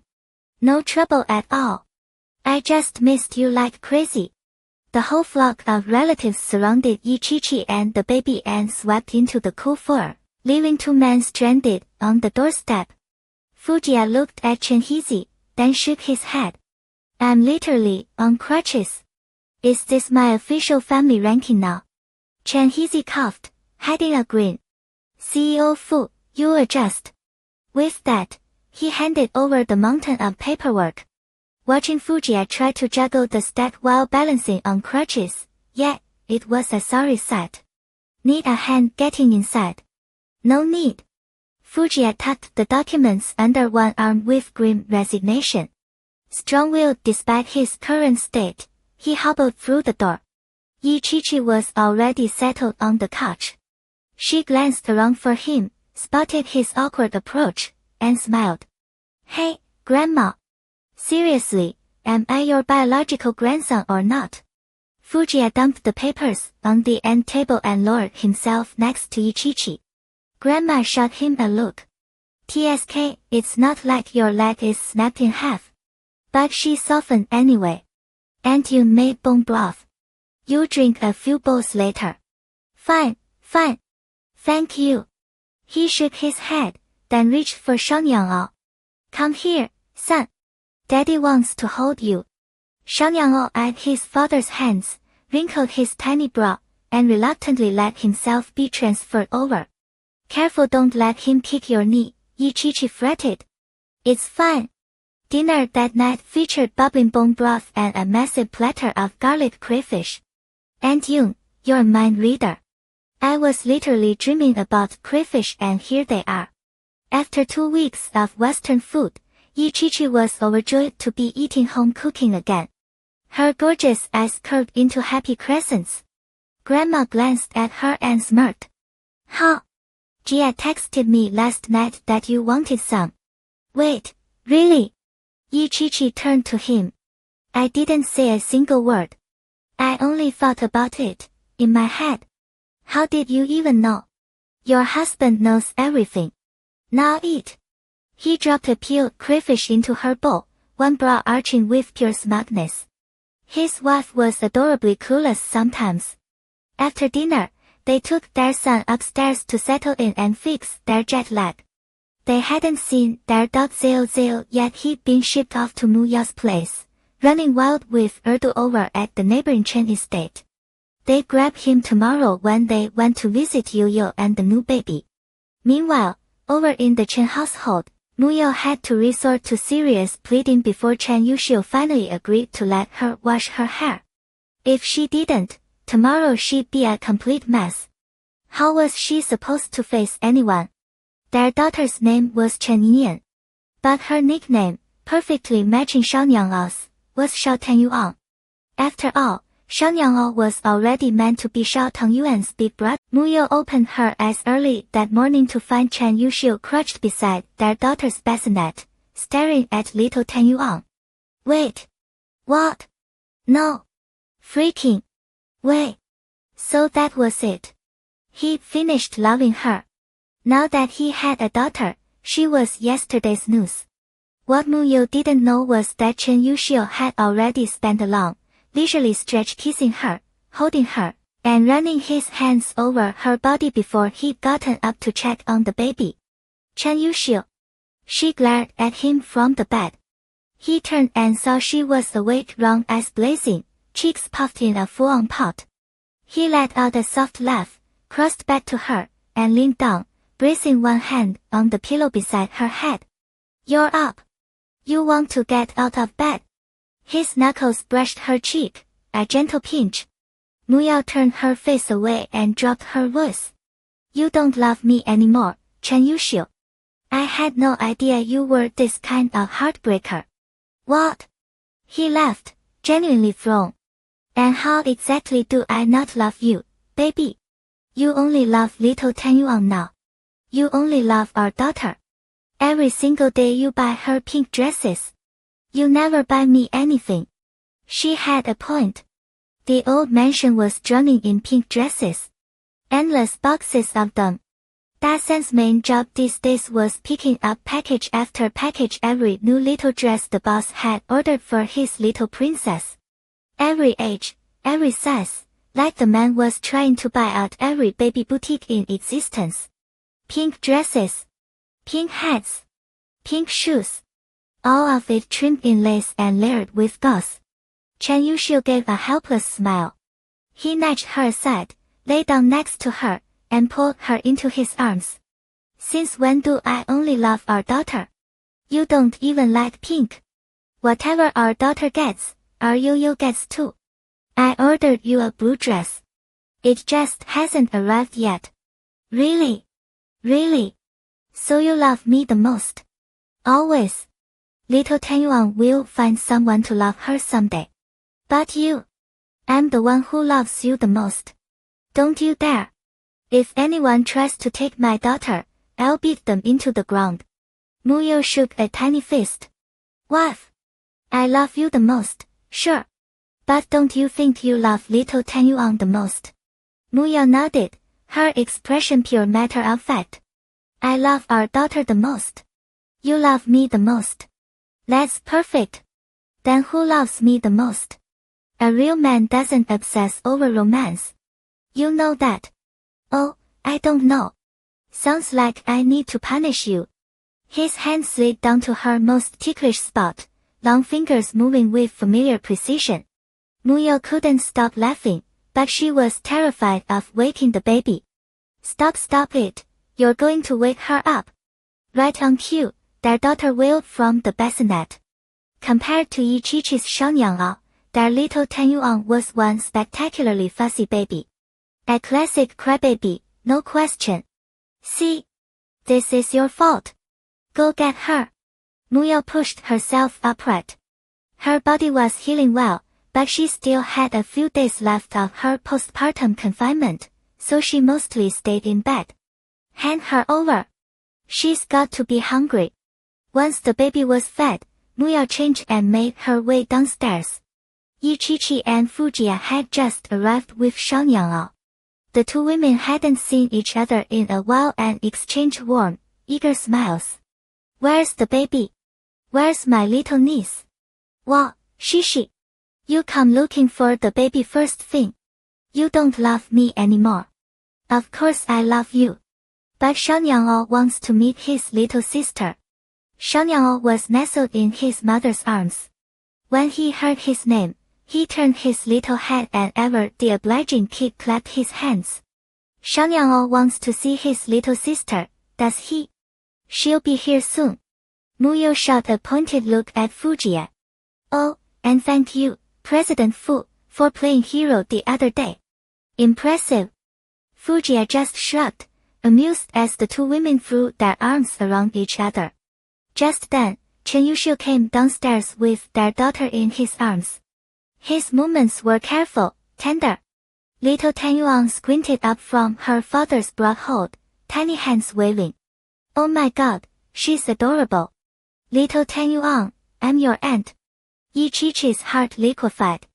Just like when Xiaonyang was born, here was another impossibly tiny, impossibly cute human. How are you this precious? Even as a newborn, you could already see it. Big eyes, a delicate chin. This kid was going to be gorgeous. Fujiya couldn't help sneaking several glances.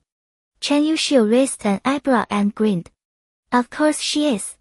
She's my daughter. He glanced at the man leaning on his cane. Alright, tough guy. Go sit on the sofa.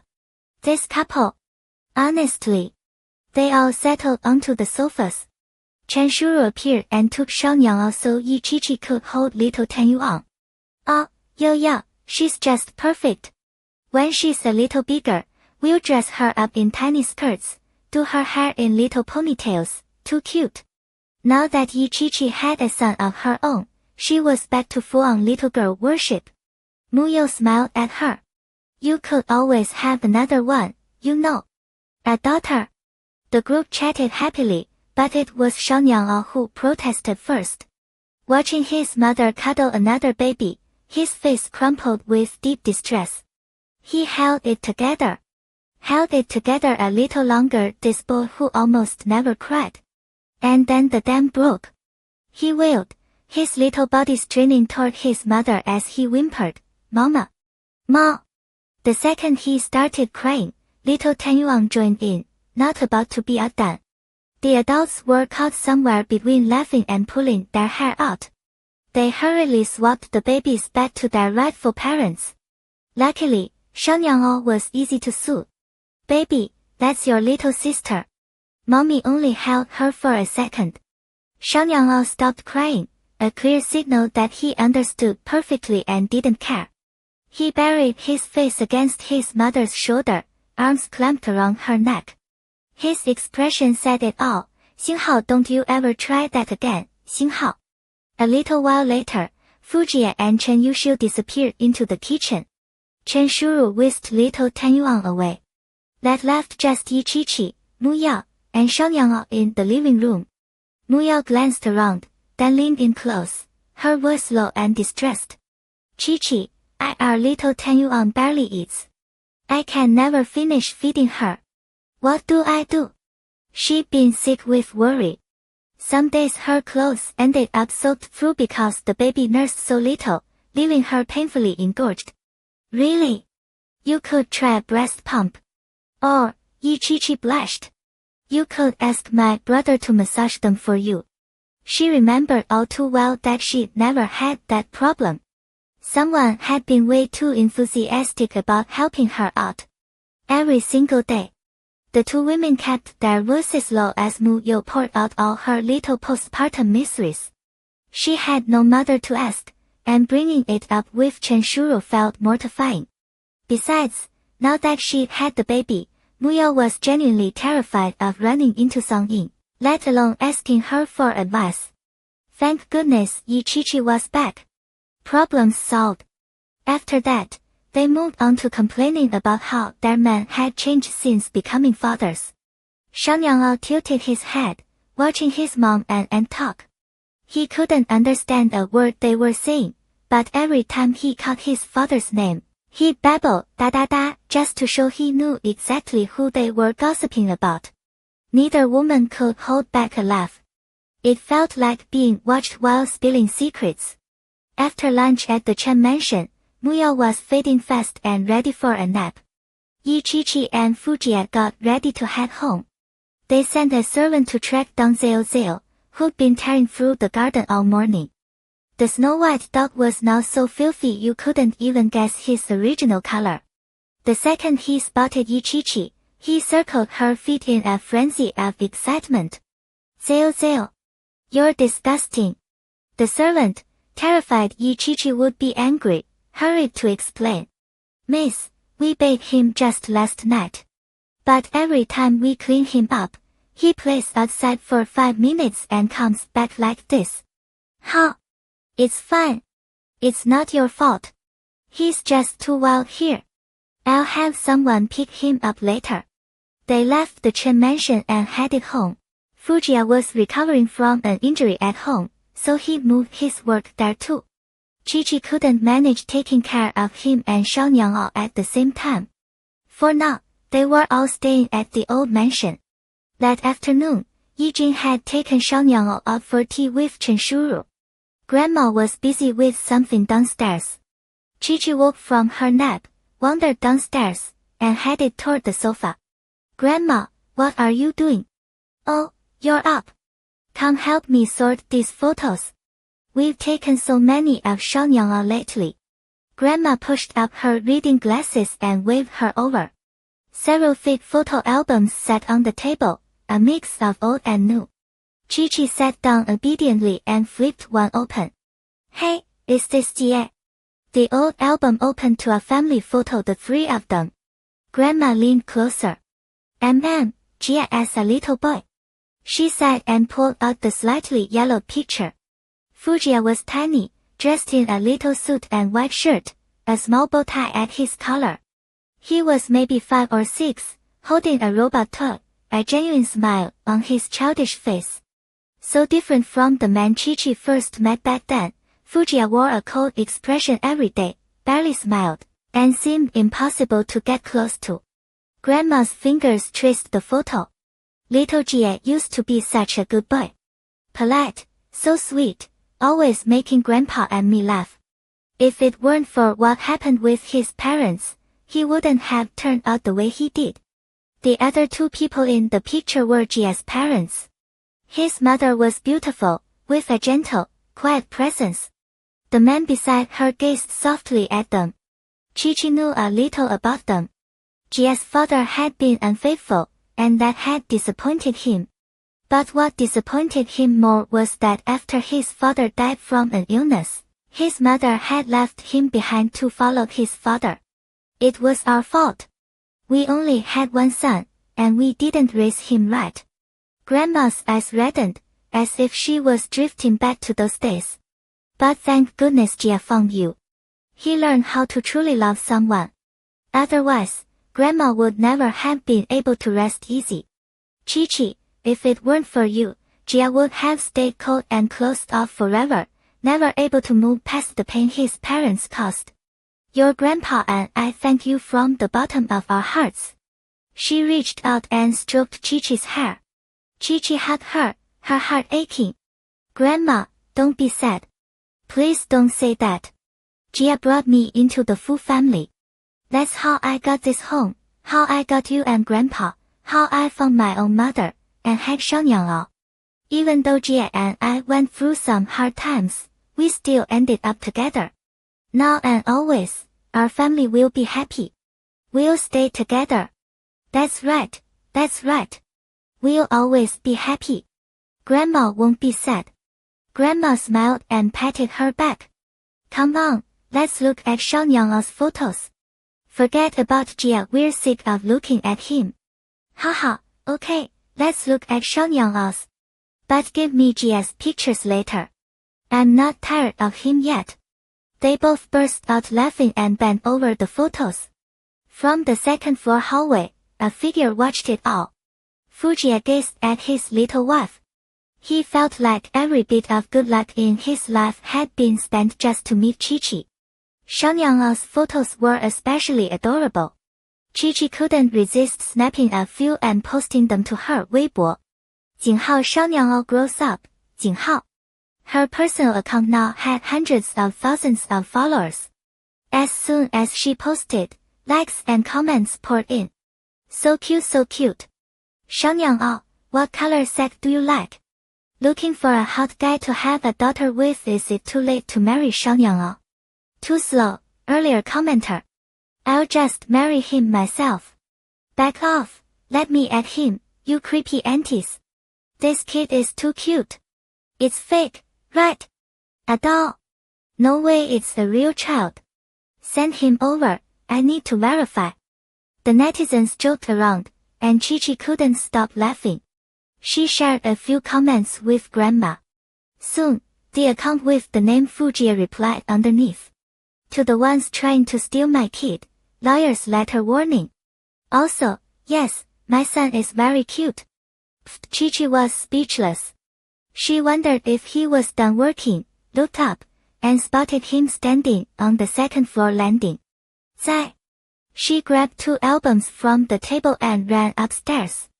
Fujie reached out and wrapped an arm around her waist. Slow down. Come on, Grandma and I finished sorting the photos. Let's look together. She touched his injured leg and handed him the crutch leaning against the wall. They went back to the room and curled up on the bed to look at the album. Fujie held her from behind, the album resting on the blanket. Chi-Chi flipped through carefully. One was Xiaonyang's baby book, the other was Fujie's childhood album. Jie, Xiaonyang looks just like you did as a kid. The same round, dark eyes. Grandma says you two are alike, well-behaved, rarely cried.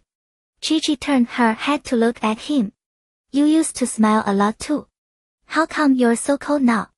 She reached out to pinch his cheek, then leaned in and kissed him. After hearing what Grandma said, Chi-Chi's heart ached. In his world, after his mom and dad left, everything must have turned gray. Did he think his mother abandoned her little boy just to follow his father? Jie, were you really that sad back then? She asked softly. He had never told her any of this. From the moment she met him, he seemed indestructible. The only time she'd seen him weak was at Clearwater Bay, when he begged her to come home. Fujie's hand, still holding the photo, paused. He pulled Chi-Chi into his arms. Yeah. It hurt a lot. I couldn't understand it. And I felt she deserved better. These were words he'd never spoken to anyone. Fu Qingyan was out there chasing women, sleeping around, and she still loved him. Then she threw her life away for him anyway. He resented it for his mother's sake. And yes, he hated him too for leaving him behind. Chi-Chi listened to the forced calm in his voice and her heart broke. Those were his parents. His father was wrong. He didn't love his mother right, wasn't faithful. But even so, he'd been good to Fujie in his own way. They were the people closest to him. That's why the disappointment ran so deep. Chi-Chi rested her head on his shoulder and gently patted his back, the way she comforted Xiaonyang. So Grandma said you stopped smiling, kept your face hard all the time, stayed in your own world, didn't care about anyone. It's all in the past. Back then, I thought love was too complicated. It made people lose themselves. Fujie let out a breath. But I regret that. My twisted thinking, it hurt you later. Chi-Chi shook her head. Why bring that up? Like you said, it's in the past. Let's not talk about it anymore. That was their relationship. Their choice. Don't let it weigh on you. We'll be okay together. Fujie turned and kissed her. No aggression, no possession. Just a gentle kiss for his girl. When should we take Xiaonyang out to visit your mom and dad? He hesitated for a moment, then said, okay. He had already let it go. Ever since he won Chi-Chi back, he understood love and emotion much better. Yes. That was their choice. It was all in the past. 2 years later. Full Group Headquarters, Kyoto. A tiny, puffy white bundle tore down the hallway, mittened hands swinging at his sides. His face was fair and clean, still a little sprout, but the lines of his brow and eyes were already sharp. Anyone could see he'd grow up handsome. The little guy crept up to the conference room's glass wall and peered inside. Quitting time was close. Chi-Chi had brought Xiaonyang out to wait for Fujie, but she checked he was still in a meeting. Xiaonyang let out a sigh, then trotted over to spy on his dad through the glass. From the outside, the wall showed nothing but blurry silhouettes. Inside, though, the view was crystal clear. Xiaonyang mashed his face against the glass, his little bottom sticking out as he hunted for his father among the shadowy figures. 星号, it's so dark. Where's Daddy? 星号. That one with his back turned, that was probably him. Broad shoulders, leaning back in his chair. He watched for a while, then tilted his head and pressed his cheek to the cold glass. He couldn't hear a thing. Bored, he pulled back. His warm breath fought the glass, leaving a white patch. Xiangyang's eyes went wide, like he just discovered a whole new world. Oh! He huffed again. More fog bloomed on the glass.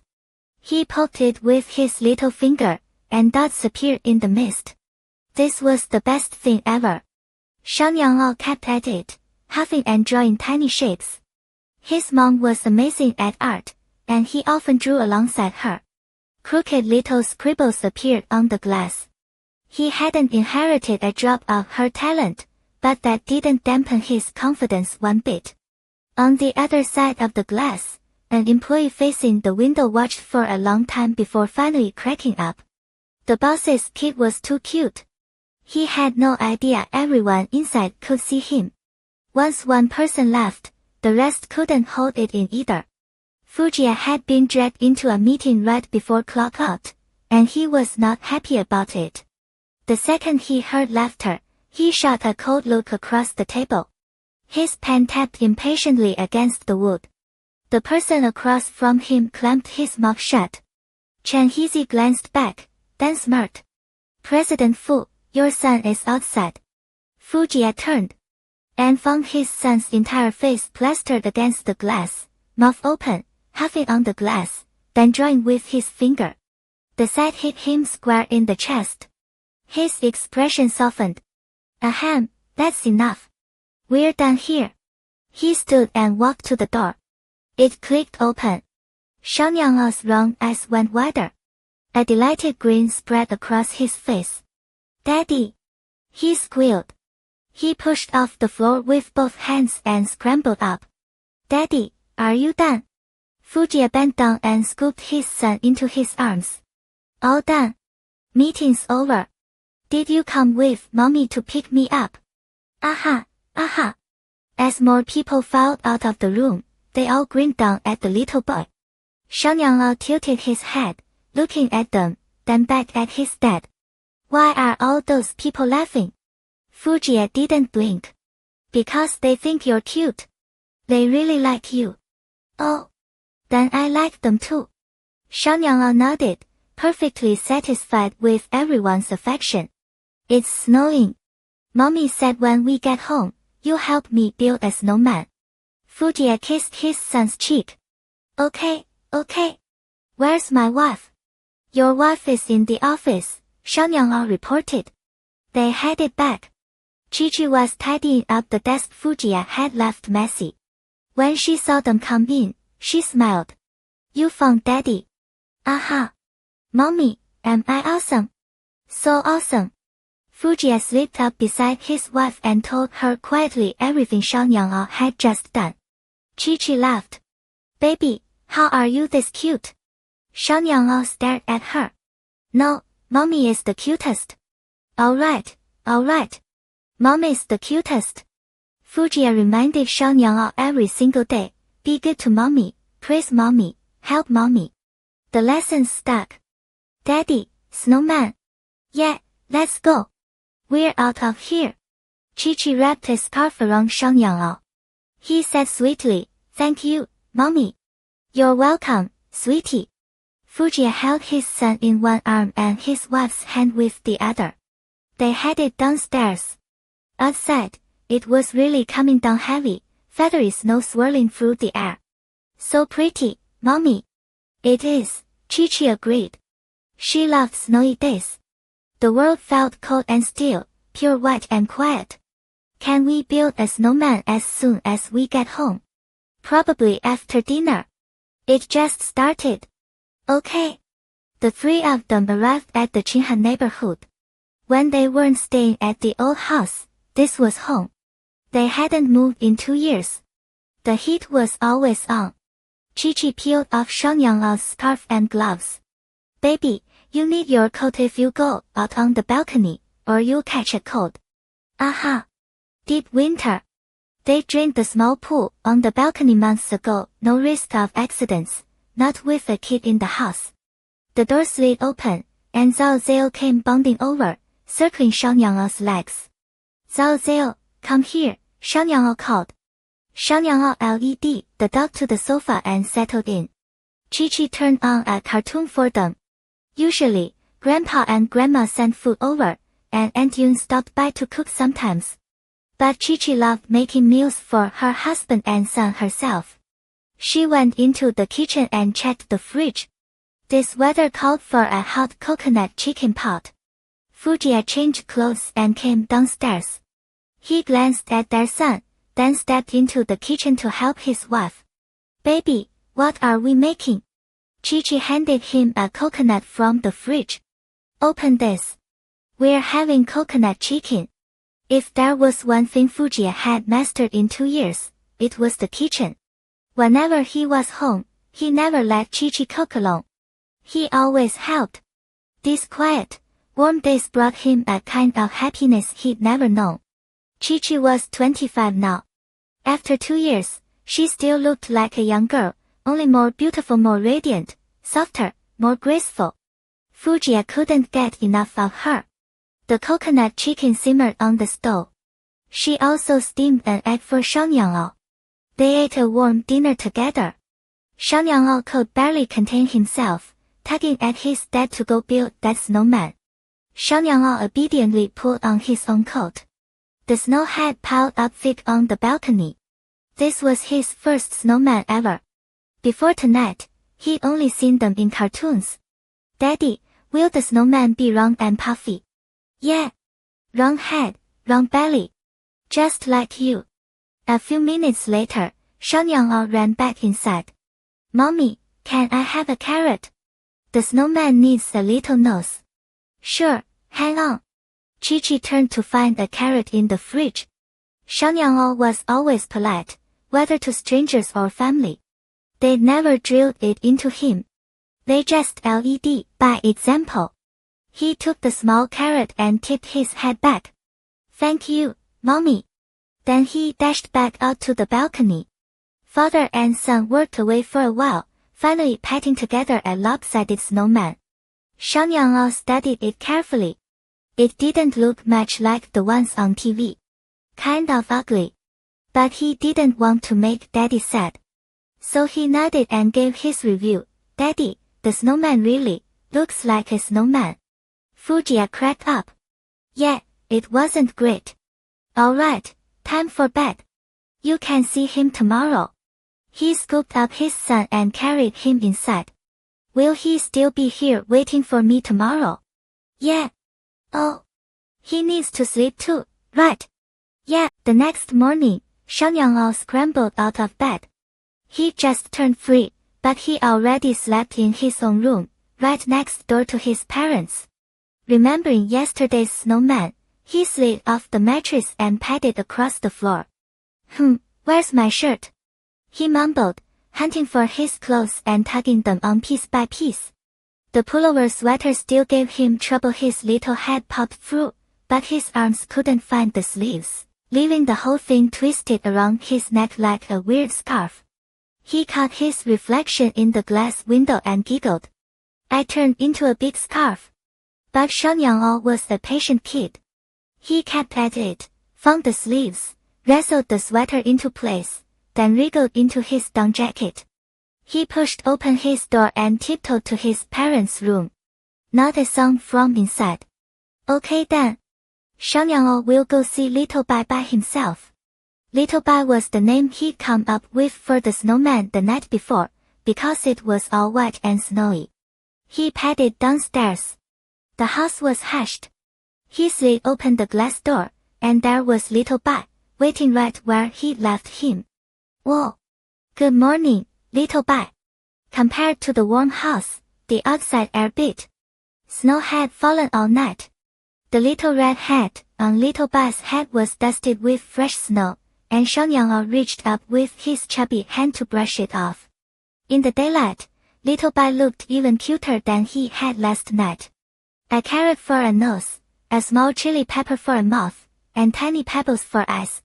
Little bug, did you sleep okay? Are you cold? Oh, I have an idea. He pattered back inside, tripped on the doorframe, 星号 thump, 星号 fell flat, then popped right back up onto his little butt, muttering to himself, doesn't hurt, doesn't hurt. He grabbed his own little scarf and wrapped it around little bug's neck, just the way mommy did for him. Then he clapped his little hands, satisfied. Upstairs, Chi-Chi had no idea her son was already awake and busy. Last night, after the first snowfall, Fujiya had insisted on carrying her to the window to watch the snow while they cuddled. One thing led to another, and they'd gotten carried away late into the night. Chi-Chi was completely worn out, too lazy to even stir, drifting in and out of sleep. Fujiya pressed a kiss to her temple and got up to check on their son. He opened the door to the next room. The bed was empty. He glanced downstairs through the glass door. He spotted the little guy squatting by the snowman, trying to prop a tiny umbrella over it. He smiled and jogged down. Hey, buddy. What are you up to? Daddy. Xiaoyang's eyes lit up, his nose pink from the cold. I'm giving Little Bai an umbrella so he won't get wet. Daddy, is Little Bai cold? Fujiya scooped the boy into his arms and took the little duck umbrella. It's freezing out here. You can't stay out too long.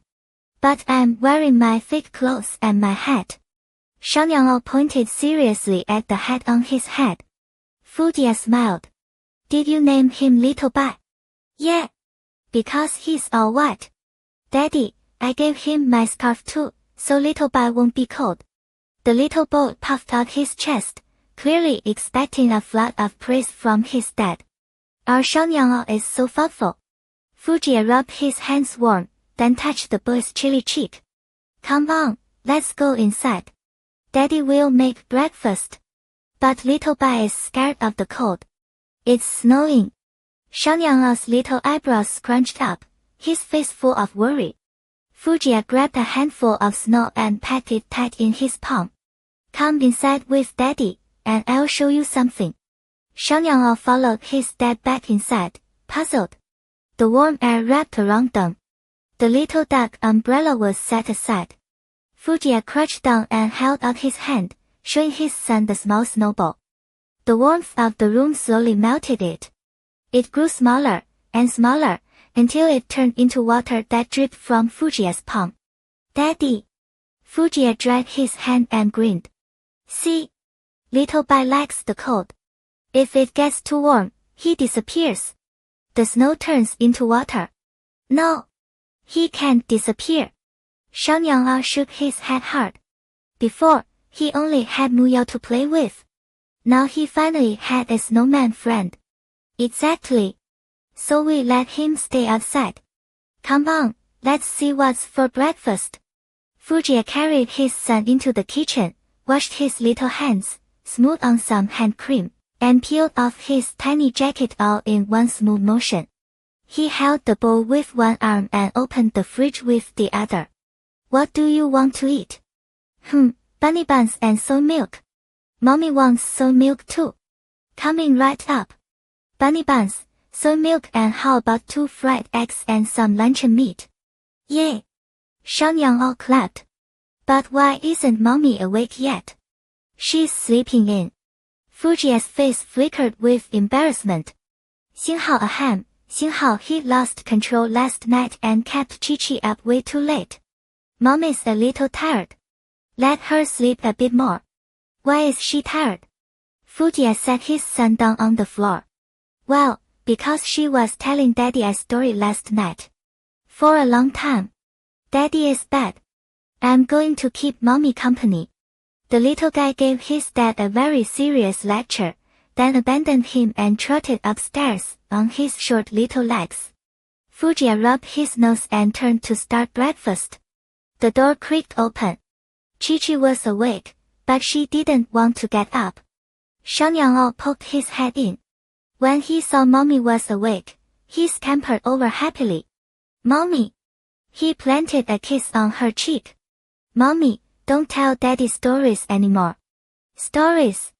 She breathed in his warm, sweet scent and smiled. What stories? Daddy said you told him stories too late last night, so you're sleeping in. Chi-Chi gritted her teeth and pulled her son into her arms. Okay. No more stories. Tonight, Mommy will sleep with you. I'm never telling him stories again. Yay. I haven't slept with Mommy in so long. Xiangyang's eyes sparkled with excitement. He snuggled into her arms and told her everything about his morning. Mommy, can little Bai stay there forever? Chi-Chi warmed his little hands and said softly, What, sweetheart? Do you like him that much? Yeah. Nobody plays with Xiangyang except Mu Yao. He held up one tiny finger, then thought for a second and added a second. And little Tan Yuan, but she doesn't live at our house. And now there's little Bai. He wiggled 3 chubby fingers, a pure smile on his little face. Chi-Chi paused. Xiangyang had always been with her and Ye. They were patient with him, but the child still wanted playmates. She'd been thinking about having another baby girl so the 2 kids could grow up together. But Jia had never agreed. And so 2 years had slipped by. Chi-Chi leaned close to Xiangyang and whispered, Baby, do you want a little sister? Little Tan Yuan. No, I mean, a little sister who will live with us from now on. A tiny one. You can play with her, eat meals with her, watch cartoons with her. Xiangyang's big eyes blinked, and he nodded like a pecking chick. Yes. I want a little sister. But she'll be younger than you. If we have a little sister, Mommy, Daddy, and you all of us need to take care of her together. Can you do that? Yes. And can you share your candy, your cookies, and your toys with her? Yes. Chi-Chi smiled. That's my good boy. Then Mommy will secretly make you a little sister. But you can't tell Daddy, okay? Okay. Xiangyang held up his little hand, pinky extended. Xiangyang won't tell Daddy. Chi-Chi's heart melted. She knew her son had always been loved by his grandparents, his mommy and daddy. He was a child raised in love, rich inside, and willing to share that love. If he had a little sister, he'd be a wonderful big brother. She hooked her pinky around his. Then it's a deal. It's a deal. Xiangyang couldn't hide his grin, his little heart full of their big secret. But, Mommy, when will the little sister come out? Mommy will make her as fast as she can. One day, when my tummy gets round and full, that means she's moved in. Yay! Since she promised Xiangyang, Chi-Chi launched her second child plan in earnest. And step 1. Freeze her husband out. That night, she showered and slipped into a little silk number barely skimmed her thighs, showing off miles of pale, smooth legs. Fujia was propped against the headboard, scanning documents. Chi-Chi crawled onto the bed, draped herself right across his lap, and gazed up at him with heavy-lidded bedroom eyes. Husband, my back hurts. Rub it for me. Her voice was all honey and heat, and it hit Fujia square in the chest. He dropped the papers instantly. His hands found her waist, kneading through whisper-thin silk. The skin beneath was warm, impossibly soft. He didn't have to look to know exactly how flawless it was. Chi-Chi squirmed, settled in, and nestled closer. Her warm breath fanned across his hip. Fujia's breath caught. Xinghao, wasn't she pissed last night? Is she actually in the mood tonight, Xinghao? His throat bobbed. He ran a hand through her hair, the other already wandering south. What's going on? Why are you so clingy tonight? He leaned in, lips grazing her ear, voice rough. Chi-Chi tilted her head and pressed a sweet, lingering kiss to his mouth, her throat arching in a gorgeous line that practically begged for attention. Fujia wrapped an arm around her waist, hauled her onto his lap, and deepened the kiss, taking over. The heat built fast. They were tangled, seconds from falling over the edge when Chi-Chi flattened a hand against his chest. Oh, wait. I promised Xiaonyang this morning I'd sleep with him tonight. With that, she slid off his lap and off the bed, her fingers brushing deliberately over his most sensitive spot on the way down. She swapped the silk for plain cotton pajamas, then grabbed her little pillow from the headboard. You're on your own tonight, babe. And then she headed for the door, smooth as butter. Fujiya stared after her. Baby, you coming back later? Chi-Chi paused at the door, glanced back, the picture of innocence. Nope. We agreed, remember? If we promise Xiaonyang something, we keep it. We've gotta set a good example. She stepped out, closed the door softly behind her, and stifled a giggle as she padded toward Xiaonyang's room. Fujiya looked down at the rumpled sheets. Chi-Chi's warmth was already fading. So was the fire she lit. He gritted his teeth. Xinghao, damn it. That kid was literally born to steal my wife, Xinghao. Across the house, Chi-Chi curled up with her son and slept like the dead. The plan, freeze him up for 2 solid weeks. No action.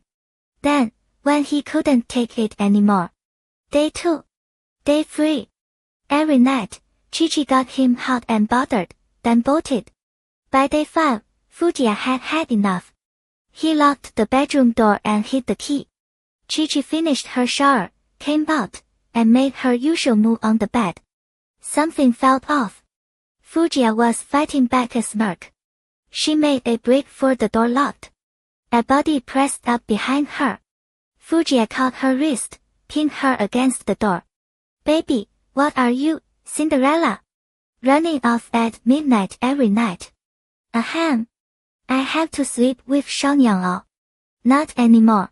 You slept with him plenty of nights. Tonight's mine. He didn't back off. He dipped his head and kissed her. Chi-Chi squirmed, but he held her firm until her knees went weak. Then he scooped her up and tossed her onto the bed with a wicked, possessive grin. Yeah. You're not going anywhere tonight. No, I need to at least tell the kid. Nope. Fujiya leaned over her, caging her in. White silk tangled with black as they rolled deep into the sheets. At the height of it, Fujiya still kept his head. He reached for the nightstand, fumbling for protection. Chi-Chi was already hazy, barely holding on. She saw what he was doing and smacked his chest weakly. Fujiya, don't use that. Let's make a baby. He kissed her. We'll talk about it next time. Later, NGH. Xinghao, next time he always says next time, Xinghao. Her curses dissolved into moans. She pouted, pitiful. Xinghao, this plan sucks, Xinghao. In the next room, Xiaonyang waited. And waited. Where was Mama? He slid off his little bed, padded to his parents' room, and tried the door. Xinghao. Won't open. He frowned. Mama said she'd sleep with him tonight. He pressed his ear to the door. A faint song from inside. Xinghao, is Mama crying? She sounds uncomfortable, Xinghao. Xinghao, probably Daddy making her tell stories again. Meaning, Xinghao. He pounded his little fists on the door. Baba. Mama. The knocking jolted them both. Fujiya jerked, lost control. Chi-Chi let out a tearful squeak, then clapped a hand over her mouth. Her eyes were wet, fixed on him, full of indignation and embarrassment. Fujiya let out a long, clenched jaw sigh. He kissed her once, then pulled on his pants and went to open the door. Chi-Chi was hidden completely under the blanket, her cheeks still burning pink. Fujiya crouched down to face his son. Xiaonyang, why are you still awake? Daddy, where's Mommy? She said she'd sleep with me. He'd already changed into his little dark pajamas all by himself and had been waiting forever. Eventually, he decided to poke his head into their room to investigate. Sorry, buddy. Mommy's sleeping with Daddy tonight. Fujiya scooped up his son and carried him to the bedside. Don't believe me? Ask her yourself. Chi-Chi froze. Then she yanked the blanket higher and shot Fujiya a murderous look. Baby, Mommy is sleeping with Daddy tonight because Daddy is scared. She practically snarled the last word. Shang Yanglao looked from Mommy to Daddy, forehead scrunching. Something definitely felt off. Mommy, are you sick? Your face is so red. He had a fever not long ago that turned his own little cheeks pink, so seeing Mommy flushed made perfect sense to him. No, the blanket's just a little warm, that's all. Beneath the covers, she was completely naked. Chi-Chi felt like she might combust from embarrassment. Jie, just take him back to bed already. Oh, so does that mean our Chi-Chi is agreeing to sleep with me for the next few days? Fujiya stood planted by the bed, not moving. He looked utterly prepared to negotiate terms with his wife and equally prepared not to take their son anywhere until she agreed. Fine. Good. You hear that, son? Mommy's staying with Daddy for a few days, so you'll need to be a big boy and sleep on your own. He smiled, carried Shang Yanglao out to his little bed, and tucked him in. Then he crouched down, face turning serious. Sweetie, Daddy needs to tell you something. Shang Yanglao was already grumpy that Mommy was sleeping with Daddy yet again.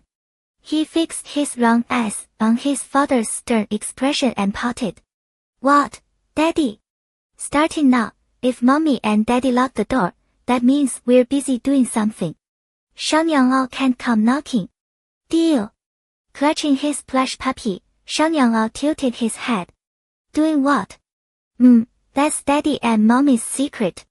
I can't tell you. Fujiya had zero shame about lying straight to his child's face. Humph. Shang Yanglao flipped over, presenting his tiny backside to his dad. I have secrets with Mommy too. And I'm Xinghao not Xinghao telling you. Oh. What kind of secrets? Shang Yanglao slapped both hands over his face and shook his head, radiating pure refusal. Our little man has secrets now. Want Daddy to guess? The big bad wolf was gearing up to trick his prey. Peeking through the gaps between his fingers, Shang Yanglao saw his dad's troubled expression and puffed out his little chest with pride. Daddy, you'll never guess. Mommy said she's going to grow a little sister for me, and I'm Xinghao not Xinghao telling you. He grinned to himself, terribly pleased. No way was Daddy getting this out of him. Fujiya burst out laughing. He couldn't help it. He straightened Shang Yanglao's pajamas and pulled the blanket up snugly around him. Well, now, that really was quite the secret. He coaxed the little guy to sleep, then rose and headed back to the bedroom. His Chi-Chi and their son one big fool, one little one. How exactly was a mommy supposed to grow a little sister all by herself? He slipped back into the room without a sound, pretending he knew nothing at all. Is Shang Yanglao asleep? Chi-Chi turned to ask when she heard him come in. Fujiya climbed onto the bed from the side and pulled her into his arms. The lazy warmth of their earlier intimacy still lingered in the air between them. Out cold. His voice was a soft murmur, and he pressed light kisses along the curve of her neck. Baby, want to keep going? His hands slid down and found the pajamas she'd already put back on. Humph, Chi-Chi mumbled. No more. I'm sleeping. Even if they kept going, there was no making a baby tonight. No point wasting her energy. Fujiya chuckled under his breath and didn't push. He just held her, and they drifted off. Her first plan had failed, and Chi-Chi blamed it entirely on that sly wolf being too clever. But she wasn't giving up. Still, having a baby wasn't something to take lightly. A few afternoons later, Chi-Chi went to the hospital for a checkup with Song-Yin. She wanted to see if there was anything she needed to adjust with her body. Song-Yin had tied the knot with Jiang-Yu at the end of the previous year. With Fujiya at the office, Chi-Chi brought Shang Yanglao along with her. She called ahead, so Song-Yin was already waiting in her office. Yin-Yin. The woman behind the desk had been reviewing documents. At Chi-Chi's voice, she looked up and broke into a warm smile. You made it. And our little Xiaonyang came too. Auntie Ying. That sweet little voice and those big, blinking eyes were enough to melt absolutely anyone. Song Ying crouched down and ruffled his hair. Wow, Xiaonyang, you gotten so tall. Yeah. Mommy says I grew all the way up to the frog size. At home, they had a height chart with 2 little frog stickers beside it. A couple of days ago, when they measured him, he'd hit right at the frog size, and he hadn't stopped wanting to show off about it since. Song Ying beamed and praised him. You must have been eating really well. That's amazing. She straightened and turned to Chi-Chi. So you really want to give Xiaonyang a little sister? Did that husband of yours agree? Chi-Chi had discussed it with her a long time ago. Her body was actually fine now. The complications she had while pregnant with Xiaonyang had been because of all the stressful situations she endured back then. Now, with proper care, a normal pregnancy wouldn't be dangerous. Fujiya was just being overly cautious. Yeah, Xiaonyang's getting bigger, and he's the only child. If he had a little sister, he wouldn't be so lonely. Chi-Chi bent to pick up Xiaonyang, and they started walking out together. He wrapped his arms firmly around Mommy's neck to help her carry him. Auntie Ying, are you gonna put the little sister in Mommy's tummy? Song Ying laughed at the question. No, sweetheart. Your daddy has to put the little sister in Mommy's tummy. Nobody else can do that. Oh, I get it. Then why hasn't daddy done it yet?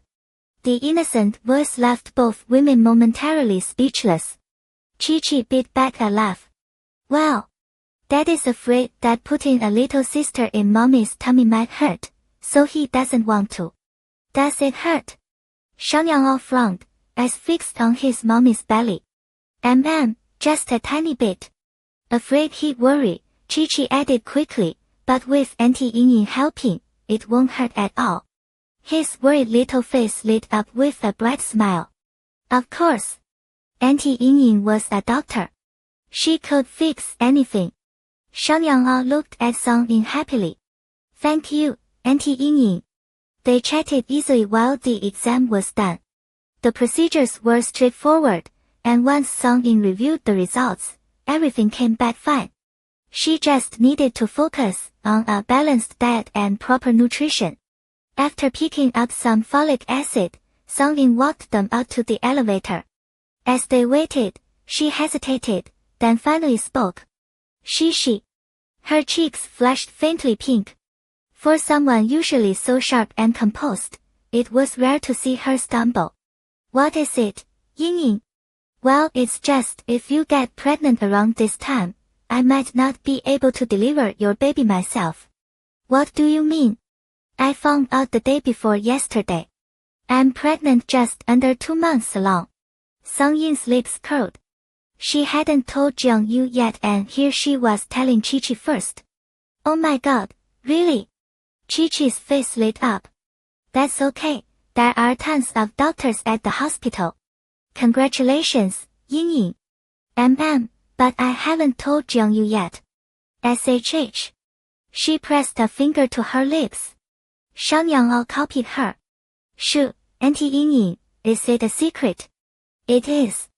Xiaonyang has to keep it secret for me too, okay? Okay. He nodded, his little face dead serious. He kept Mommy's secret safe. He'd keep Auntie Ying's too.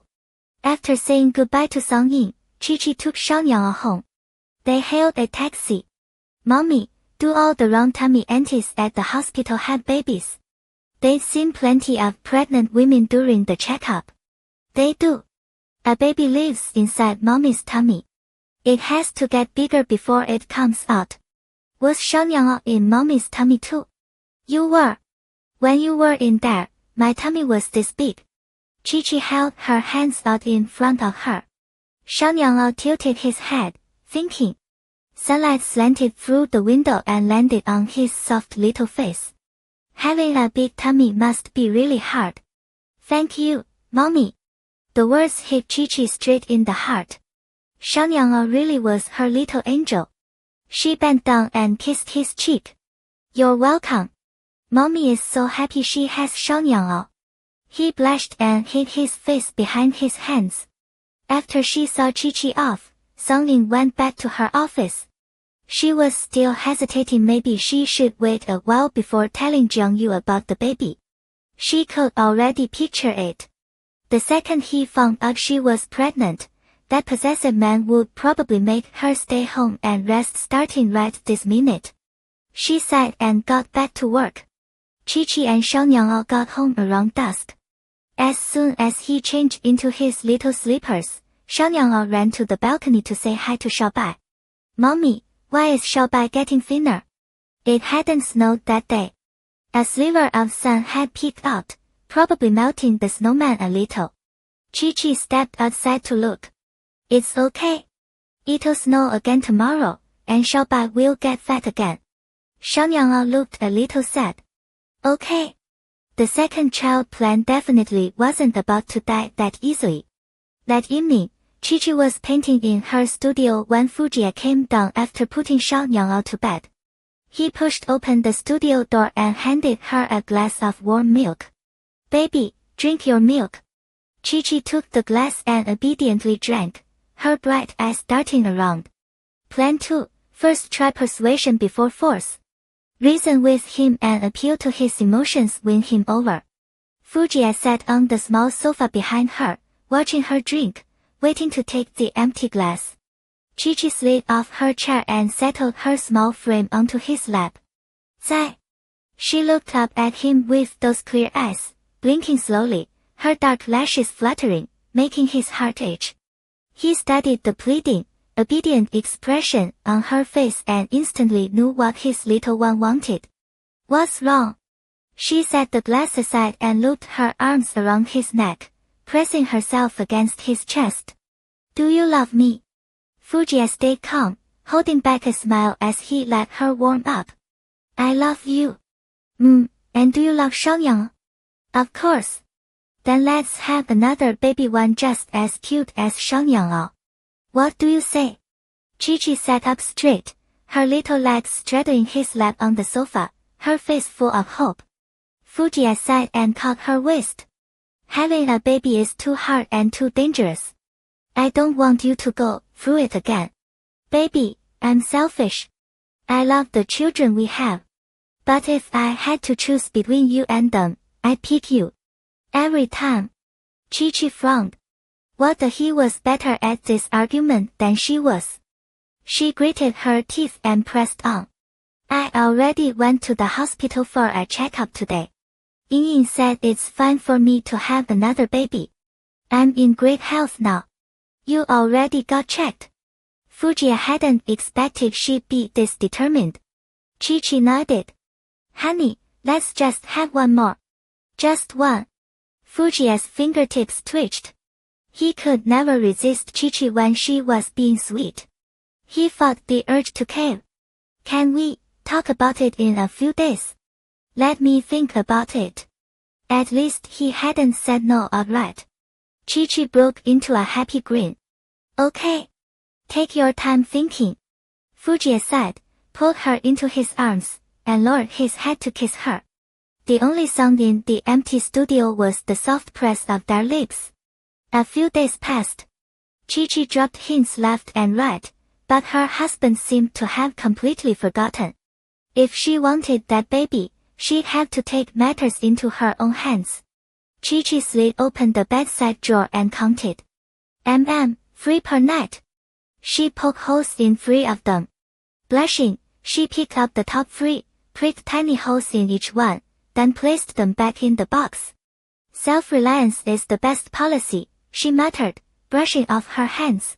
Done. Fujie never would have guessed that his well-behaved Chi-Chi would go to such lengths to give Xiaonyang a little sister. Since she hadn't brought it up in days, he started to relax, thinking maybe she'd really let go of the idea. He wanted more kids too, of course. But those times at Clearwater Bay when she ended up in the hospital just thinking about them made his blood run cold. It was all his fault for not taking better care of her back then. One child was fine. He didn't want Chi-Chi to suffer again. Until one night, a couple of weeks later, the woman beneath him was breathless from his kisses. Fujiya reached into the nightstand drawer for a condom.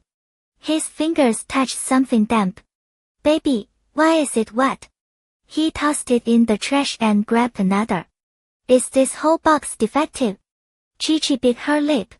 How could she have forgotten that some of them came pre-lubricated? This box was new. She poked the holes, put them back, and little by little the lubrication had seeped out. And maybe it's defective. Just use a different box. Go ahead. Whenever the little liar fibbed, she blinked like crazy, her lashes fluttering. Fujiya picked up the wrapper and examined it closely. Holding it up to the bedside lamp, he finally spotted the tiny pinprick holes. He leaned over to look at her. She was barely showing the top of her head, trying to hide completely. Oh! Defective. So it learned how to stab itself with a needle. I guess it just broke. Fujiya was furious and frustrated, but he couldn't bring himself to yell at her. He swept everything out of the drawer into the trash can. Then he turned away to sleep. He was mad. Really mad. A soft rustle came from behind him. The tiny figure crept closer and poked his back with one small finger. Fujiya didn't move. She poked again. Then her warm body wrapped around him. Honey, are you mad? Don't be mad, okay? Chi-Chi slid her hand down and pressed against his abs. God, they felt incredible. She nuzzled her cheek against his back. The muscles beneath her palm went taut. She caught herself smiling and blinked it away. When Jia wanted to make her feel better, what did he do? Kisses. That's right. She hooked one leg up, ready to climb right over him to the other side. If he wouldn't roll over, she'd just have to go herself. The man was built like a wall of muscle, lying on his side, and for someone her size, he was anything but a short climb. Chi-Chi braced herself on his arm and started hauling herself across. Her foot stretched straight but still couldn't reach the mattress. She clenched her teeth and pushed harder. Too hard. Her hand slipped, and she tumbled straight off him. Oh! Just as she hit the edge of the bed, a strong arm locked around her. Fujiya, terrified she'd actually fall, dragged her back and glared, his sternest face on full display. Chi-Chi flashed him a sly grin, like a little fox caught mid-steam. Helpless, he gathered her into his arms and shut his eyes, pretending to sleep. If he looked at her another second, he'd crack. Chi-Chi reached up and traced his jaw. Stubbly. Scratchy. Then her fingers drifted lower, brushing his Adam's apple. It bobbed. Fujiya gritted his teeth, snagged her wandering hand, and tucked it under the blanket. Sleep. No. I can't fall asleep. He opened his cold eyes and fixed her with a look. Why not? Chi-Chi lifted her head and pressed a kiss to his lips. You're upset. Don't be upset. He stayed stone-faced. She let out a sigh and rubbed her belly. Oh well. Wonder if the little sisters moved in yet. My husband won't even talk to me. So sad. His arms tightened around her. Pregnant women shouldn't get too sad or worked up. Boo-hoo. Can't sleep. I'm just so upset. Fujiya broke. He reached up and pinched her cheek. You might as well just finish me off right now. He'd spoken. Chi-Chi burst out laughing. Honey, you're not mad anymore. I'm not mad.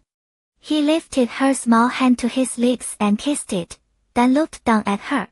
You really want another baby that badly? Chi-Chi nodded. I do. Xiaonyang wants one too. Think about it, 2 kids. So lively. Grandpa and Grandma would be over the moon. You know they don't care about any of that. They just want you to be well. I know. But a livelier house will make them happy anyway. And I really want another baby. Your baby. Chi-Chi was full-on spoiled in that moment, whispering it like a wish.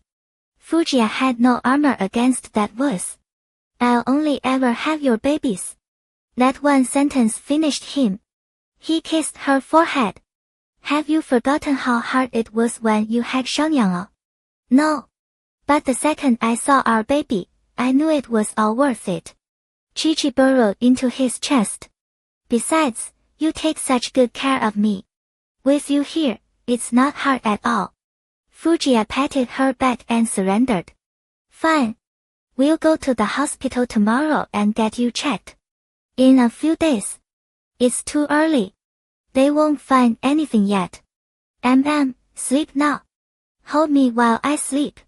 I am holding you. And just like that, pregnant or not yet, Fujiya had already put Chi-Chi on the highest priority protection list. He doted on her every day.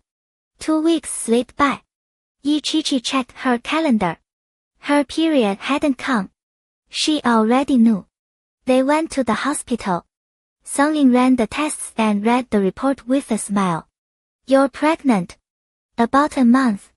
Extra careful in the first trimester, okay? Chi-Chi nearly jumped up, then caught herself and pressed both hands over her belly. Shangyang, perched in his father's arms, tilted his head. Daddy, is there a little sister now? Yes. She's in mommy's tummy. Whoa. Daddy's amazing.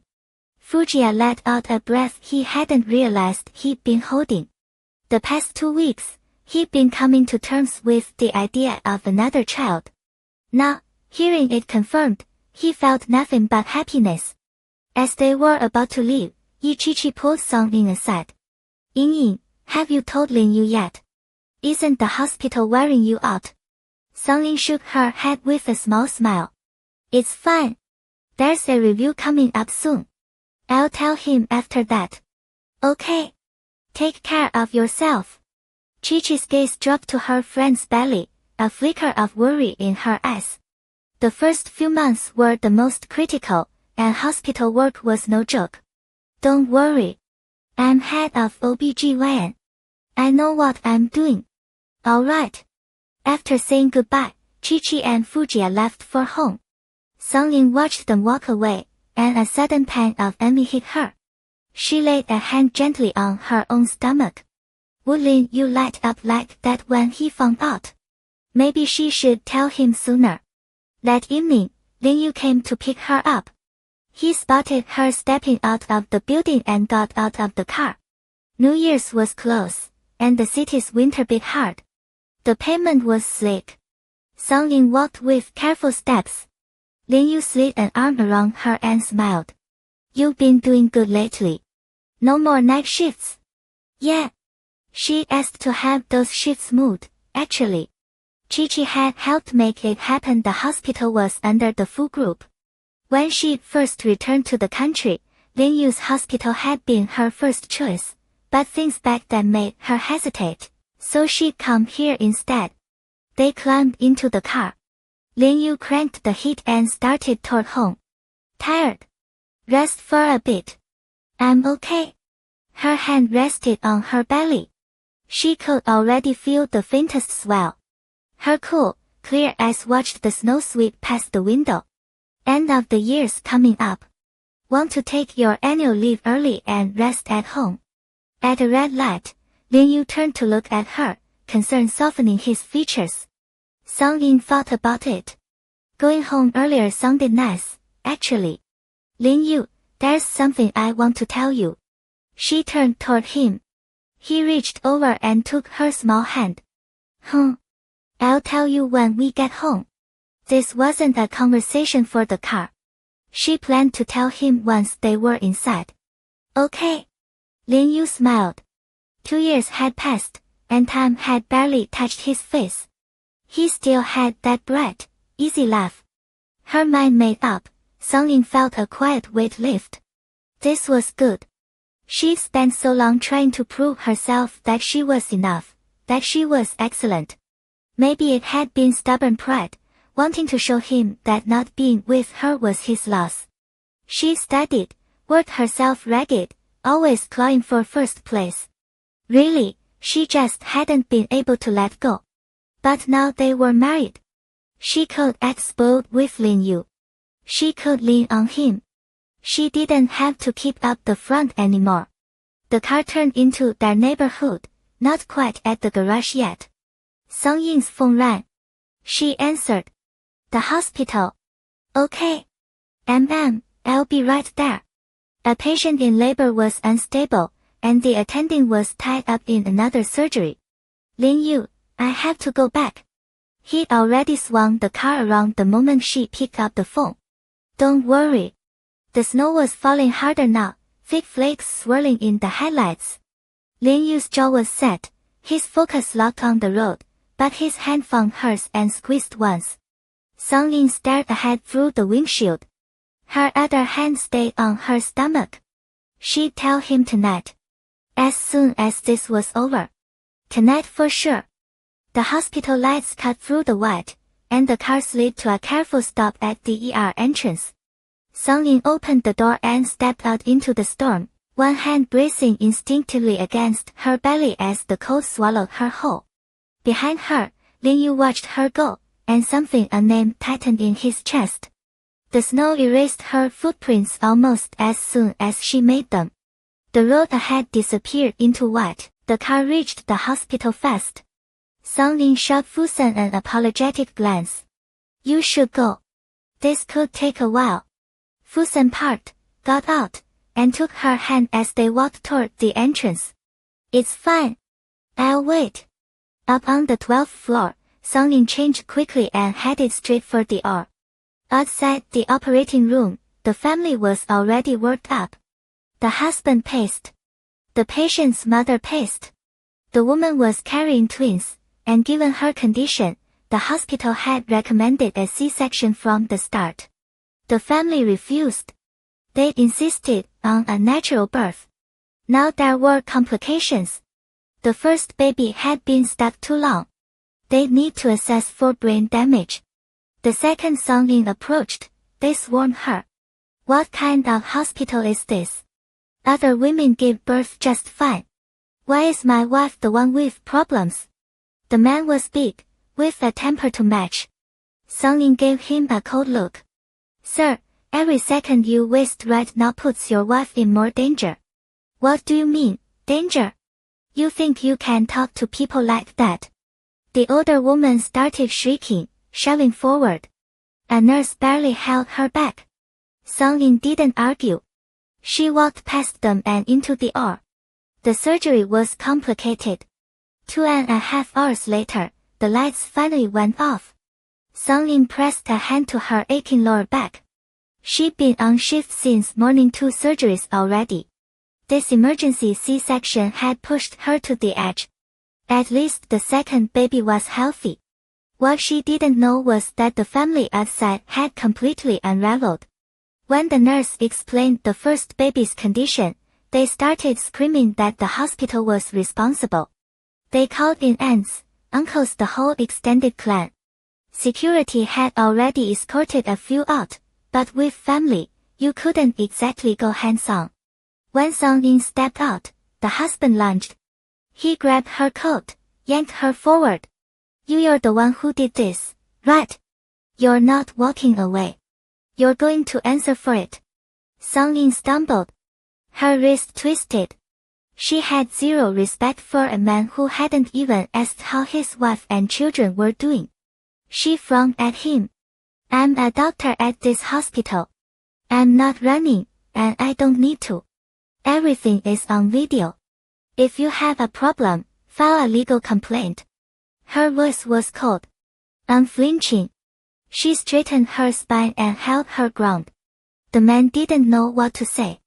But with all his relatives watching, he couldn't afford to lose face.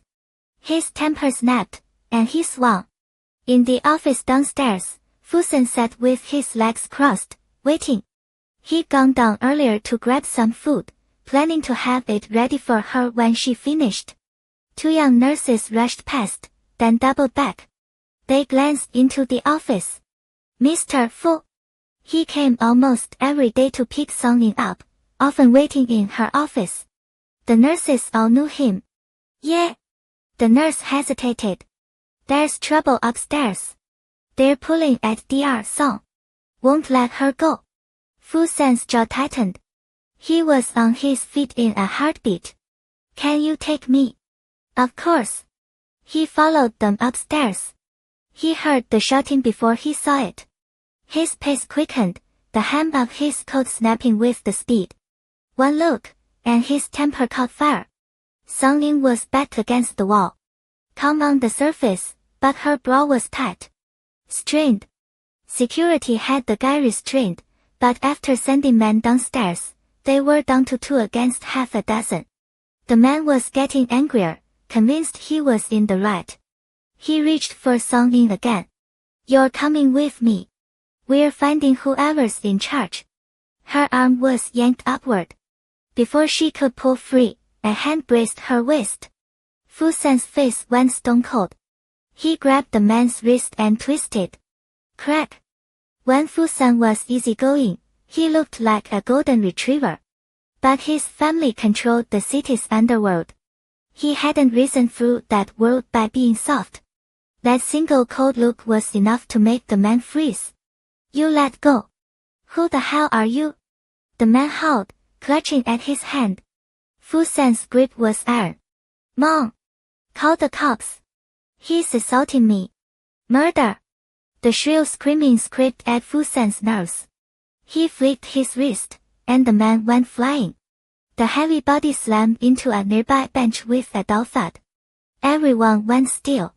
Silence dropped. No need. The police are already on their way. His voice was ice. He turned to Song Ying. Her forehead was beaded with cold sweat. His chest tightened. Babe. He checked her over, scanning for injuries. Song Ying tugged at his sleeve, shaking her head. Just carry me downstairs. He scooped her up without another word, steady as he walked to the elevator. She buried her face against his chest and let herself rest. She could feel the baby, nothing serious. Just a bump against the wall. My office. Inside, her office had an exam room attached. Fu San laid her on the bed and bent down. Are you sure you're okay? Let me get another doctor. I'm fine. I can check myself. Wait outside. He studied her face. I'm staying. You don't look good. She didn't argue. She slid off the bed, cheeks flushing, and reached for her pants. Fu San blinked, then knelt to help her. Let me. Okay. Her white underwear was clean, no blood. That meant she was probably fine. She let out a breath. He helped her pull her pants back up. What is it? Her small hand took his and pressed it against her belly. It felt the same as always. But if he focused maybe just a little fuller. I'm sorry. I was going to tell you tonight. I'm pregnant. Pregnant. His hand on her stomach might as well have been on fire. Fu San went completely still.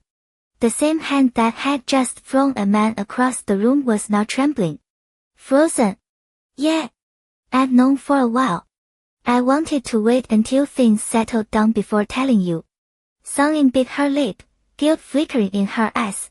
I almost let something happen today. Fu San clenched his jaw and pulled his hand back. You're sure you're okay? We need to run more tests. I'm fine. I'll just grab my medicine and go home. I can come back tomorrow. Tomorrow. His brow tightened. His mind was a storm. He was happy they were having a child. But part of him stung. Did she not trust him? He pushed it down. Now wasn't the time. He needed to get her home. I have another shift tomorrow. She saw the look on his face and read him instantly. She gave in. Fine. I'll get coverage. She had a nurse bring her medication. The congee still sat warm on the table. Fu San carried it to her. After the meds arrived, they packed up and headed for the car. He wrapped her scarf around her and kept her close. But the whole drive home, he didn't say a word. The house felt too quiet after they got home and peeled off their coats. Fu Qingyan helped her unwind her scarf and hung it on the rack, his movements calm and careful. But the silence between them pressed in, heavier than usual. Neither of them talked much on a normal day. But normally, Fu Qingyan had an easy smile, a warmth that settled into every room he walked into. Tonight, that warmth was gone. Go lie down, he said, steering her toward the stairs. Songlin opened her mouth, then shut it. She didn't say a word. The bedroom was warm. She changed into lounge clothes and stepped out to find him sitting on the edge of the bed. He stood the second he saw her, giving her space. Rest. I'll have dinner sent over. Okay. Once she was settled, he went back downstairs and called the restaurant. Light and simple. He made sure of it. Then he got on the phone with a nutritionist and arranged meal deliveries for Songlin through the rest of her pregnancy. When he was done, he tossed the phone onto the sofa. He could feel his mood slipping, knew it was written all over his face. Outside, snowflakes drifted past the window in lazy spirals. A sudden gust shook the loose ones free, scattering them into the dark. He pushed open the balcony door and stepped out. The cold hit him all at once. Xinghao, why am I even pissed? Xinghao. She was pregnant. That was supposed to be good news. When did she find out? Why hadn't she said anything? Deep down, he already knew. Work. She was probably scared he'd make her slow down. Fu Qingyan let out a bitter breath. He felt like a complete failure. Weren't they supposed to be each other's person? This baby was theirs. Both of theirs. He blamed himself for not paying attention, for missing the signs. And the thought of what almost happened today made his blood run cold. But what's done worse, she kept it from him. For weeks. He pulled a cigarette out of his pocket. He almost never smoked. White smoke tangled with the fog of his breath. He braced his hands on the railing, shoulders slightly hunched. Upstairs, Songlin lay in bed for a while, then turned over. The guilt gnawed at her. She touched her belly. Baby, did mommy screw this up? She sighed and couldn't stay still anymore. She got up and went downstairs. The living room was empty. She checked the second floor study. Also empty. Xinghao, did he leave? Is he mad, Xinghao? Her chest tightened. She messed up. They were married, this wasn't just her business. She made the call alone, without telling him. Of course he was upset. Biting her lip, she headed back downstairs, ready to go find him, jacket or not. His coat was still on the rack by the door. Then she turned and caught sight of him on the balcony. Snowflakes dusted his dark hair. He stood with his back to her, wearing nothing but a thin shirt. He looked red. She froze. Regret crashed over her. Slowly, she walked over and tapped on the glass. He turned. The first thing he did was stub out his cigarette before stepping inside, careful to shut the door behind him so the cold wouldn't reach her. He looked down at her. What's wrong? You feeling okay? Songlin shook her head and wrapped her arms around him. Her small frame pressed against his chest, and that's when he realized just how cold he was. He tried to pull back. The thought of her freezing against him was unbearable. Don't. I'm ice cold. You're not. He ran a hand over her hair. Songlin never let her guard down like this. She was usually so steady, so composed. What's going on? I'm sorry, baby. Her voice cracked right on the word, and she couldn't push out anything else. Her thin arms tightened around him. For so many years, she'd loved him first. This relationship had been hard won, and she couldn't bear the thought of anything driving a wedge between them. Fu Qingyan sighed softly, then smiled. He bent down and scooped her up. Why are you this upset? I just needed a minute to process. He carried her to the sofa and sat down with her in his lap. Her hair, usually pulled back neat, was loose and a little messy now, and her face carried a shadow of worry. He held her gaze and waited. "I should have told you sooner," she said, frowning. Her voice came out small as she tried to explain all those embarrassing, anxious thoughts she'd been holding onto spilling out. "I'm just used to doing everything myself. Handling things. Whether it was school or work." He tucked a strand of hair behind her ear. "Xiaoying, I want you to lean on me. You don't have to work yourself to death. I overthought everything." She pressed her face into his chest. "All those years, I was either studying or in the lab. Maybe I just wanted to be enough. So that when I finally saw you again, you think, wow, Songying really made something of herself. I imagined you looking at the girl you didn't pick and realizing she'd done okay. I wanted you to feel just a little regret. I thought about a lot of things. Unrealistic things. Even ridiculous things." Her voice was barely above a whisper, like she was reaching back toward a time long gone. "There's a year-end review coming up. I didn't want to blow it. But when Chi-Chi showed up at the hospital today, I realized none of that matters. We're already married. We're together now." Fu Qingyan's chest ached. Songying had always looked tough on the outside, but inside, she'd never felt safe. He should have been more patient. Should have asked her why instead of letting her spiral.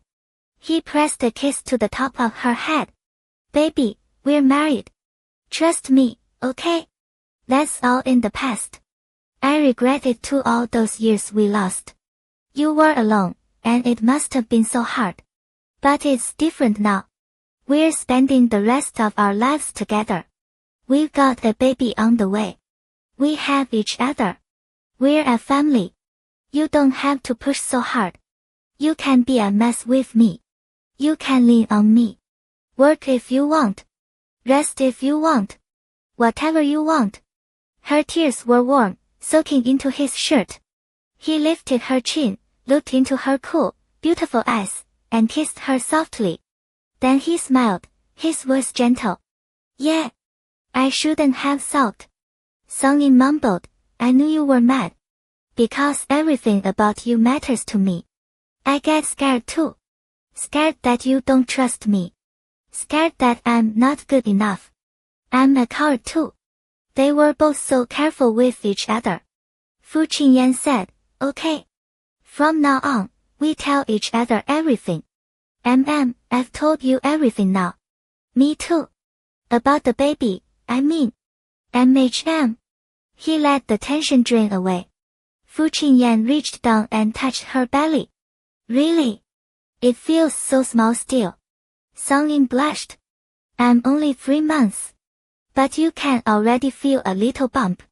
She guided his hand under her shirt, pressing his palm right where the baby was. "Another month and you'll really see it." The skin beneath his hand was warm. His heart hammered. After a long moment, he relaxed and traced a light circle over the spot with his thumb. "Wow. I'm incredible. Huh? Got you pregnant this fast. So does that mean I can touch you now?"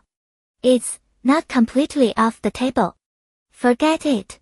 Bad for the baby's development. Too embarrassing." Fu Qingyan, be serious. Along the way home, Shangyang fired off questions the whole way. "Mommy, did the little sister really move in? Then how come your tummy isn't round yet? Is she gonna run away to someone else's house? When did she move in? When is she coming out?" Chi-Chi answered every single one, patient as always. Fujia finally reached his limit and told his son to stop tiring out mommy and the baby. The second they stepped inside, Fujia settled his wife onto the sofa. Then he turned to his son. "Go get your stool." Shang Yanglao looked like a walking doll as he dragged the little stool over. He sat down, chubby legs pressed together, tiny hands resting neatly on his knees. This was the pact Fujia had made with him once he was old enough to understand. When Dad had something really important to say, Shang Yanglao sat on the stool. Chi-Chi bit her lip, trying not to laugh at the little man's serious expression. Fujia pulled up his own stool. Big and small, facing off. Fushinshu. Here. A small hand shot up, his whole body bouncing with eagerness. Alright. Daddy's going to explain something. Your little sister is inside mommy's tummy. Right now, she's very, very tiny. How tiny? About the size of a little seed. Xiangyang nodded, his big eyes blinking, not fully getting it but trying his best. Because she's so small, we have to protect her. That means no more bumping into mommy's tummy. Understood. Understood. Xiangyang won't bump mommy's tummy.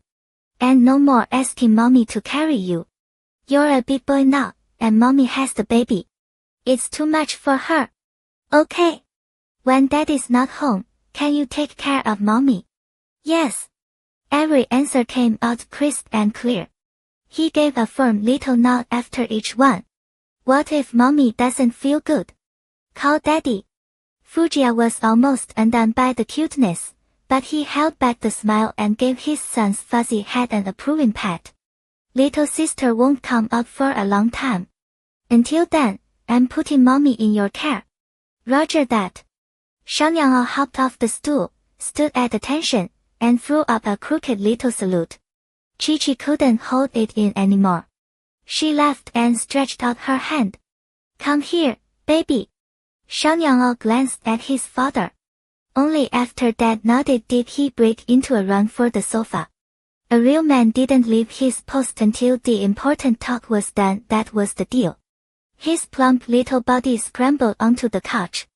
Big, unblinking eyes fixed on mommy's belly. Mommy, can Xiangyang touch little sister? She guided his warm hand to her stomach, right over the thin fabric of her shirt. He felt around carefully. Maybe it was something in the blood, because he couldn't actually feel anything.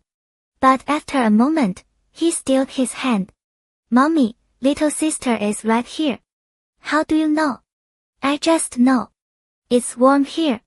Xiangyang kept chattering with Chi-Chi. They'd gotten home a bit late, and Fujia's mind was already on feeding his family, the two of them, no, three of them now. He headed into the kitchen to make noodles. In the fridge, he found beef stew that Aunt Yun had dropped off at noon. He boiled the water, dropped in the noodles, fried a few eggs, and blanched some baby bok choy. Then he ladled out a generous scoop of the tender beef. The tall man stood in just a white dress shirt, tailored perfectly across his broad shoulders and narrow waist. The sleeves were rolled up twice, his forearms still damp. He leaned back against the marble counter, waiting for the water to boil, his posture easy in a way he rarely let anyone see. Another baby with Chi-Chi. The thought bloomed in his chest, quiet and full. This time, he'd be there from the very beginning to the very end. He'd take good care of his wife. When the noodles were nearly done, he straightened up and turned for the bowls. He looked up and found her leaning against the dining table, watching him. A smile broke across his face. Almost ready. You hungry? Chi-Chi nodded. Starving. It smells amazing. She came into the semi-open kitchen and pressed herself against him. I want cilantro too, she said, just a little whiny. Sure. I'll wash some. He gave her a fond look. Bright green cilantro floated on top of the steaming beef noodles, right beside a golden fried egg. Chi-Chi's eyes lit up. Let me carry that, you little food thief. It's not me, it's the baby. Fine, fine.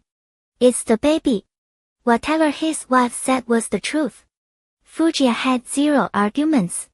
He washed Xiangyang's hands and set the small bowl of noodles in front of him. Xiangyang was a good eater and usually fed himself. The noodles were slippery, and his kid-sized chopsticks couldn't quite handle them, so he leaned close to the bowl and slurped them straight into his mouth. Baba, this is so good. His little face was half covered in sauce. He grabbed a napkin, wiped his mouth, and went right back in. Chi-Chi chimed in, it's super delicious. The priest man lifted his chin and accepted the compliment with practiced calm. Shang Yan'ao finished one bowl, then asked for a little more, until his belly was round and full. Baby, you're amazing. You're such a good role model for little sister. At that, the little boy's eyes went wide. Shang Yan'ao will always eat well from now on. Then little sister will be good too. That's right. After dinner, Shang Yan'ao pulled out his picture books and settled in to read to the baby. His smile was earnest and determined. Chi-Chi didn't know whether to laugh or cry. Wasn't prenatal education a little early? Baby, little sister is too small. Her ears haven't grown yet. She can't hear you. Fujiya seized the moment to usher his son out. Because his wife's evening hours. Those belong to him. After showering, he pulled her into his arms. Touching. Stroking. Pressing close. Baby, you're going to be exhausted all over again. Not really.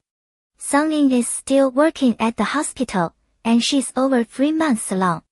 Meaning Chi-Chi could still go to work too. If you want to work, that's fine. But let's wait a few days, okay? Let me feel safe first. By the time this baby is born, Shang Yan'ao will be starting kindergarten. We finally get some time alone, and then another little peanut shows up. Fujiya ground his teeth. Chi-Chi was already half asleep, mumbling, you already tricked Shang Yan'ao away. 幸好 yeah, but you still got one in there, 幸好 Fujiya wanted to say. He looked down at her closed eyes. He just pressed a soft kiss to her forehead instead. A few days later, Shang Yan'ao scrambled out of bed at the crack of dawn, hair spiking in every direction. Barefoot, he padded into the next room, round eyes darting around before he crept toward his mother's side of the bed. He pressed both little hands to the blanket and patted her belly. Good morning, little sister. His voice was barely a whisper, like they were sharing a secret. Fujiya had been awake for a while, lying still with his eyes closed, one arm wrapped around his sleeping wife. At the sound of his son's voice, his eyes opened a sliver. He glanced over and motioned for the boy to climb in from the far side. The little dumpling wriggled under the covers next to his father. Fujiya rubbed his stubble jaw against him. You're up early. Shang Yan'ao couldn't hold back the giggles. He clapped both hands over his mouth, muffling the sound. Mommy said we're going to cousin little Tang Yuan's house today. But mommy's still asleep. So is your sister. They kept their voices low, careful not to wake the sleeping beauty between them. Little sister's so lazy. That's because she's still tiny. She needs lots of sleep so she can grow big and strong. Okay. We'll wait for mommy to wake up then. They murmured back and forth until the woman behind Fujiya stirred, a soft hum escaping her lips as she hovered at the edge of consciousness. Fujiya immediately abandoned his son, turned, and pulled his wife into his arms. Baby! You awake? Chi-Chi buried her face against his broad chest and shook her head. Still tired. The first trimester drained everything out of her. Impossible to drag herself out of bed in the mornings, wanting to nap all day. Her voice was soft and drowsy, that potty tone of hers like a sleepy kitten. Behind them, the little dumpling thoroughly abandoned by his father crawled free from the tangled blankets. Daddy's back was like a mountain. Shang Yan'ao pushed himself upright against it, stretched his little legs, and tried to peer over Fujiya's shoulder. His mother looked so tiny, tucked inside Daddy's blanket cocoon. Mommy, is little sister awake yet? Chi-Chi blinked her eyes open and looked up to find a tiny head poking out from behind Fujiya. Sweetie, you're up early. Yeah. Mommy, I already said hi to little sister. Mommy's being shy, hiding in Daddy's arms. Worried his mother couldn't see him properly, Shang Yan'ao stood up on the mattress, bracing himself against his father, trying to get taller. Chi-Chi laughed as his warm little hands found her cheek. Of course my husband is supposed to hold me. Fujiya reached back, scooped up his son in one easy motion, and settled him into the space between them. Careful. Don't kick mommy's belly. Okay. Xiaonyang wiggled happily, sandwiched between his parents. Mommy, today I'm gonna tell little Tanyuan that I have a baby sister now. Okay. They lazed in bed a while longer, then decided they'd eat lunch at home before heading out. Little Tanyuan wore a red quilted jacket, her hair done up into tiny buns with red string. She sat on the playmat, tugging at Erdu's fur. There was a time when Mu You's house was ruled by Erdu. That ended the day little Tanyuan showed up. Something about instinctive submission. Every day, the husky got pinned to the floor and systematically deferred. The giant dog wouldn't move a muscle when the little girl reached for him, just lay there and let her do whatever she wanted. 星号叮当. Ding dong 星号. The doorbell rang.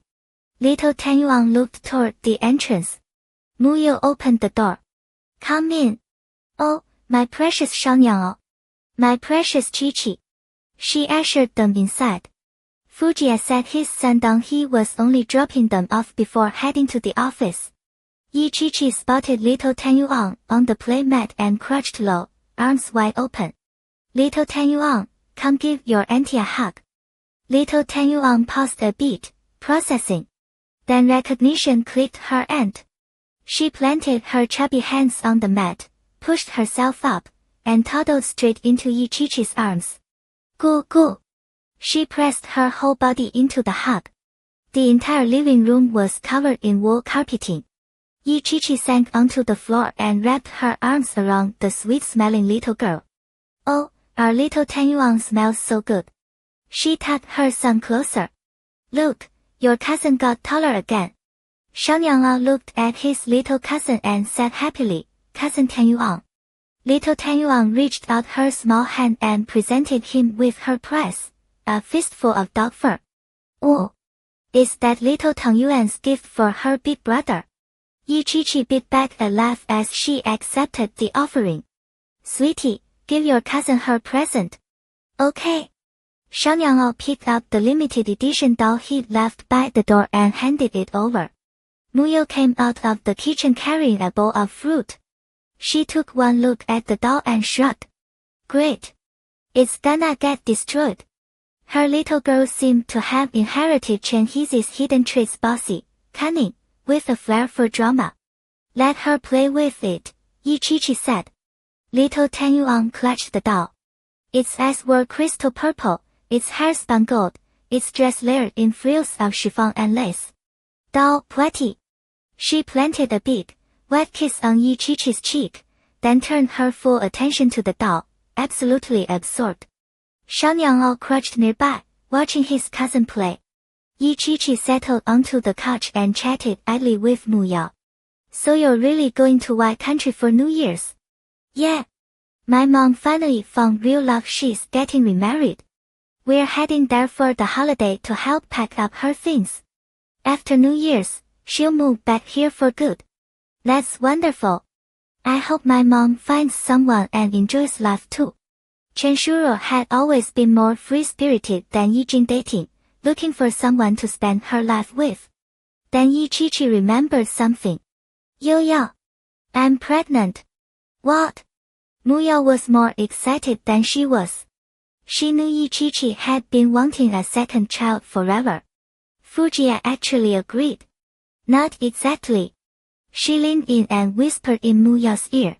Mu You burst out laughing. Good for you, girl. Huh?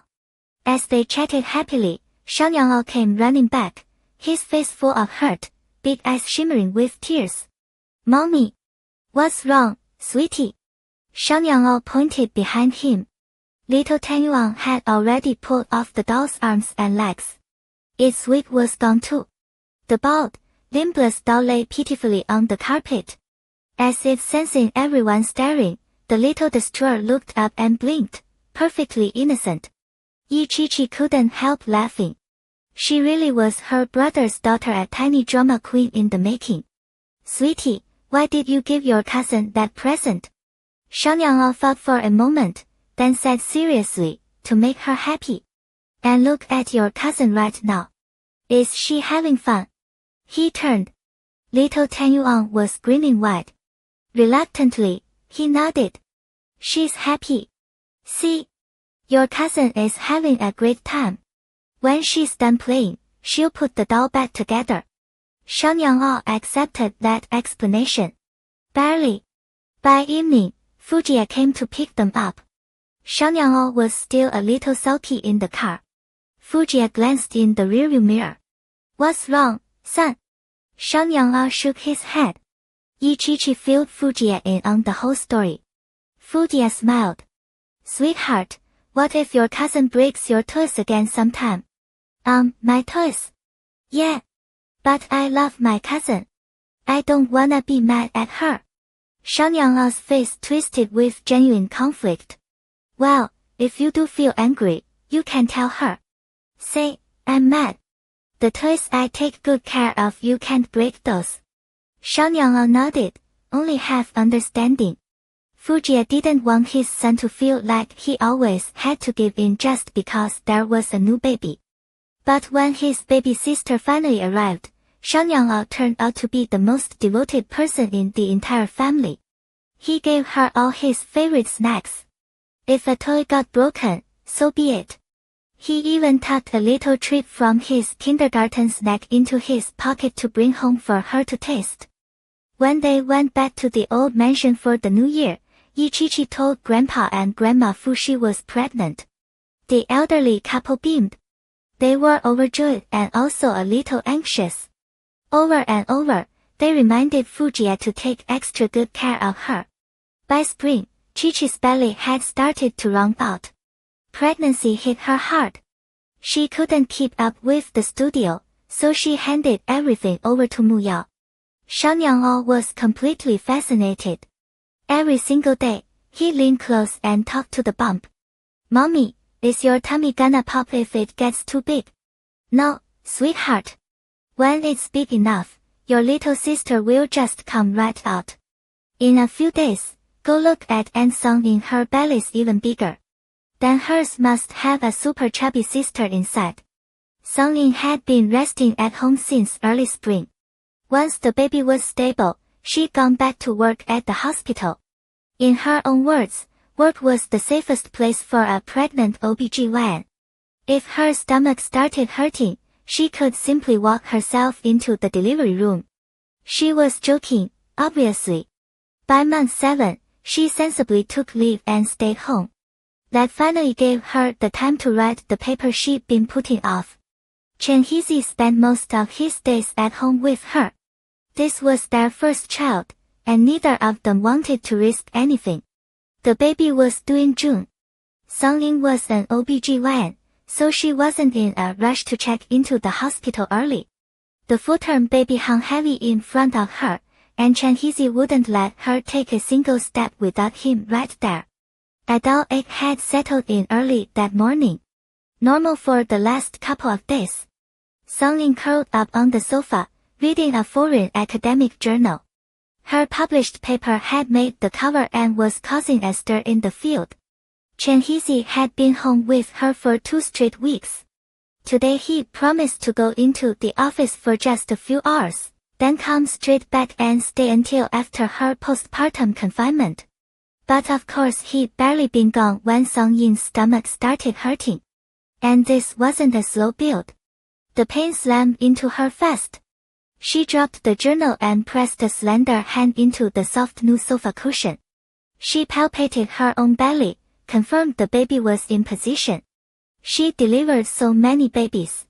She knew exactly how much labor hurt. She'd seen every kind of patient, women who screamed through the pain, bit through it, even passed out from it. But when that pain actually tore through her own body, she realized it was beyond anything she could have imagined. Oh! Why did it hurt this much? The baby had been measuring on the smaller side all along, but these contractions were coming at an abnormal speed. She was worried this might be precipitous labor. And the house was empty. If it was fast labor, she had to get to the hospital immediately. She pushed herself up, looked for her phone, and remembered it was probably still upstairs in the bedroom. Clutching her belly, she headed for the stairs. She only made it a few steps before another wave crashed through her. The intervals were way too short. She was almost certain now. Precipitous labor. Panic started creeping in at the edges. If the baby came fast, it could be here in an hour. Maybe two.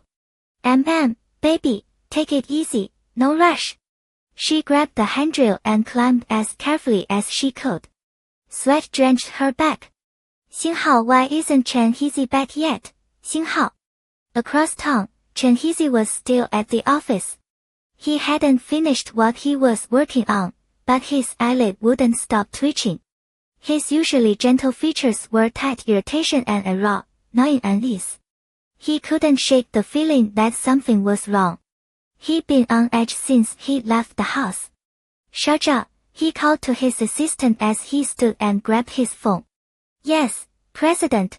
Reorganize these files. Anything that needs my signature, bring it to the house in 2 days. I'm going home. Oh, okay. Before the assistant could finish, Chen Heezy was already at the door. He called her first. No one picked up. His heart lurched. He told himself Song Ying was probably reading downstairs, didn't hear it. But just as he climbed into the car, his phone rang. Song Ying. Babe, why didn't you? Short, rapid breaths on the other end. Chen Heezy. I'm in labor. What? I was already on my way back. Don't worry, sweetheart. I'm coming. Song Ying's palms were slick with cold sweat. She practically crawled up the stairs. Precipitous labor wasn't like a normal delivery. She could feel the baby pressing down hard. It hurts. Hearing Chen Heezy's voice, a sob slipped into her own. She knew she should stay calm, but this was nothing like what she expected. Baby, lie down on the bed. I'm coming right now. Chen Heezy started the car. His hands shook as he turned the key. Drive safe. Don't rush. She was afraid he'd speed, so she didn't tell him what was really going on. She ended the call and dialed the hospital, keeping her voice as steady as possible to arrange for a doctor to come to the house. She stayed on her knees by the bedside rug. The second she hung up, a raw cry of pain tore out of her. She dropped the phone, hauled herself up using the bed frame, grabbed the alcohol from the nightstand to disinfect, pulled off her pants, and did her own exam. Her belly was in the way. Nothing was easy. The first 3 centimeters were always the slowest to dilate, but in that short time, she was already at 2. She grabbed a pillow and wedged it under her lower back, then slowly lay down on the bed, trying to slow the baby's descent. She rubbed the sides of her belly. Even through the pain, a soft smile touched her pale face. Little impatient one. Couldn't even wait a little. A fierce contraction hit her in answer. NGH can't even let me finish scolding you. Not long after, she heard the front door open, then urgent footsteps pounding up the stairs. Chen Heezy was drenched in sweat. It was 90 degrees outside, and he raced home. When he saw her on the bed pale, pain twisting her face, his heart clenched. Ying. Does it hurt a lot? We're going to the hospital right now. Precipitous labor contractions were stronger than normal ones. When the pain hit, Song Ying could barely speak. She gripped Chen Heezy's hand tightly and shook her head. Can't go. There's a small complication. I think I'm going to, have the baby here. Don't panic. I already called. Chen Heezy crouched by the headboard, wiping sweat from her forehead.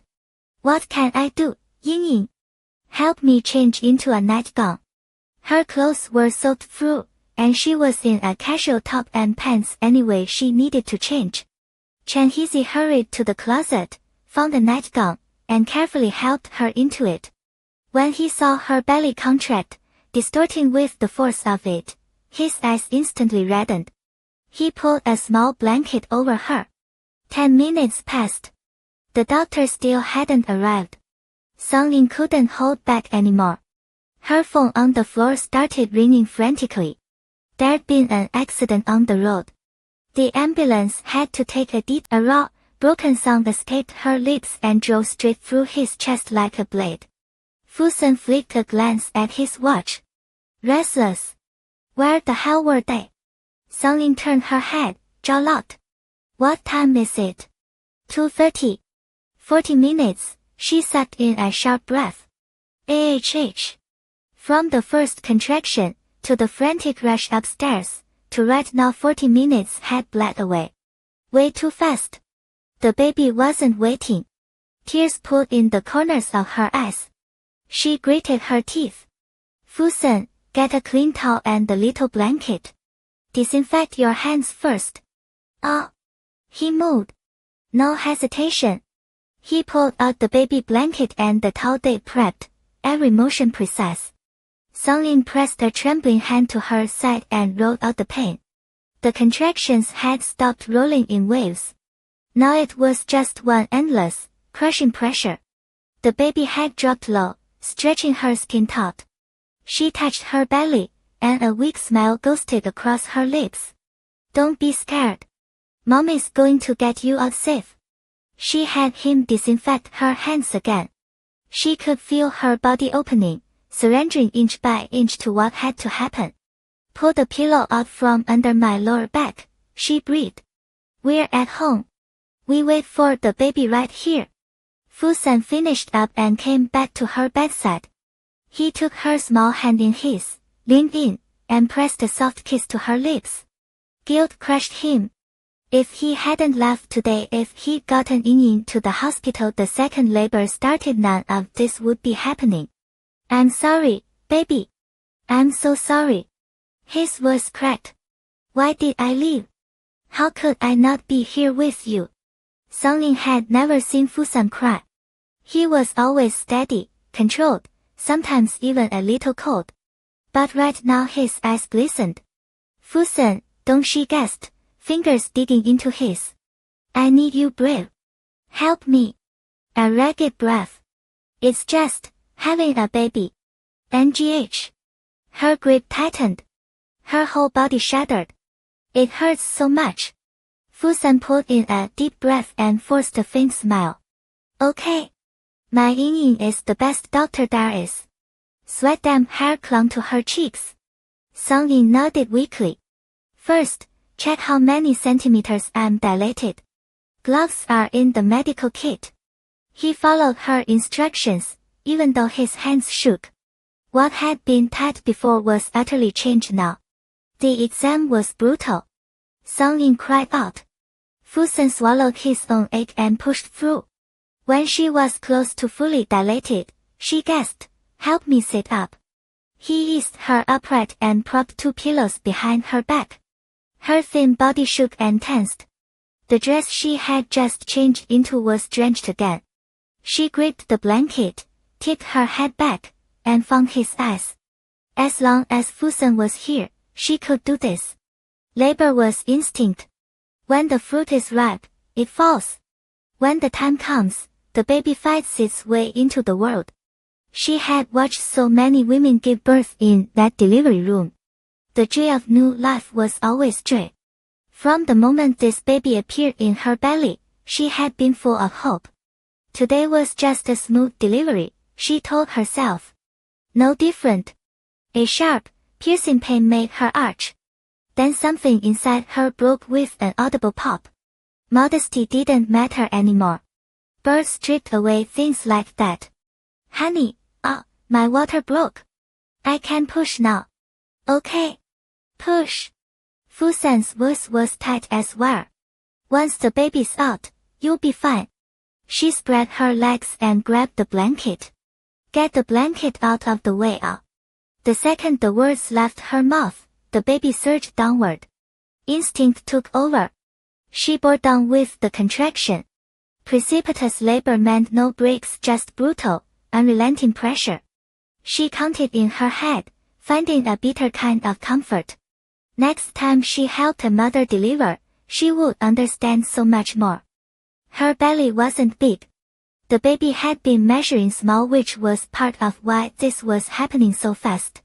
At least it meant the birth wouldn't drag on forever. Her skirt was bunched high. After only a few pushes, the baby was nearly sliding out. Fusen held her hand and let her crush his fingers. He had never imagined Song-in doing this at home, alone. She should have been in a hospital, wrapped in care, surrounded by people helping her relax and welcome their child. And honey, it hurts. The baby was almost out but not quite. The hardest part. Every second was torture. Fusen leaned over and kissed her, desperate to soothe her, wishing he could take the pain away. Can you look? She knew plenty of fathers couldn't handle it. Some fainted cold. But right now Fusen had to see. Of course. His voice was steady, but his eyes burned. You're my wife. That's my child. Song-in squeezed his hand and gritted her teeth. Then look. It's coming. He made sure she was secure, then moved to the side of the bed. One glance, and his heart twisted. The baby's head was crowning, stretching her thin skin to its absolute limit. Blood and amniotic fluid mingled together. God, the pain his Yin was enduring. Song-in braced her knees, lifted herself, and pushed again. The baby was fighting too. She couldn't stop. Soon the small dark patch widened. The tiny head slowly emerged. It hurts. Her body nearly lifted off the pillows. She had sat, bracing her hands behind her. Her slender legs trembled violently. Then a sharp cry and the whole head was out. Support the baby's head, NGH. Fusen's hands shook as he cupped the tiny skull. Warm. Soft. Fragile. It rested in his palm, and a tear slipped down his cheek. Song-in gulped down air, afraid to push too hard. She waited for the contraction to ease, then used one long, steady push. The little body squeezed free. Then the entire baby slid into his hands. Yin, she's out. The baby's out. Fusen held her in his palms, frozen, every muscle locked. Song-in collapsed against the pillows, nearly spent. The pain still clawed at her. She caught her breath, forced herself to grab the clean blanket beside her, and spread it over her lap. Bring her here. He laid the baby gently on the blanket. She was so impossibly small. Red-rimmed and breathless, Song-in cleared the baby's mouth and tiny nose. A cry broke loose, soft as a kitten's mew. Warm. Perfect. A girl. The doorbell rang. The doctor, delayed, had finally made it. Fusen sprinted downstairs and threw open the door. Dr. Lu, a calm woman in her 40s from Song-in's hospital, stepped inside. When she saw the baby already in Song-in's arms, she smiled. Director Song, you really are something. Delivered your own baby. She glanced at Fusen. And the father did a great job. Song-in's smile was faint but real. He really did. Thank you, Dr. Lu. The doctor cut the umbilical cord and helped deliver the placenta. Then Song-in and the baby were loaded into the ambulance. Precipitous labor had put a vicious strain on her body. She would need to stay in the hospital a few days for observation. Fusen climbed in beside her. He still hadn't fully processed that he had caught his own child in his hands. After a long moment, he exhaled. I love you, wife. Song-in held his hand, her eyes tired but bright. I love you. When Yichichi and Fujia got the call from Jiangyu, they learned Song-in had already given birth at home, of all places. Just hearing about it made them break out in a cold sweat. Xiangyang was playing beside Chichi when she told him to run upstairs and get his dad. Dada, Dada. He pushed open the study door and poked his little head inside. Fujia set down his papers, stood, and bent to scoop up his son. What's wrong, baby? Auntie Yin had a baby sister. Mommy says we're going to the hospital to see her. All right, let's go find mommy downstairs. He carried Xiangyang down. What happened? Song-in went into labor. She's already had the baby. Precipitous labor she delivered at home, basically all at once. I'm a little worried. Chi-Chi stood by the sofa, one hand resting on her belly. Don't worry. If she called you, it means everything's fine. Fujia sat Darsan on his feet. Go on, put your shoes on by yourself. Xiaonyang obediently trotted to the door and changed his shoes, then even brought out his mom's shoes for her. The three of them headed to the hospital. Song Ying was awake when they arrived. The baby came too fast, so there'd been some tearing, but thankfully no heavy bleeding. She just needed a few days of rest. Chi-Chi came through the door. Ying, are you okay? How did this happen at home? Song Ying smiled. I'm fine now. I guess the baby was too eager to come out. Take it easy, you too. I'm so glad you're okay. Fujia pulled out a chair for Chi-Chi. Xiaonyang leaned against the bedside, his big eyes fixed on Song Ying. In that sweet, baby voice, he asked, Auntie Ying, where's your round belly? Where's the baby sister? Baby sister came out, so the round belly's gone. Look over there. Song Ying pointed to the incubator on the other side of the bed. She's in that little box. Oh. Can I see her? Go ahead, go see your little sister. She might be sleeping. Inside the incubator, the newborn was fast asleep, eyes closed, occasionally twitching a tiny hand, a small bubble forming at her lips. Xiaonyang's eyes went wide, full of wonder. Back when Mu Yao's baby was born, Xiaonyang was barely a year old. He didn't remember any of it. This was the first time he'd ever seen such a tiny baby. All red and wrinkled, but to Xiaonyang, she was the cutest thing in the world. Mommy, she's so little. Her feet are so small, too. That's right. Newborns are this little. You were just like this when you were born. Chi-Chi felt her heart melt. She touched her own belly, silently hoping her baby would be born just as healthy and strong. Auntie Ying, what's her name? She doesn't have one yet. Does Xiaonyang want to give her a nickname? Xiaonyang had been the one to help deliver her Song Ying absolutely adored him. Letting him pick the nickname felt right. Xiaonyang glanced up at his parents, suddenly saddled with a very big task. Isn't that a little too casual? Chi-Chi covered her mouth with a laugh, already wondering what her little one would come up with. Well, Xiaonyang isn't exactly conventional, and neither is little Tan Yuan, haha. I know. Auntie Ying, she's little pudding. Soft, just like pudding. He had eaten a pudding that morning. Song Ying's face lit up. Perfect. Little pudding, that's adorable. And we can call her Boo Boo, too. Proud of the praise, Xiaonyang clapped his little hands and bowed his head, beaming at his sister. Little pudding, I'm your big brother. Chi-Chi returned to the bedside and said, smiling. Congratulations, Ying. The baby is so precious. Yeah. Having a child, it feels like your whole heart just gets filled up. They didn't stay long, not wanting to tire Song Ying out. When her eyes grew heavy, they slipped out of the hospital and headed home. Xiaonyang was reluctant to leave the baby. He stood by the incubator, mumbling a promise to come see her again in 2 days. Mommy, do all babies have to go to the hospital when they're born? Yes. When it's time for the baby to come out, Mommy's tummy hurts a little, and the doctor auntie helps her come out. Xiaonyang nodded, half understanding. It was mid-June and scorching hot. Pregnant, Chi-Chi found herself sweating even when she wasn't moving. The balcony pool was shaded by an umbrella. When Xiaonyang napped, Fujia would take her to the pool. But the promised swimming lessons were on hold because of the baby. So they simply soaked. The pool water was changed and disinfected daily, and by 3 or 4 in the afternoon, it was warmed by the sun, not cold, just perfectly comfortable. Chi-Chi changed into her swimsuit. Pale pink, minimal fabric, showing off her fair skin. She twisted her long black hair into a bun and clipped on a pink butterfly bow. sweet as candy.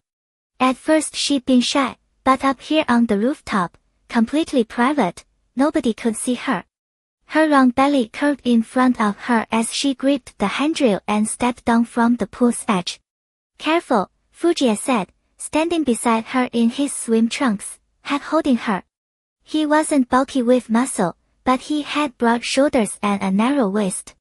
His muscles were beautifully defined, his abs sharp enough that Chi-Chi couldn't resist touching them. Once in the water, buoyancy lifted her body, and the heavy weight of her belly lightened. Chi-Chi let out a sigh of relief. The swim coach had long since retreated to the far end of the pool, not daring to come near, just watching them wistfully from a distance. Chi-Chi leaned against the pool edge. Under the water, her belly looked white and round, like a giant dumpling. Fujiya stood right beside her, one hand on her waist, occasionally stroking the exquisite curve of her belly. The umbrella perfectly blocked the blazing sun, casting a cool shade over the pool. "Zai, go swim. I want to watch you." She loved watching him swim, how he moved through the water, kicking up waves, looking so impossibly handsome. "You want to see?" She nodded obediently. Fujiya leaned down close to her, his gaze drifting over her neck, beaded with water droplets, and her delicate collarbone. "Where's my ticket?" "Ticket?" Her face was pure confusion. She had no idea the big bad wolf was baring his fangs, ready to take advantage. Seeing her so innocent and adorable, Fujiya immediately felt a little like a beast. He smiled, his thin lips curling. He gently cupped the back of her head, bent down, and kissed her wet eyes, then moved to her lips. Her small, fair hands looped around his neck. Fujiya naturally wrapped an arm around her waist. Underwater, her skin was smooth and soft, and he traced it lightly. Her round belly pressed against his abs. Fujiya carefully controlled his strength, savoring the taste of her soft lips. After a long while, he finally let her go. Chi-Chi's eyes were slightly dazed, the corners tinged red. She looked at him softly. Fujiya tapped the tip of her nose. Ticket paid. Can you stand steady?" "Yeah." Chi-Chi grabbed the pool edge and held firm. He kicked off the pool wall with his long legs, dove under, and shot straight to the center of the water. Then he surfaced, shaking his head. Golden sunlight caught on his dark hair, water droplets flying. He grinned. Chi-Chi couldn't take her eyes off him. "Xinghao, damn, he's really handsome, Xinghao." He stretched out his arms, cutting through the water with practiced ease. He swam from one end of the pool to the other, then back, completing 3 laps in a row. He'd already collected his ticket, now he'd let his wife watch as much as she wanted. Chi-Chi reached out and patted the water from his hair, not holding back her praise. "Babe, you're so handsome." Fujiya laughed, pulling her into his embrace. His body, fresh from swimming, was hot and radiating pure pheromones. "Handsome, huh? You like it?" "I love it." "Okay, love it or not, the show's over. Time for you to get out." He was worried she'd catch a chill. She was only allowed half an hour in the water each day. "Come on. The water feels so nice. My belly isn't so heavy in here. Just 10 more minutes." Fujiya looked at the woman holding out both hands. He wrapped one of her hands in his palm. Fine. 5 minutes, then." Chi-Chi lazily looped her arms around him and leaned in, enjoying the quiet, comfortable moment. "Babe, both Ying and Yuyo had daughters. Do you think our baby is a girl?" You want a girl?" "Yeah. Then it's a girl." 5 minutes later, Fujiya pulled her out of the pool, grabbed a towel from the lounge chair, and wrapped her small body in it. Then he took another towel, crouched down, and dried the water from her legs and her tiny feet. Sunlight spilled over them. The tall man was full of patience, and Chi-Chi, one hand resting on her belly, wore a happy smile. By September, Shangyang was old enough for kindergarten. 2 months earlier, Fujiya had contacted the top private kindergarten. The application along background checks, financial disclosures, parent interviews scared off most families. But the full name, one phone call, and the school acted like they'd hit the jackpot. Fujiya poured a chunk of funding into their budget, instantly earning VIP status. That wasn't the point, though. Xiangyang didn't need special treatment or a throne in the classroom. What Fujiya demanded was safety absolute, no excuses, safety and top-tier care for his son's health. The chairman of the school board agreed on the spot, nodding so hard the phone practically vibrated. Within the hour, he scheduled a new round of intensive teacher training. Having the full family's little boy in their kindergarten was a dream come true, and they weren't about to screw it up. Xiangyang had never been to kindergarten or any early education classes, so Yi Chichi started prepping him months ahead. Baby, do you like playing with other kids? Yes, mommy. At the mall, there were so many kids on the slide. That's right. Kindergarten has lots of kids, too. Once you start, you can play games with them every day. But, his big eyes dimmed. But what about mommy? If he went to kindergarten, that meant he couldn't be with mommy and daddy all day, right? Mommy will drop you off in the morning. And after you're done playing, I'll be right there to pick you up. Well, but Xiangyang will miss mommy. During snack time, and nap time, and... Chichi pulled the little boy into her arms and sighed. She was a wreck herself. 2 months before the first day, and she was already spiraling. What if he fell? What if he refused to eat? What if he sat in a corner sobbing for her? Anxiety churned in her chest. And with the baby in her belly nearly 8 months along, she hadn't slept through the night since Fujiya locked in the kindergarten plans. When she couldn't sleep, Fujiya got restless, too. So he decided to handle their son first. While Chichi napped, he called Xiangyang over. The little stool came out again. Xiangyang sat on it, twisting his fingers together. Fujiya lowered himself to the carpet so they were eye to eye. Fu Xinshu.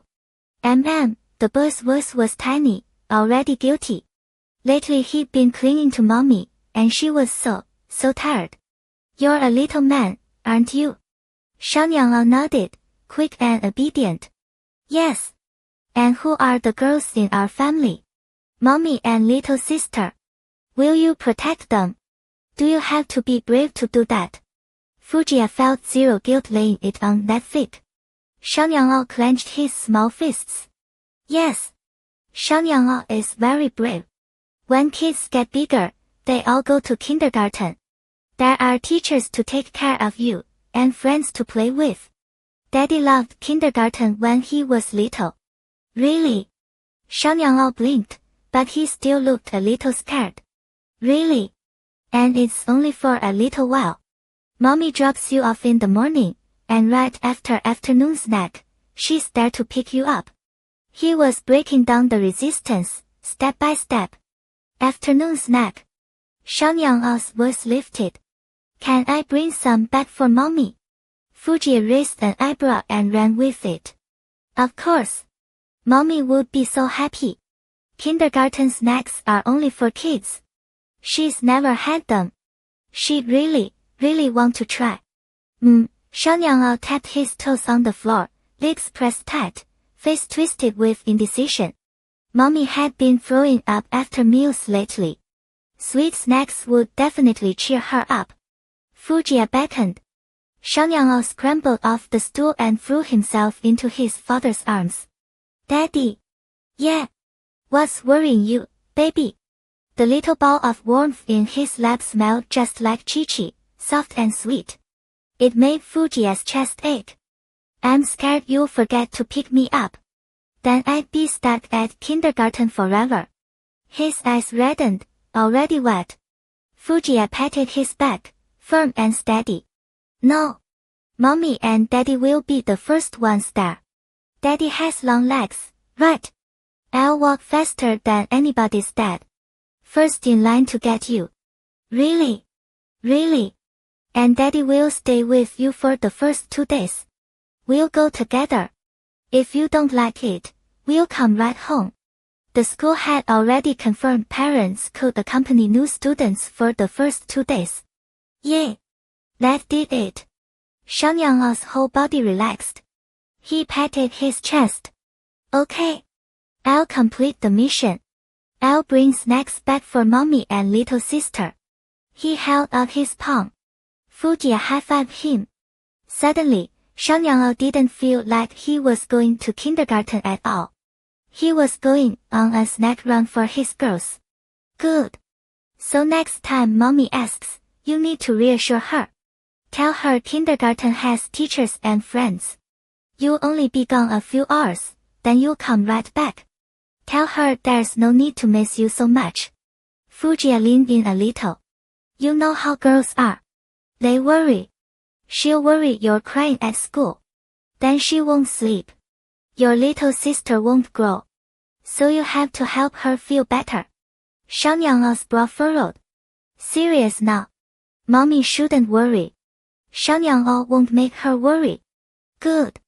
Can you take care of yourself at kindergarten? Yes. And if there's a problem? What? Raise your hand and tell your teacher. Teachers are the most powerful people in kindergarten. They can help you with anything. Okay. Fujia smirked inwardly. Yeah, not having a kindergarten diploma made this kid way too easy. Just like that, he handled his son. Confidence surged through him. His wife would be a breeze. He scooped Xiangyang off his lap and sat him down, then headed upstairs. Quietly pushing the bedroom door open, he found Chi-Chi still asleep. She couldn't rest at night, so she napped during the day. Even then, dark circles bruised the skin under her eyes. Gently, he brushed a strand of hair from her face, then bent to kiss her forehead. The air conditioner hummed, but he kept the temperature higher than he liked. Chi-Chi only had a thin blanket. Beneath it, her belly rose in a perfect, heavy curve. He let his hand rest on it. This pregnancy wasn't any easier than the last. If anything, her symptoms were worse. She'd been vomiting since the 3rd month. He watched her for a long moment. When he was sure she wouldn't wake, he settled into the desk chair, pulled a book toward him, and flipped through it one-handed. His free hand held hers. A few minutes later, she stirred. Her eyes fluttered open, foggy with sleep. She was groggy, weighed down by the long nap and the baby. With a tug on his hand, she murmured, help me up. He lifted her carefully, and she leaned into him, catching her breath. The tightness in her chest eased after a moment. Where's Xiangyang? Downstairs. Playing with his toys. He wrapped an arm around her, his hand sliding beneath her belly to support some of the weight. Inside, the baby shifted, waking with her. Chi-Chi nuzzled into his neck and exhaled. Let's go downstairs. Xiangyang was well behaved. They taught him from the start not to touch anything dangerous. But leaving him alone downstairs still made her uneasy. You should have seen him. Fujia gave her cheek a gentle pinch. So well behaved. Stayed on the rug the whole time, playing with his plush puppy. Didn't run off. Didn't try to climb the furniture. Nothing. He held up his phone, showing her the live feed from the living room security camera. The company just finished developing a new family companion robot. Once it clears final testing, I'm bringing one home. Xiangyang's going to lose his mind. Baby, you've been stressed about him starting kindergarten, right? What if we take him to a preschool early education class the next few days? Let him test the waters first. Fujia had actually consulted a child psychologist about this. The recommendation was clear: ease him into socializing with other kids. Teach him how to communicate, share, ask for help in a group setting. With mom and dad there, he wouldn't struggle with separation anxiety. It'd make the transition into real kindergarten 1,000 times smoother. Chi-Chi's eyes lit up. She thought about it before, but she had no clue where to start or what kind of class to pick. Honey, how do you just know everything? She wrapped her arms around his neck and pressed her cheek against his. You're incredible. Fujiya soaked up his wife's praise, turning to kiss her. Don't worry. We'll take him tomorrow. They've got all kinds of classes, even painting. He can try whatever he wants. Yeah. As long as he's happy. I don't want Xiaonyang growing up stressed out, buried under a mountain of activities. Give him one or two things he actually loves and wants to stick with. That's more than enough. Don't you think? She'd heard the horror stories. Parents who jam-packed their kids' schedules, piano, dance, music, painting, tutoring, all piled on top of regular school. She didn't want that. She wanted her child to grow up happy. Relaxed. Of course, she trusted Fujiya's discipline and focus. He set the right example. Teaching solid study habits was 10 times better than forcing him into a dozen different lessons. I agree, he said. Our baby is clearly smart. Self-driven learning is way more efficient than us shoving information down his throat. I'll get him into sports when he's older, swimming, tennis. Chi-Chi was already picturing it. An older Xiaonyang playing tennis with his dad while she watched from the sidelines, their daughter cradled in her arms. That sounds perfect. Honey, I love you. Oh. If Xiaonyang plays basketball in school, can we go cheer for him? Bring water and everything. Fujiya laughed. Baby, he's not even in kindergarten yet and you're already planning that far ahead. He helped her off the bed. Let's focus on getting him through preschool first. Fine. Talking with him always lifted her mood. She headed downstairs feeling lighter. Xiaonyang was on the floor, reading his picture book to his plush puppy. He pointed at the illustrations with fierce concentration, narrating the story with his whole chest. The plush puppy was barely propped up, its head flopped onto the little bird's lap, its stitched button eyes struggling to stay open through this very serious lecture. 星号, I'm just a toy. Why does my tiny master want me to study too? T 下划线 T 星号. Hearing his parents come down, Xiaonyang whipped his head around. Mommy, did you and little sister finish your nap? Chi-Chi smiled. We did. What are you doing, baby? I'm telling Puppy the duck story. Puppy loves the duck story. He held the book up for her. She settled onto the couch. It was the same one she read to him the night before. Our Xiaonyang is so amazing. Yeah. Mommy, I'm so amazing.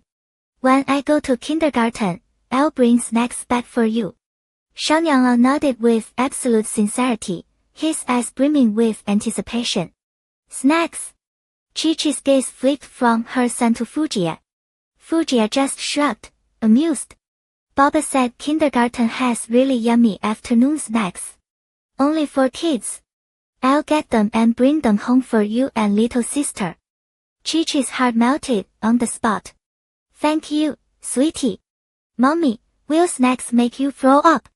Xiaonyang looked genuinely worried. They tried to shield him from it, but living in the same house meant he'd caught glimpses of her morning sickness more than once. No, baby. Mommy doesn't throw up anymore. Fujiya lifted their son onto his lap. Hey! How about Mommy and Baba take you out to play tomorrow? Play? Xiaonyang perked up, then shook his head. But little sister is still inside Mommy's tummy. She can't play. You love your balance back, right? And painting. They've got all of that where we're going. Mommy and Baba haven't been to kindergarten in forever. Will you be our guide tomorrow? Fujiya handed the decision to his son, layering on the temptation. Xiaonyang's eyes grew wider and wider. Okay. Then I'll take you guys to play. And little sister too. When little sister is born, she'll go to kindergarten with you. With the deal sealed, Xiaonyang was all in for the preschool early education class the next day. So much so that at bedtime, he made Fujiya confirm the plan all over again. Baba. We have to wake up early tomorrow. Okay. You fall asleep now. When you open your eyes, we're going. The next morning, naturally, both Shangyao and Fujiya were up. Chi-Chi was still asleep. Shangyao picked out a very cool little outfit for himself and ate breakfast with his dad. Then he waited. And waited. Finally, Mommy came downstairs. He circled around her legs the same way his plush puppy did whenever it was excited. She changed into her usual sneakers, and they drove with Fujiya to the early education center. The center sat in an upscale neighborhood, quiet and exclusive. They didn't take walk-ins. Every class had a strict cap of 3 children. They got out of the car. Third brother was already waiting outside. The moment they stepped through the main entrance, the director rushed over to greet them with a warm, practiced smile. To accommodate Fujiya's visit, the afternoon classes had been rescheduled. Only the children in the 2 classes Shangyao had signed up for arrived as planned. The director crouched down to Shangyao's eye level. Hello there, little one. What's your name? Shangyao studied the stranger politely. She seemed friendly, but he didn't know her, so he felt a little shy. He pressed closer to his mom's leg. Chi-Chi touched his head gently, a silent encouragement. I'm Fu Xinshu. My nickname is Shangyao. His voice was soft, but every word was clear. Hello, Shangyao. You can call me Teacher Bubble. Hello, Teacher Bubble. Shangyao's eyes were stunning just like Chi-Chi's. A pale, crystalline hue, with lashes so long they swept like tiny brushes every time he blinked. Teacher Bubble's heart melted a little more with every flutter. After greeting the child, she straightened and said warmly, Mr. Fu, we still have some time before class starts. You and your wife are welcome to walk around with your son. Let him get familiar with the space. Sure. The 3 of them strolled slowly. The walls were covered in cheerful animal murals and bright, candy-colored castles. Shangyao was mesmerized. Baba, is real kindergarten this pretty too? It is. Shangyao loves it. Watching him so happy, Chi-Chi let out a quiet breath of relief. Soon, the other kids arrived, a little boy and a little girl. They went into the classroom. One whole wall was floor-to-ceiling glass. Chi-Chi and Fujiya sat in the chairs outside, watching their child. In that moment, they were no different from any other parents. They worried. They caught every nervous flutter in their chests and held it there. Shangyao sat still at first, a little uneasy. He kept turning his head, scanning for them through the glass. Every time he spotted his parents watching, he'd turn back around, reassured. After a few rounds of that, the teacher's story pulled him in. He forgot all about mom and dad. Chi-Chi's eyes burned. Fujiya pulled her closer, his arm firm around her waist as she leaned into him. It feels like yesterday Shangyao was still in his little bassinet, she whispered. How is he already starting school? Fujiya brushed his thumb across her cheek. School's a good thing. Finally, I get some alone time with my wife. Oh, never mind. Here comes another one. He teased her, wiping away the last trace of melancholy in her heart. Each class was only 40 minutes. When the teacher announced the end, Shangyao copied the other kids, stood up, and said, Thank you, teacher. Then he bolted out the door, clutching his artwork like a trophy. Mommy, Daddy, look. Fujiya pulled his son in front of him and studied the painting. Okay. If he remembered correctly, today's lesson was about ants and a watermelon. This, on the other hand, was. The entire sheet was drenched in red paint, still wet with a few black dots scattered across the middle. Daddy, the red part is the watermelon. So why is the whole page red? Because the little ant fell into the watermelon. And the watermelon is super duper huge, so all the little ant can see is red, everywhere. Shangyao stretched his arms wide to show just how huge. He was clearly proud of his creation. Fujiya was proud, too. His son had observed the watermelon from the ant's point of view. Unique. Creative. Definitely his kid. Ichichi didn't know whether to laugh or cry. She grabbed a wet wipe and cleaned the paint off his face. Did you have fun in class? Fun. Xiangyang nodded. The teacher tells stories. A tiny pang of jealousy hit her. Mommy tells stories too. I've told you so many stories. Xiangyang wiggled out of his dad's arms and into his mom's, gently hugging her belly. Xiangyang loves it most when mommy tells stories. But mommy has to take care of baby sister now, and that's really hard work. You little charmer. After a short break, Xiangyang headed to the sports center. He had even more fun there by the time it ended. His head was drenched in sweat. Luckily, they kept clean clothes in the car. Fujiya changed him into a fresh set. They went home, and Xiangyang called the family estate again. He told Grandpa, Grandma, and Yigengeng all about his day at school, even holding up his messy red painting for them to see on the video call. They showered him with praise.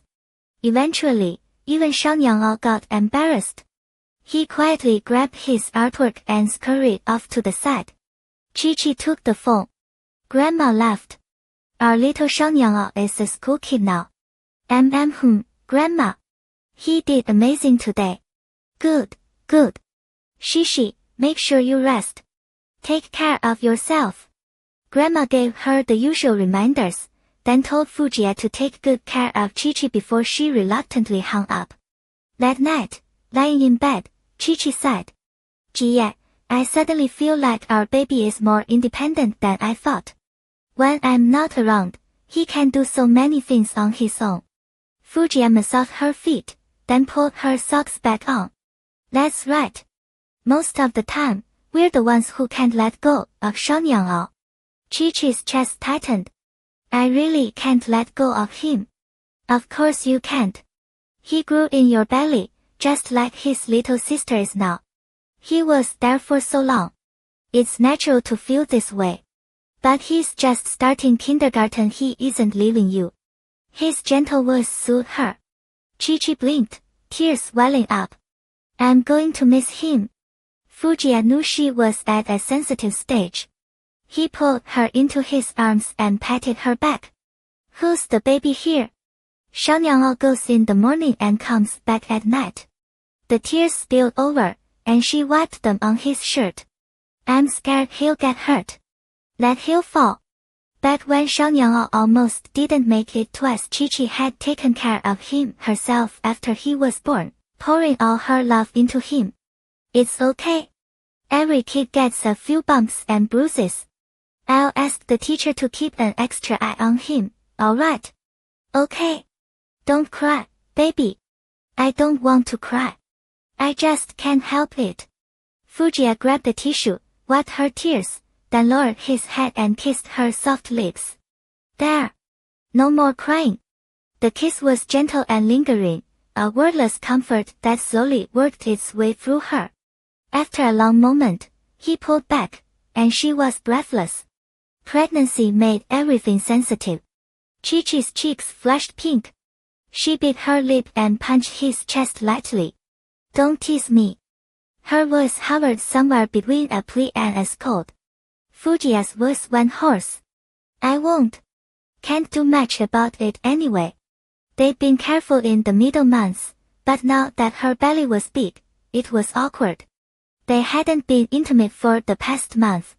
But even as she said that, her fingers slipped under his shirt, tracing the hard ridges of his abs. Chi-Chi swallowed, remembering how Fujiya had looked swimming in the pool. So hot. Her slender white fingers quietly, stealthily tugged at the waistband of his pants. Fujiya caught her hand and looked down at her. In his dark eyes, desire churned. Baby, you won't be able to handle it. She blinked her pretty eyes, her voice soft. I want it. Just be careful. Fujiya's temple paused. He gritted his teeth. You're going to kill me. He brushed Chi-Chi's hair aside and laid her down gently.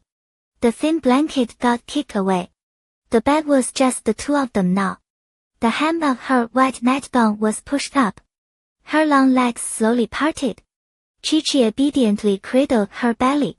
She only let go of the sheets beneath her when he kissed the top of her belly again and again. The night stretched on. Tender love melted into muffled breaths. Before she knew it, the day had come for Xiaoyang to start kindergarten. Chi-Chi insisted on riding along for drop-off. They swapped cars for something roomier, more comfortable. No reason to squeeze, not with her belly this big. Xiaoyang wore the brand new backpack his mom had picked out, his whole face lit with excitement. "Mommy, will you and baby sister come get me?" "Of course. The second class is over, I'll be waiting right at the gate." He nodded, reassured. Then he leaned close, his small hand gentle on her stomach. "Little sister, be good, okay? Big brother will bring you something sweet when I get home." A tiny kick answered him from inside. Chi-Chi's heart melted. The car pulled up at the private kindergarten's entrance. The school ran a tight ship, but during drop-off there were always kids who couldn't bear to let go. They clung to their parents' necks, each trying to outcry the next. Xiaoyang held his mom's and dad's hands as they walked to a quieter corner. His big eyes blinked. "Why are all the other kids crying?" "Because they're a little scared to start," Chi-Chi said, crouching carefully. "Maybe later you can help them feel better, sweetheart." He nodded, thoughtful. "Okay. Mommy, go home now. I'm not scared. Just one more minute, okay, 2 more minutes, and Mommy will go." Xiaoyang wasn't the one struggling to say goodbye. It was Chi-Chi. She stood there, watching him with that tiny backpack on his shoulders, the stuffed animal he'd slept with tucked inside, a water bottle swinging at his side. "But Mommy will get tired." He scolded her like a little adult. Before they even left the house, he told his dad he didn't need them to stay. The lawn in front of the gate was chaos, crying kids still wrapped in their parents' arms. The 3 of them stood out. Xiaoyang's big, bright black eyes were adorable, and his parents looked like they'd stepped off a magazine cover. Fuji, tall and long-limbed, carried that natural, aristocratic air that pulled second glances. And Chi-Chi, who looked that stunning while pregnant. Nearby, a little girl in a white dress was sobbing her heart out. Xiaoyang frowned at her, then dug into his backpack and pulled out his favorite bear-shaped lollipop. "Mommy, can I give this to her?" Chi-Chi smiled. "Go ahead, baby." He marched over. "I'm Xiaoyang. Don't cry, okay? Here's a lollipop. Strawberry. It's really, really sweet." The girl burrowed against her father's chest, peeked at him with red-rimmed eyes, then at the candy. She wanted it, but she was too shy to reach out. "Here. It'll make you happy. Please stop crying." She couldn't resist. She took it, sniffling out a tiny thank you. Xiaoyang ran back to his dad, a little pink-eared and shy. Time was sleeping. Fuji, worried his wife would tire out, handed their son to the teacher. He guided Chi-Chi back toward the car. She watched the small figure follow the teacher inside, her heart suddenly hollow. Third brother waited by the car. Chi-Chi climbed in with a sigh, not in the mood to chat. Fuji pulled her into his side. "Don't worry. It's only a half day, he'll be home right after lunch. We'll pick him up together." She nodded against his shoulder. Third brother cleared his throat, flicking a glance at the rearview mirror. CEO? I looked into the school's surveillance. If you're missing the young master too much, I could patch the classroom feed straight to your phone." Before Fuji could respond, Chi-Chi sat bolt upright, eyes bright. "Really? Third brother, you're incredible. I want to see." "Of course, ma'am. I'll get it set up." He grinned, pleased with himself until he caught the CEO's icy stare in the mirror. His mouth snapped shut. Back home, third brother sent the link. She pulled it up on her phone and curled up on the sofa. The feed was clear. Shang sat in a small class 10 children, 3 teachers. The room was padded at every corner, foam bumpers on tables, soft covers on the walls. Safe. She breathed easier. Her little boy was doing wonderfully. The girl in the white dress from that morning was sitting right next to him now. Their heads bent together, whispering. Then Shang pulled out a tissue and carefully wiped at her tears. Yi-Chi-Chi covered her mouth, giggling. So he already knew how to take care of girls at 3 years old. Kindergarten was easier than she'd feared. She got used to it. Whenever she missed him during the day, she pulled out her phone and checked the feed. Her pregnancy hit the final week. The baby could come at any moment, so Fujie took over the afternoon pickup.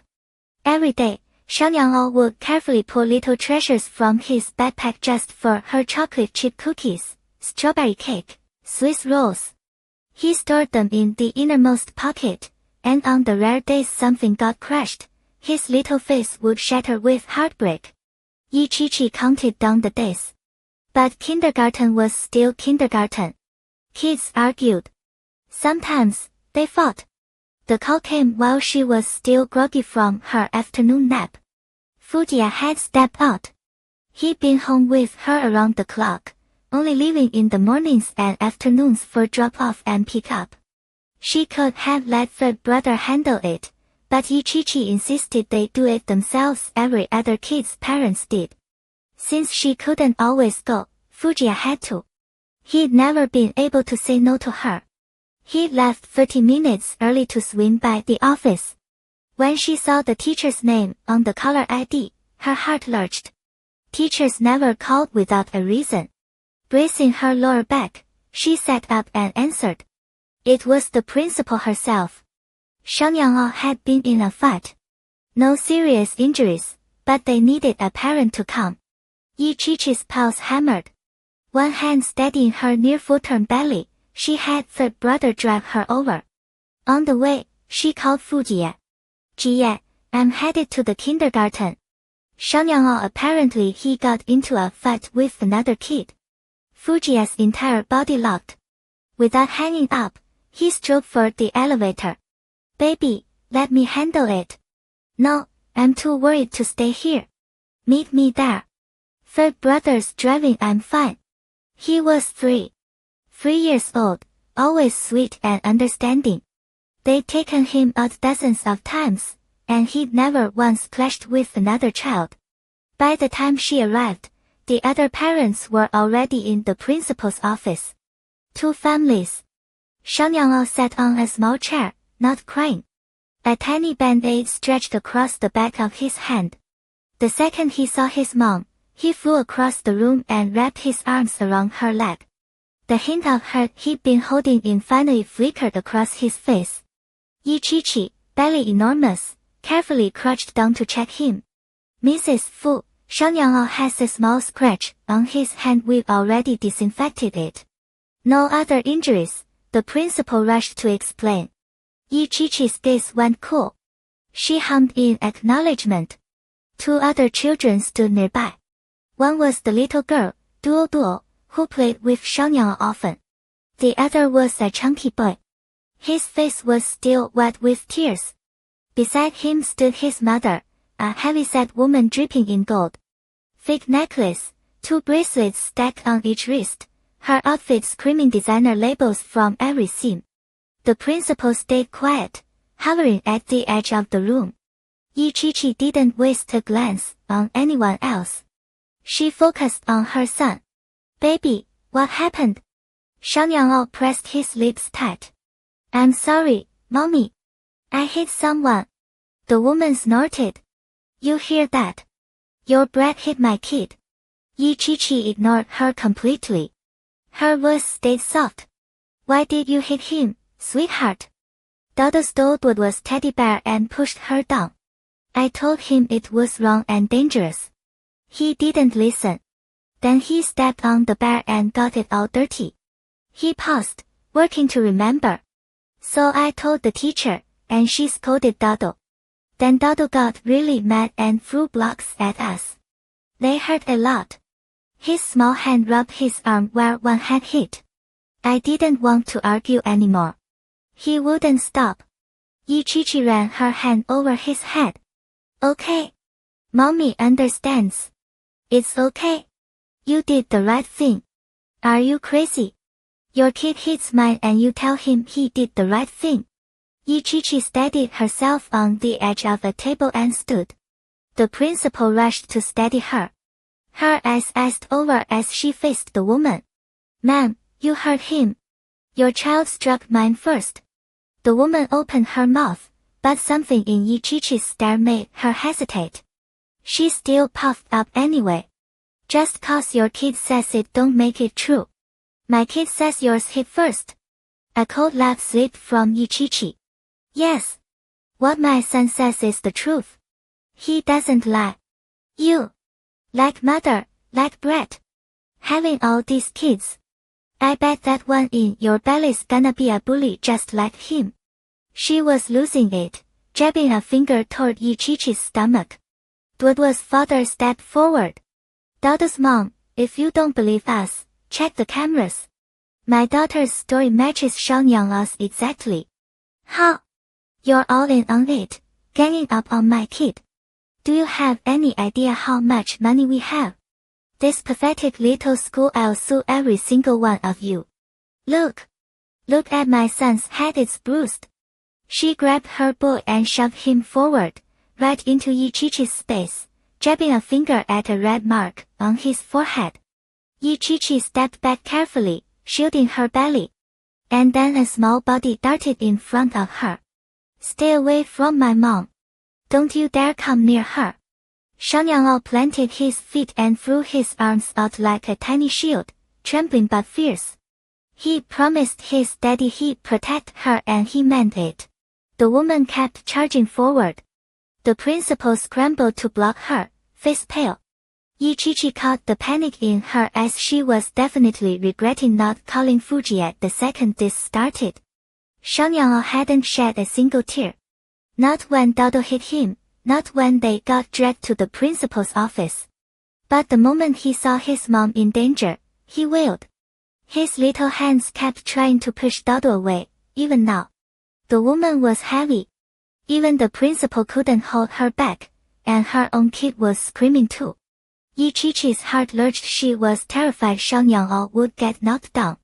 She reached out and yanked him back. Hearing her son scream, "Go away! Go away!" sent a sharp ache through her chest. Then a dull, deep throb settled low in her belly. She braced herself against the table and pulled her son close. It's okay, baby. Don't cry. Mommy's fine. The woman ignored her own sobbing child. The principal's office dissolved into chaos. Duoduo's father tried to step in, but the woman kept shrieking, reaching past him to shove Xiaoyang aside. Move, you little brat. Ichichi grabbed her son's arm and jerked him back, cursing herself for telling third brother to wait outside. She hadn't wanted his tattooed arms and bulky frame scaring the kids. Now she wished he'd been standing right there. A hand clamped down on the back of the woman's neck and flung her hard. 2 tables crashed as she hit the floor. Fuji stormed in, fury blazing in his eyes. His chest heaved. Without breaking stride, he signaled third brother to pin her down. He went straight to Ichichi, pausing only to tell the principal, his voice ice cold, "You owe me an explanation." Wife. He pulled her against his chest, one arm wrapping around her waist. Are you okay? Ichichi felt another twinge, but it wasn't unbearable. I'm fine. Let's deal with this first. Xiaoyang spotted his father and latched onto his leg. Daddy. She's bad. She tried to push mommy. No pushing mommy. Fat tears rolled from his white eyes. Fujiya crouched and scooped up his son. Our Xiaoyang is so brave. It's okay. Daddy's got this. He wiped his son's tears and turned to the woman still sprawled on the floor. She gaped for a few seconds, then shrieked without getting up. Is there no justice? I'll sue. Check the cameras, he hit me. You're going to jail. Perfect. I want to see the cameras too. Fujiya smirked, glancing at the clueless woman. He'd already sent someone for the footage.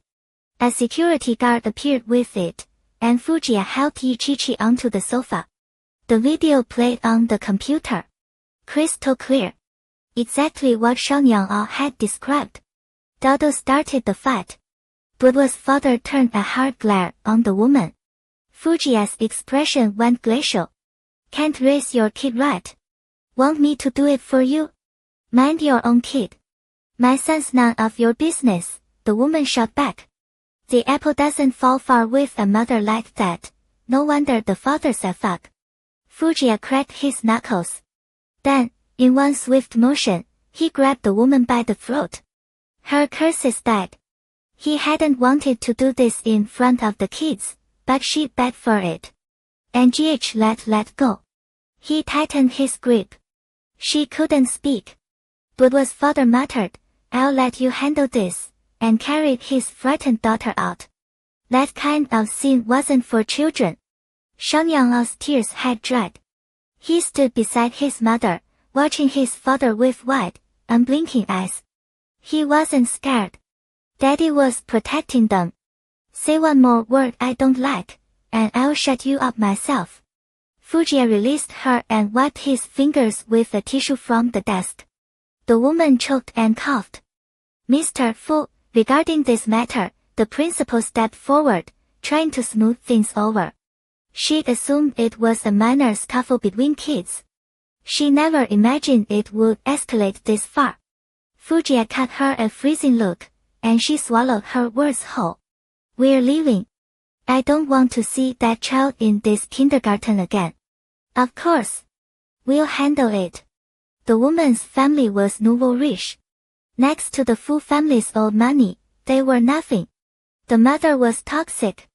Keeping her here meant more trouble for everyone. What? Who do you think you are? You can't kick my kid out. You're insane. You're not going anywhere. Clutching her throat, half terrified, the woman tried to lunge. Third brother grabbed her shoulder. Fujiya was about to answer when Shanyang's panicked voice cut through. Daddy! Daddy! Mommy doesn't feel good. The pain in Ichichi's stomach sharpened. The baby was thrashing. Ji! Zai! Fujiya rushed back and took her hand. Cold sweat. Clammy. Baby, does your stomach hurt? Aha, she squeezed his hand, gritting through the pain. I think the baby's coming. Don't be scared. We're going to the hospital right now. He lifted her carefully, then barked, Third brother, get the car. Third brother released the woman and bolted. Ichichi clutched Fujiya's shirt and caught her breath. Where's Shanyang? Mommy, the child's trembling voice trailed behind. Fujiya slowed his stride. Shanyang, stay right next to daddy. We're taking mommy to the hospital. Okay. Shanyang grabbed his father's shirt hem, his little legs scrambling to keep pace. Third brother flung the car door open, and the three of them slid into the back seat. Compared to when she'd given birth to Shanyang, this time both of them were steadier. But the pain was just as brutal. Ichichi sank into the seat, her body limp against Fujiya. Shanyang was probably the most panicked. He'd never seen his mother like this. He didn't dare cry, he didn't want to upset her. He sat there, silent, clutching the hem of her dress. Mommy! Mommy hurts. Ichichi breathed through a contraction, forced her expression calm, and took his little hand. It's your baby sister, she wants to come out. Don't be scared. It only hurts a little. Shanyang shook his head. Mommy was in so much pain. It was his fault. He hadn't protected her. He hadn't protected his sister. Guilt settled deep in his small heart. Many years later, everyone would say that Fu Xinshu, the eldest son of the Fu family, was ruthless, but he was vicious about protecting his own. The seed was planted right here. Her heavy belly sat so low now it pressed against her thighs. Chi-Chi spread her legs slightly, giving the baby room to drop. She wouldn't scream, not in front of her son. She clamped her jaw shut. But labor pain didn't care about willpower. Her face twisted anyway. Shang Yan'ao reached out and touched her belly with careful little fingers. It was hard as stone. Not soft like it usually was. Little sister, be a good girl. Don't hurt mommy. He whispered it, his voice cracking. Tears rolled down his cheeks one after another. Was mommy going to die? His nose ran. He sniffled hard. Boo-hoo. I won't fight anymore. I won't fight anyone ever again. He was sure the fight at kindergarten had done this. Fujia held Chi-Chi and shot his son a sharp look. Fu Xinshu, stop. Mommy's going to be fine. Sniff. Shang Yan'ao scrubbed his tears with his sleeve, trying so hard to hold it together. He looked absolutely pitiful. Sweetie, your sister just wants to come out and meet you. Chi-Chi forced the words out, then a fresh contraction seized her and her voice pitched high. Aojiyan. She buried her face against his chest, hiding the pain from her son, biting her lip until it blanched white. It was pick-up time. Traffic was a mess. The car crawled forward, then caught another red light. Fujia stroked her back, his face tight with worry. They made it to the hospital fast. The doctor had been called ahead. Chi-Chi was moved carefully onto a stretcher and wheeled through a private corridor straight to the elevator. Fujia never let go of her hand. Over his shoulder, he ordered third brother to watch the kid and called the old mansion. Shang Yan'ao watched his mother disappear down the hallway and tried to bolt after her. Third brother snagged him before he got 2 steps. Little master, hold on. Let me call the madam first. The boy, usually so put together, was a wreck of tears and snot. Third brother finished the call, swiped a hand over his own face, and got to work calming the kid down. SHH, hey. Stop crying. It's okay. The lady's just gonna give you a little sister, that's all. With both parents gone, Shang Yan'ao wrapped his arms around third brother's thick neck and whispered the question he'd been too scared to ask anyone else. Third brother. Is mommy gonna die? Third brother froze. This soft little thing clinging to him in a fistfight, he could knock out 10 of these in one swing. Cough. Wrong time. He shifted his neck awkwardly and started lying to the kid with total confidence. No, no. People don't die from having babies. You think anybody'd still have a mom if that happened? Crude, but true. Shang Yan'ao was sharp. His big white eyes blinked. That actually made sense. Third brother pressed the advantage. Right. Last time the lady had you, I was the one who ran her to the hospital. My legs were shaking so bad I thought I'd keel over. And look, she had you, and she was fine. Shang Yan'ao lifted his head off third brother's shoulder and nodded. Right. Third brother, you're so smart. Third brother grinned, real pleased with himself. He dug out a tissue and mopped up the kid's face. Course I am. I used to score 80s on tests back in the day. Don't worry. First time's scary, second time's nothing. You'll get used to it. He strutted a little as he carried the boy. Come on. Let's go wait for the old master and old madam at the entrance, then we'll all go up together. Okay. Shang Yan'ao looked back over his shoulder once. He was still worried about mommy. But he'd wait for great-grandpa and great-grandma. He couldn't make mommy worry anymore. Upstairs, Chi-Chi had just been settled into her room. Song Ying wasn't back yet. She'd arranged for another doctor to handle things. A quick check. She was dilated. Now it was just waiting. The contractions hadn't settled into a rhythm yet. They'd surge hard, then back off. Fujia helped her change. He was much smoother at it than the first time, but no less wrecked. Baby, still hurting. The wave in the car had nearly made Chi-Chi cry, but it had eased. Not as bad now. Just a little. Good. Rest. They barely gotten 2 sentences out before voices sounded in the hallway. Grandpa, Grandma, and Xiangyang's high little voice. Great-grandpa, I hit someone today. So your hand hurts? Scratched it. But I didn't cry. The tiny fighter sounded almost proud. Chi-Chi and Fuji caught each other's eye and smiled despite everything. Make sure you talk to him about this later, Chi-Chi murmured. She didn't think he'd been wrong today, but she still needed to explain the parts he got wrong. Fuji raised an eyebrow. Yeah. I need to teach the kid how to fight. Taekwondo. Muay Thai. Grappling. Close combat. Next time he's not walking away beat up. TSK. She started to scold him, then another contraction clamped down. She rubbed her belly. Fuji's face dropped right back into worry. He leaned in and rubbed for her. Hurting again. Childbirth, it's just like this. The door opened. Grandpa, Grandma, and Yijing all swept in. How is she? They clustered around the bed. Fuji got elbowed to the back. He rubbed his forehead. She's fine. Doctor checked. All she has to do now is wait. Xiangyang kicked his legs, demanding to be put down. Yijing set him on the floor. He scrambled up to the bedside and clutched his mother's hand. Mommy, does it still hurt? Chi-Chi shook her head. Not right now, baby. You go home with Grandma, okay? She didn't know how long this would take. It might not be until tomorrow.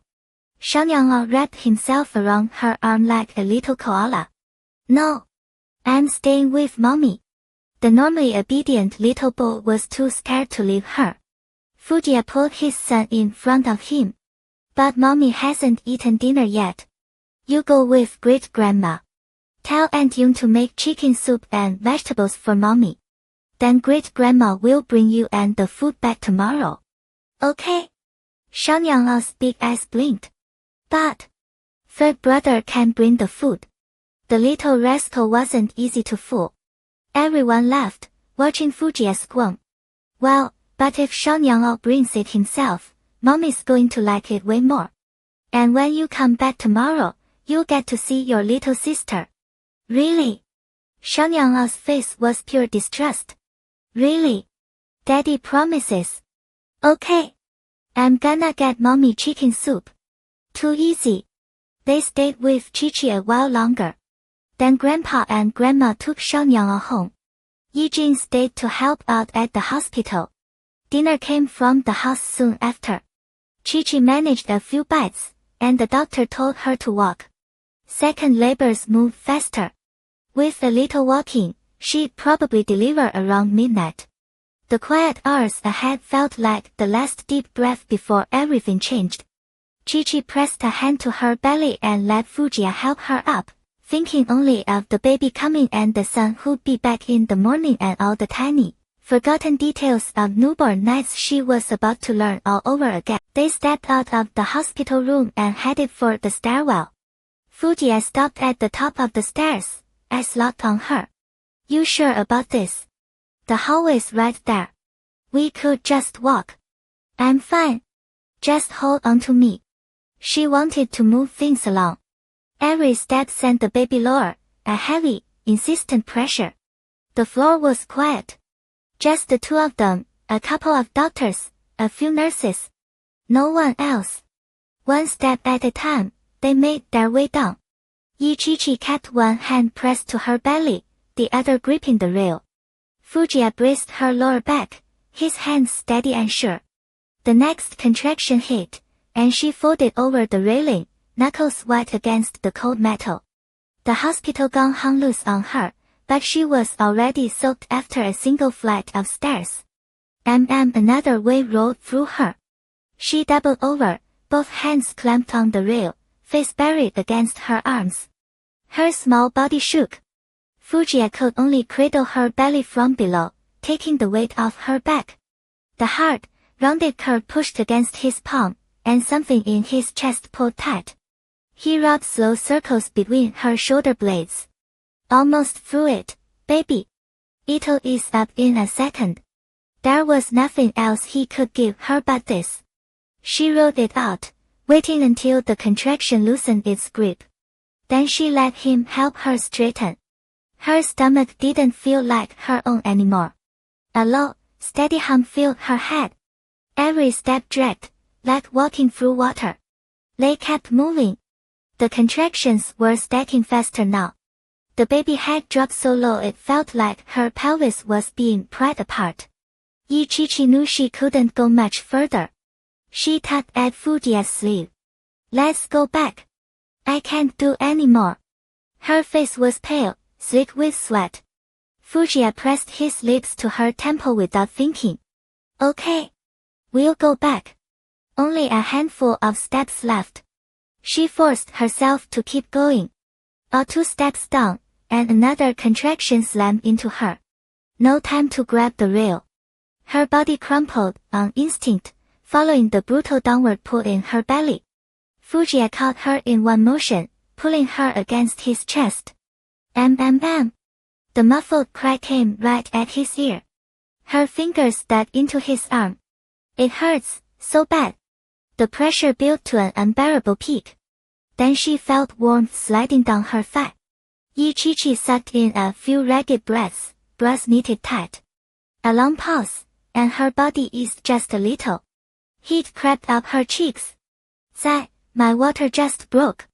He looked down. Amniotic fluid pooled on the floor. It's okay. I'll carry you back. Once your water breaks, she's coming. You'll be holding your little girl before you know it. Yeah. She nodded, and he lifted her carefully. It wasn't comfortable. Her belly pressed hard against him, but walking was out of the question now. Thank God the room was right next door. Fujiya called for the doctor and laid Ichichi on the bed. The stairs had done their job. The doctor checked her and said she was ready to go straight to delivery. It wouldn't be long. She didn't even need an epidural. Ichichi let out a long, relieved breath. From the first contraction to the hospital, it had been 6 or 7 hours, maybe. Shang Yanghao had taken his sweet time. This baby. In a hurry. Fine by her. Let her come. The sooner it was over, the better. Fujiya stayed beside her the whole time. The delivery was smooth. Painful, God, yes. But it wasn't long before the baby was crowning. Ichichi pulled in a deep breath and pushed on the doctor's cue. The pressure peaked. Then she heard the words, heads out. She clenched her jaw against the tearing burn, gathered every scrap of strength, and lifted her chin again. Her heart was full. They found out the sex early. Shang Yanghao had wanted a little sister with his entire soul. Now they'd have one of each. Oh! Her small body strained, pushing again and again. One more. She's right there. You got this. The doctor's voice was steady and warm. Ichichi nodded. Fujiya wiped the sweat from her brow. One last push. Pain ripped through her, pale hands pressed against her own stomach, legs shaking as they held her in place. Pure instinct drove her. And then, just when she thought there was nothing left. Release. The baby slid free. The doctor cut the cord, cleared her mouth and nose, weighed her, wrapped her up, and laid her on Ichichi's chest. The baby let out a wail, loud, healthy, furious. Her warm, soft little body settled against Ichichi's skin. Fujiya leaned down and kissed her forehead. I love you, wife. The baby wasn't tiny. Over 6 pounds.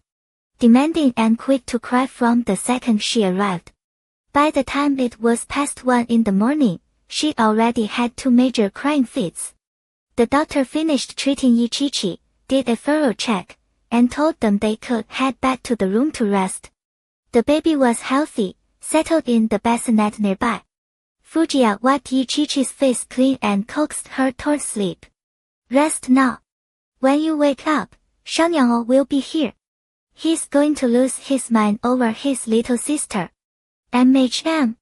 Fujiya stared at his daughter for a long time, his heart unsteady.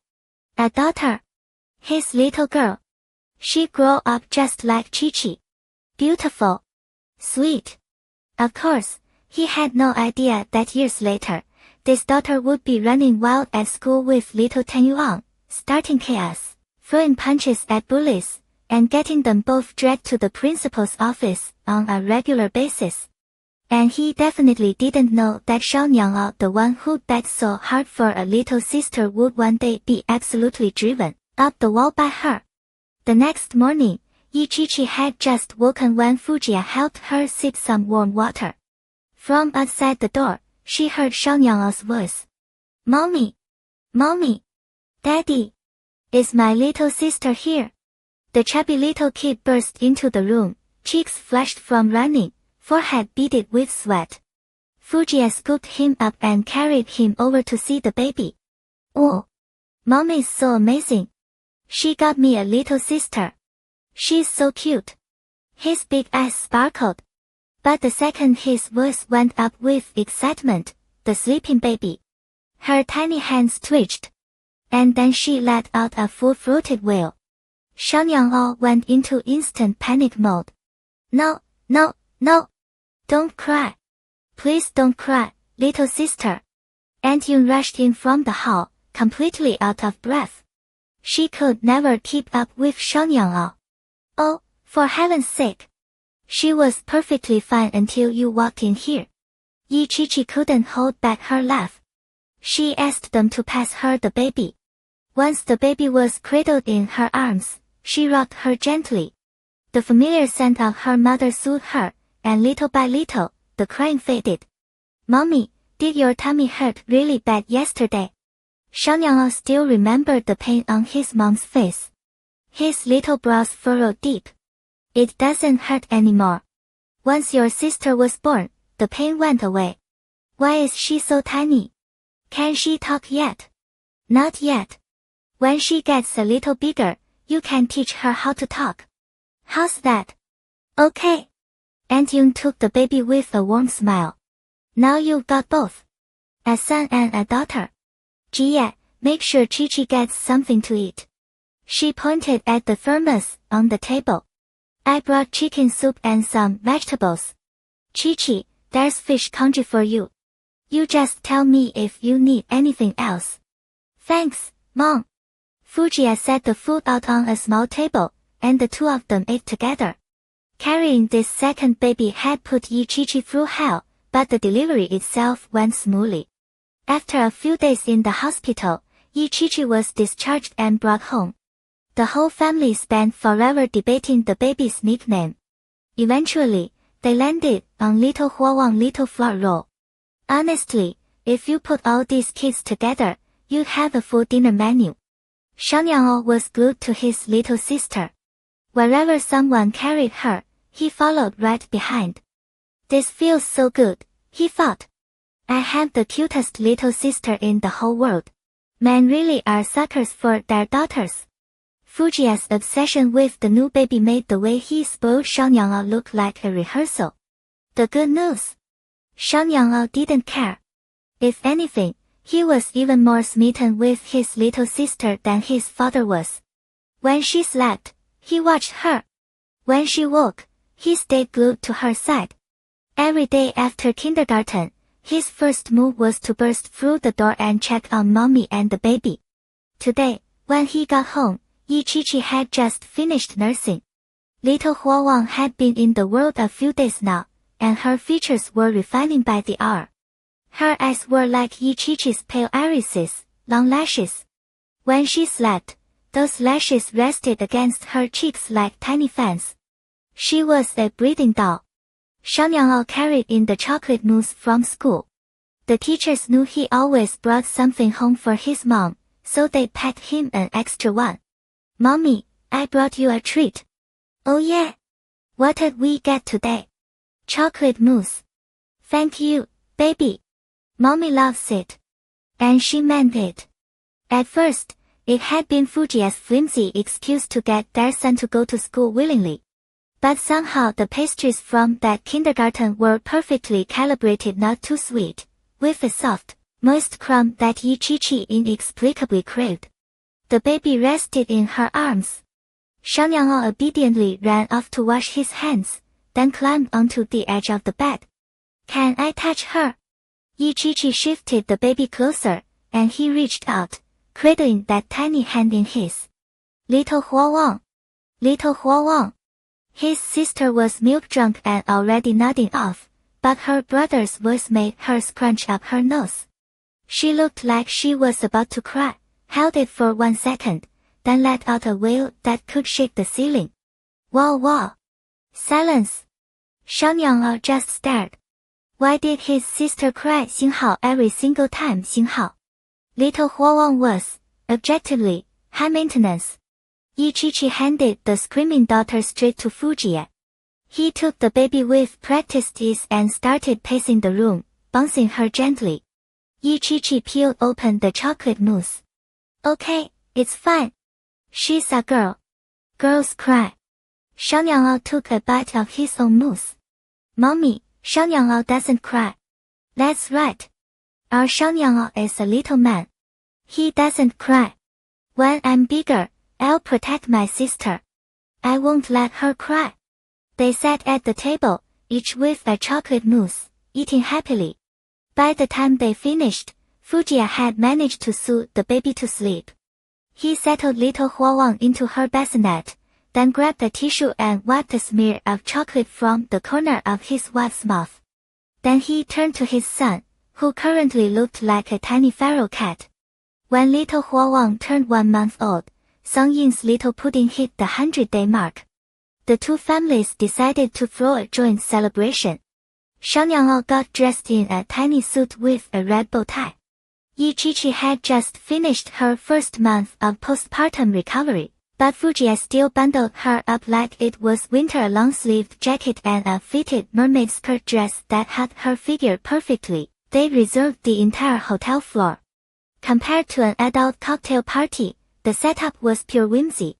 Colorful balloons dotted the walls. Elegant desserts were arranged across the tables. A massive children's cake was crowned with rose-pink fondant bows. The lighting was warm and soft. The whole room hummed with comfort. Shang Yanglao trailed his dad and sister, presenting her to anyone within earshot. This is my sister. Her name is Little Huawang. My sister's 1 month old. She's Xinghao, really Xinghao cute. My sister loves to cry. When she cries, her voice is super loud. You can hear it downstairs. My sister's amazing. She cries 3 times a day. My sister has the cutest little hands. They're so tiny. Little Huawang, Xinghao, bro, could you leave me a shred of dignity, Xinghao? Song Yin's little pudding head filled up by 100 days, soft, round, and perfectly content. A little pacifier sat in his mouth, and his big, great dark eyes wandered around the room, taking everything in. The guest list wasn't large. Both families had only invited the people closest to them. Yichichi and Song Yin chatted about baby things. Across the room, Suran was steering little Tanyuan toward the dessert table. Little Tanyuan was 3 now, carrying around the place with zero stranger anxiety. Suran handed her off to Chen Hizi and bolted over to Yichichi, grabbing her arm in desperation. For the love of God, can my little Tanyuan Xinghao please Xinghao act like a little lady for 1 day? Yichichi burst out laughing. Even as a mom, Suran still moved through the world like a hurricane. Suran, you can't even manage it yourself. Why would little Tanyuan be any different? Song Yin nodded, adding, who was it that beat up every boy on the block until they ran home crying? Who stole homework, Xinghao written, handed it to the teacher as her own, and got caught? Before she could finish, Suran clamped a hand over her mouth. MMPH sister Song Yin, stop. Little pudding is right there. If he hears any of this, I'll die. Relax. My little pudding is 100 days old. He doesn't understand a word. If Yichichi wants to hear more, I can keep going. Yichichi let her off easy. Honestly, it's fine for girls to be a little wild. You turned out adorable, didn't you? My precious Yichichi, just wait until your little Huawang grows up. Then you'll get it. Shang Yanglao is the real blessing. My kid. She leaks wind.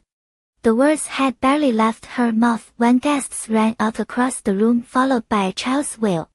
Yi-Chi-Chi and Su-Ran both flinched. They'd each handed their kids off to their husbands, so neither had a clue which one was crying. They walked toward the cake table and found Chen Hezi standing there, completely helpless. The cake sat on a long table, meant to be decorative, something pretty to admire, not eat. But the moment Chen Hezi glanced away, little Tan Yuan had climbed onto a chair and lunged for the fondant ball on top. The result? Her entire face was now buried in the cake. Realizing immediately she'd screwed up, little Tan Yuan made the only strategic choice available, cry first. If she cried, Daddy couldn't scold her. Every layer of fondant was piped with rosettes of cream. Little Tang Yuan's face, her color Xinghao, everything Xinghao was smeared in white, sticky frosting. Wow! Her pink dress was already ruined. She sobbed theatrically but snapped a glance at her dad through her fingers, then spotted her mom walking over. A little cream slipped into her mouth. Sweet. She couldn't help licking her lips. Chen Hezi looked torn between laughter and despair. Su-Ran hid behind Yi-Chi-Chi. Can I just pretend I'm not her mom? I don't want to claim her. Yi-Chi-Chi found the whole scene hysterical.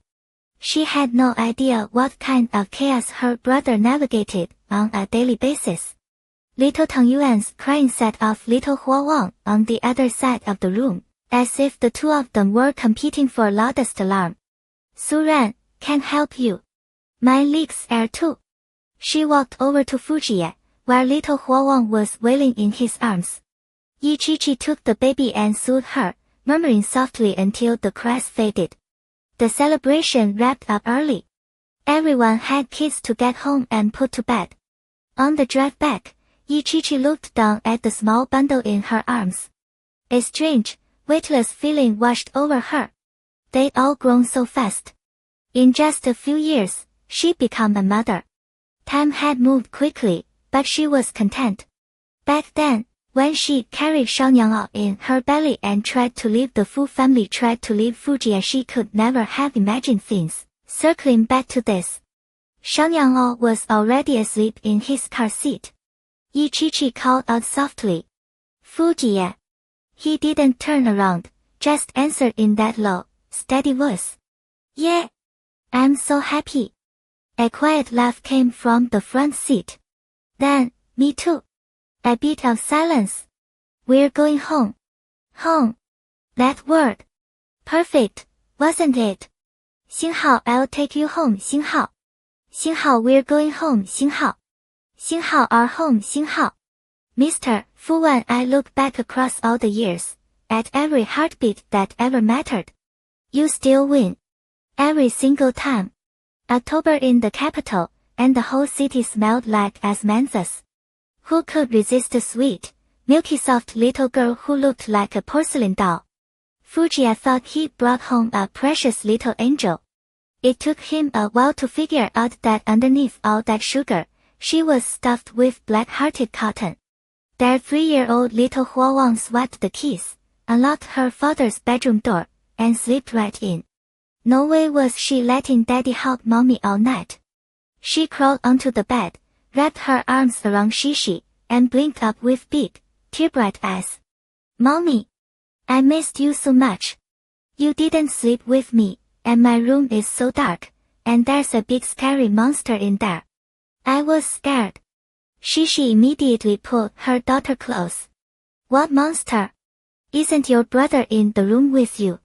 But I want Mommy to hold me. That tiny voice melted Shishi on the spot.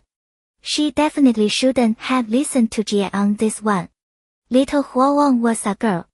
Of course she got more scared than her brother. Okay. Mommy's got you. Go to sleep. Fujiya stepped out of the bathroom, spotted the extra lump in his bed, turned right back around, and pulled on his pajamas. Yi Gengeng. We made a deal. You were sleeping in your own bed tonight. Daddy, the cartoon monster was so scary. If his memory was working right, He watched that exact cartoon with his daughter while Shishi was napping. She absolutely loved the monster. Zai, little Huawang is scared. Don't lecture her. Lecture. Fujiya gritted his teeth and climbed into bed. Daddy. Little Huawang wiggled closer to him. What now? My feet are cold. Warm them. Fujiya wrapped his hands around his daughter's tiny feet and let out a long breath. Don't ask. It was maddening. Completely unfair. He hadn't slept next to his wife in a full week. July. The sun was brutal. Shishi was in the kitchen making a strawberry cake. The kids were on break, so Fujiya took Xiaonyang and little Huawang out to the pool.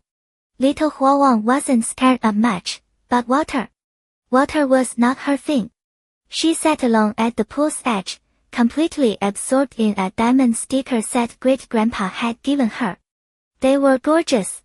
Hearts, flowers, every color in the rainbow.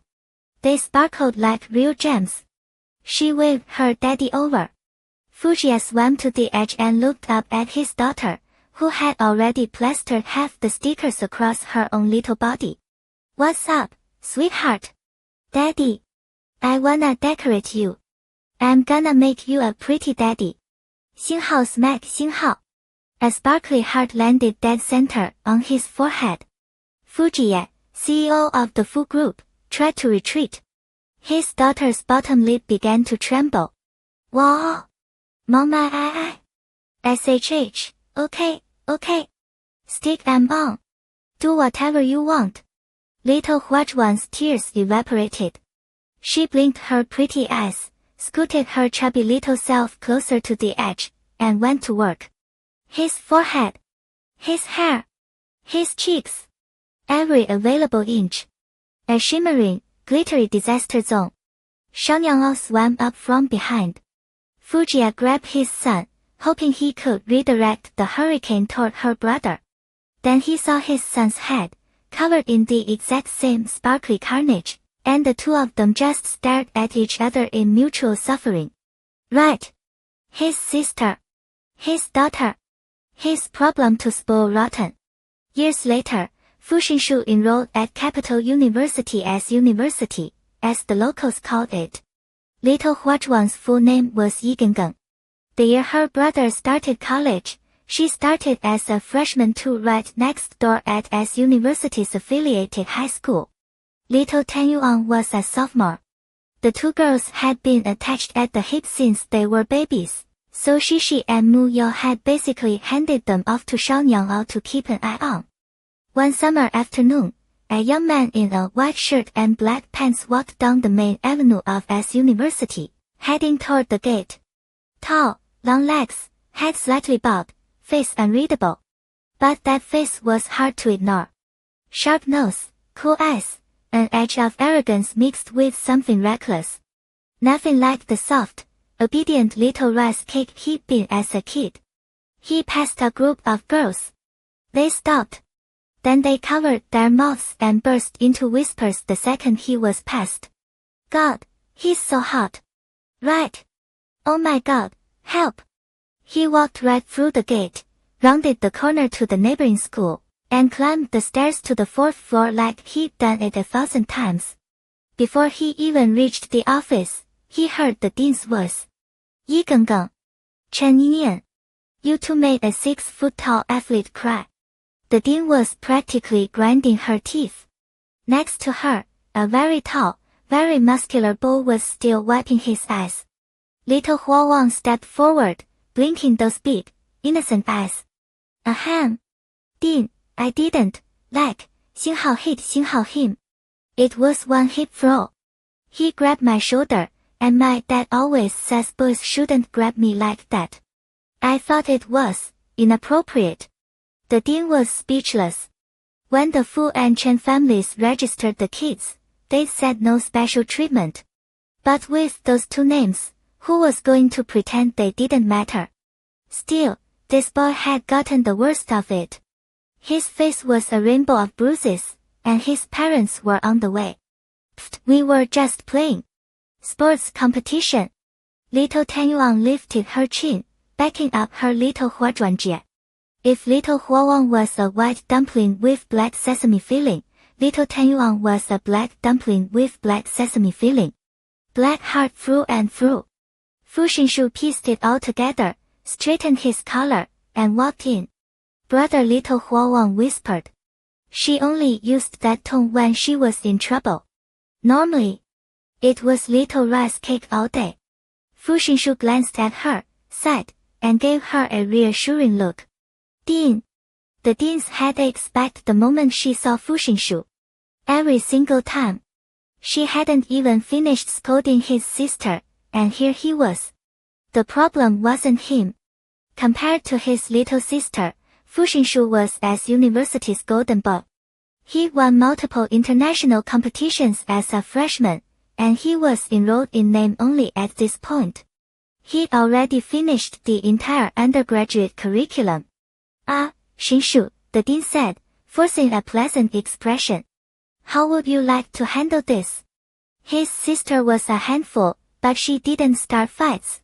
If she said the other guy threw the first punch, that was the truth. Fu Xinshu walked up to the boy.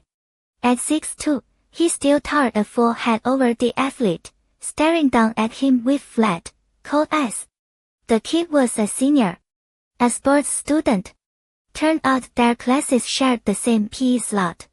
He spotted the two gorgeous girls, wanted to pull them into a badminton game, and they said no. He lost face in front of his friends. So he grabbed them. The girls, small, delicate, harmless looking, flipped him with one clean hip throw. Then they beat the living hell out of him. It hurt. He tried to tough it out. Couldn't. The boy's throat bobbed under Fu Xinshu's stare. What do you want? My parents are coming. Oh, they're coming. You put your hands on my sister. Anyone see it? I'm sure the cameras caught it. So do you want to apologize right now, or should I take you down to the station? I didn't grab her, I just. 5 to 10 days detention. Plus a fine. We can wait for your parents. Fu Xinshu's voice stayed level, but the bowl was shaking. The parents showed up quick. They were smarter than their son. Apologies. Admissions of fault. Resolved. Fu Xinshu led the girls out of the office and stopped at the stairwell landing. Little Huawang jumped onto her brother's back, launching her preemptive strike before the lecture could start. Brother, you're seriously the best. Love you, love you, love you. Fu Xinshu peeled the little octopus off his back, turned, and gave her a long, helpless look. Then he shifted his gaze to little Tanyuan. You too. Next time, use your heads too. What if you couldn't take him? Little Huawang latched onto his arm. Impossible. Little Tang Yuanjia was there. Besides, I only flipped him because I saw a teacher nearby. If I couldn't handle it, I would've screamed for help. Fine. Go to class. I'm heading back. Fu Xinshu walked slowly back toward S University. His eyes narrowed. Dangerous. A senior. An athlete. Beating him up didn't feel nearly like it. If little Huawang and little Tanyuan were all black-hearted chaos wrapped in cuteness, then little Pudding was the sweet one. Every day, the three of them ate lunch together. Uncle Joe delivered their meals to school like clockwork. Little Pudding had food allergies, so cafeteria food was out. It wasn't much trouble for Aunt Yung to pack a few extra dishes so all three could eat the same thing. The girls always sat at the same corner table. Uncle Joe would get there before class let out, wait by their spots, and only leave once they were settled. Uncle Joe, you work too hard. Little Huazhuan's sweet mouth was her most dangerous weapon. No matter how much trouble she stirred up, no one in the family could ever stay mad at her. Not at all. As long as you girls like the food. Today, the madam asked me to bring your favorite wasabi shrimp balls. Miss Yanshu can have those, so I added sweet and sour ribs. Uncle Joe had every child's preferences memorized. Jiang Yanshu, Little Pudding's real name, smiled shyly. Thank you, Uncle Joe. Once they started eating, Uncle Joe slipped out of the cafeteria. The room filled up fast. At a table nearby sat a pack of boys. One of them stood out instantly tall, good-looking, with the kind of grin that made people look twice. He kept stealing glances at Little Pudding's table. After wolfing down his lunch, he walked past and set a simple blue note, folded into a neat square, right beside her plate. Jiang Yanshu, this is for you. Basketball game, Friday afternoon. Come watch. Little Pudding looked up, her pretty eyes meeting his just as she opened her mouth to respond. The boy flashed a blinding smile, turned, and walked off. This happened all the time. All three girls were gorgeous, but Little Pudding got the most attention. She was the nice one, not terrifying like the other two. Ugh! Who does he think he is? No. Absolutely not. Don't you dare read that. Yan Yan. Little Hua Wang dropped her chopsticks and latched onto Little Pudding's arm. Little Tan Yuan watched her drama queen cousin, shook her head, and went back to eating. Of the three, Gengeng was the youngest, with the sweetest mouth and a bottomless appetite for being spoiled. Everyone adored her. Little Pudding smiled and patted her head. Then will you read it for me? Yes. Gengeng unfolded the blue square. Xinghao humph, trying to steal my brother's girl. Over my dead body, Xinghao. The note was direct. Xinghao Jiang Yanshu, I like you. Will you come watch my basketball game on Friday, Xinghao? How? My brother plays ball just as well. Right, Yan Yan. Right. Little Pudding blushed and ducked her head, suddenly very interested in her food. While she wasn't looking, Gengeng refolded the note and slipped it into her pocket. Xinghao, you are so dead. I'm telling Big Brother tonight, Xinghao. That evening, Gengeng delivered her brother a heavily embellished report. Fu Xinshu leaned back in his chair, fingers tapping slowly against the edge of the desk. His face darkened with every word. Xinghao teased some kid moving in on the girl he's been waiting for, Xinghao. Friday arrived, one of those perfect summer days. The basketball court buzzed with energy. Gengeng had already dragged Nian Nian on a reconnaissance mission. She knew the intel. The boy's name was Ding Qi, class 3. School let out early for the game. Everyone was herded outside to watch. The three girls sat right at the edge of the court. Ding Qi was in a blue jersey, a giant number 11 on his back. He spotted Little Pudding in the stands immediately, raised an eyebrow, and sank a three-pointer straight through the net. The crowd erupted. The game was fierce. Then a ripple of whispers moved through the bleachers. Who's that? He's so hot. Not from our school. Never seen him. Maybe a senior from next door. They let them come watch. Fu Xinshu strolled in, hair ruffling in the breeze. He glanced at the court, zero interest, and looked away. He walked straight to the three girls and dropped onto the bench next to Little Pudding without a word. Enjoying the view? Cute, right? His voice was low and cool, right at her ear. Little Pudding, still locked on the court, nodded without thinking. Then she registered who was beside her. She turned and met Fu Xinshu's unreadable gaze. Guilt flooded her. The teacher made us come watch. Fu Xinshu raised an eyebrow at her deer-in-headlights expression. A smirk tugged at his mouth, but he held it back. Then watch. I'll stay. He unscrewed the water bottle he brought and handed it to her. Bro. You came. Gengeng spun around. When she clocked that there was only one water bottle, she snorted. Whoa. Nian Nian, are we even his real sisters? Come on, let's get our own drinks. Forget him. She made a face. Fu Xinshu acted like he hadn't heard her, eyes fixed on the court. Gengeng dragged Nian Nian off to buy snacks. On the court, Ding Qi hit another three-pointer. Out of habit, he glanced toward the stands and locked eyes with a cold, sharp stare. Those eyes tilted up at the corners, full of silent warning. Then Fu Xinshu reached over and smoothed back the strand of hair the wind had blown across Little Pudding's face. The message radiated off him. 星号慢. Back off. Friday afternoon, Little Pudding and Little Huawang got out of school early. That year, Tian Yuan was a junior at the neighboring S University. The two of them went to find her after class, grabbed bubble tea, and headed toward the dessert shop where they agreed to meet. Before they got there, Tian Yuan stepped out of a side alley. Tian Yuan, what are you doing here? Yi Gengeng ran up. As she got closer, she spotted a scratch across Tang Yuan's hand. What happened? You're hurt. It's nothing. Just cleaning up some trash. She'd gotten out of class early and was waiting for Gengeng and Yan Yan when she heard someone running their mouth in the alley. She couldn't help it. She tossed her bag over her shoulder and walked straight in.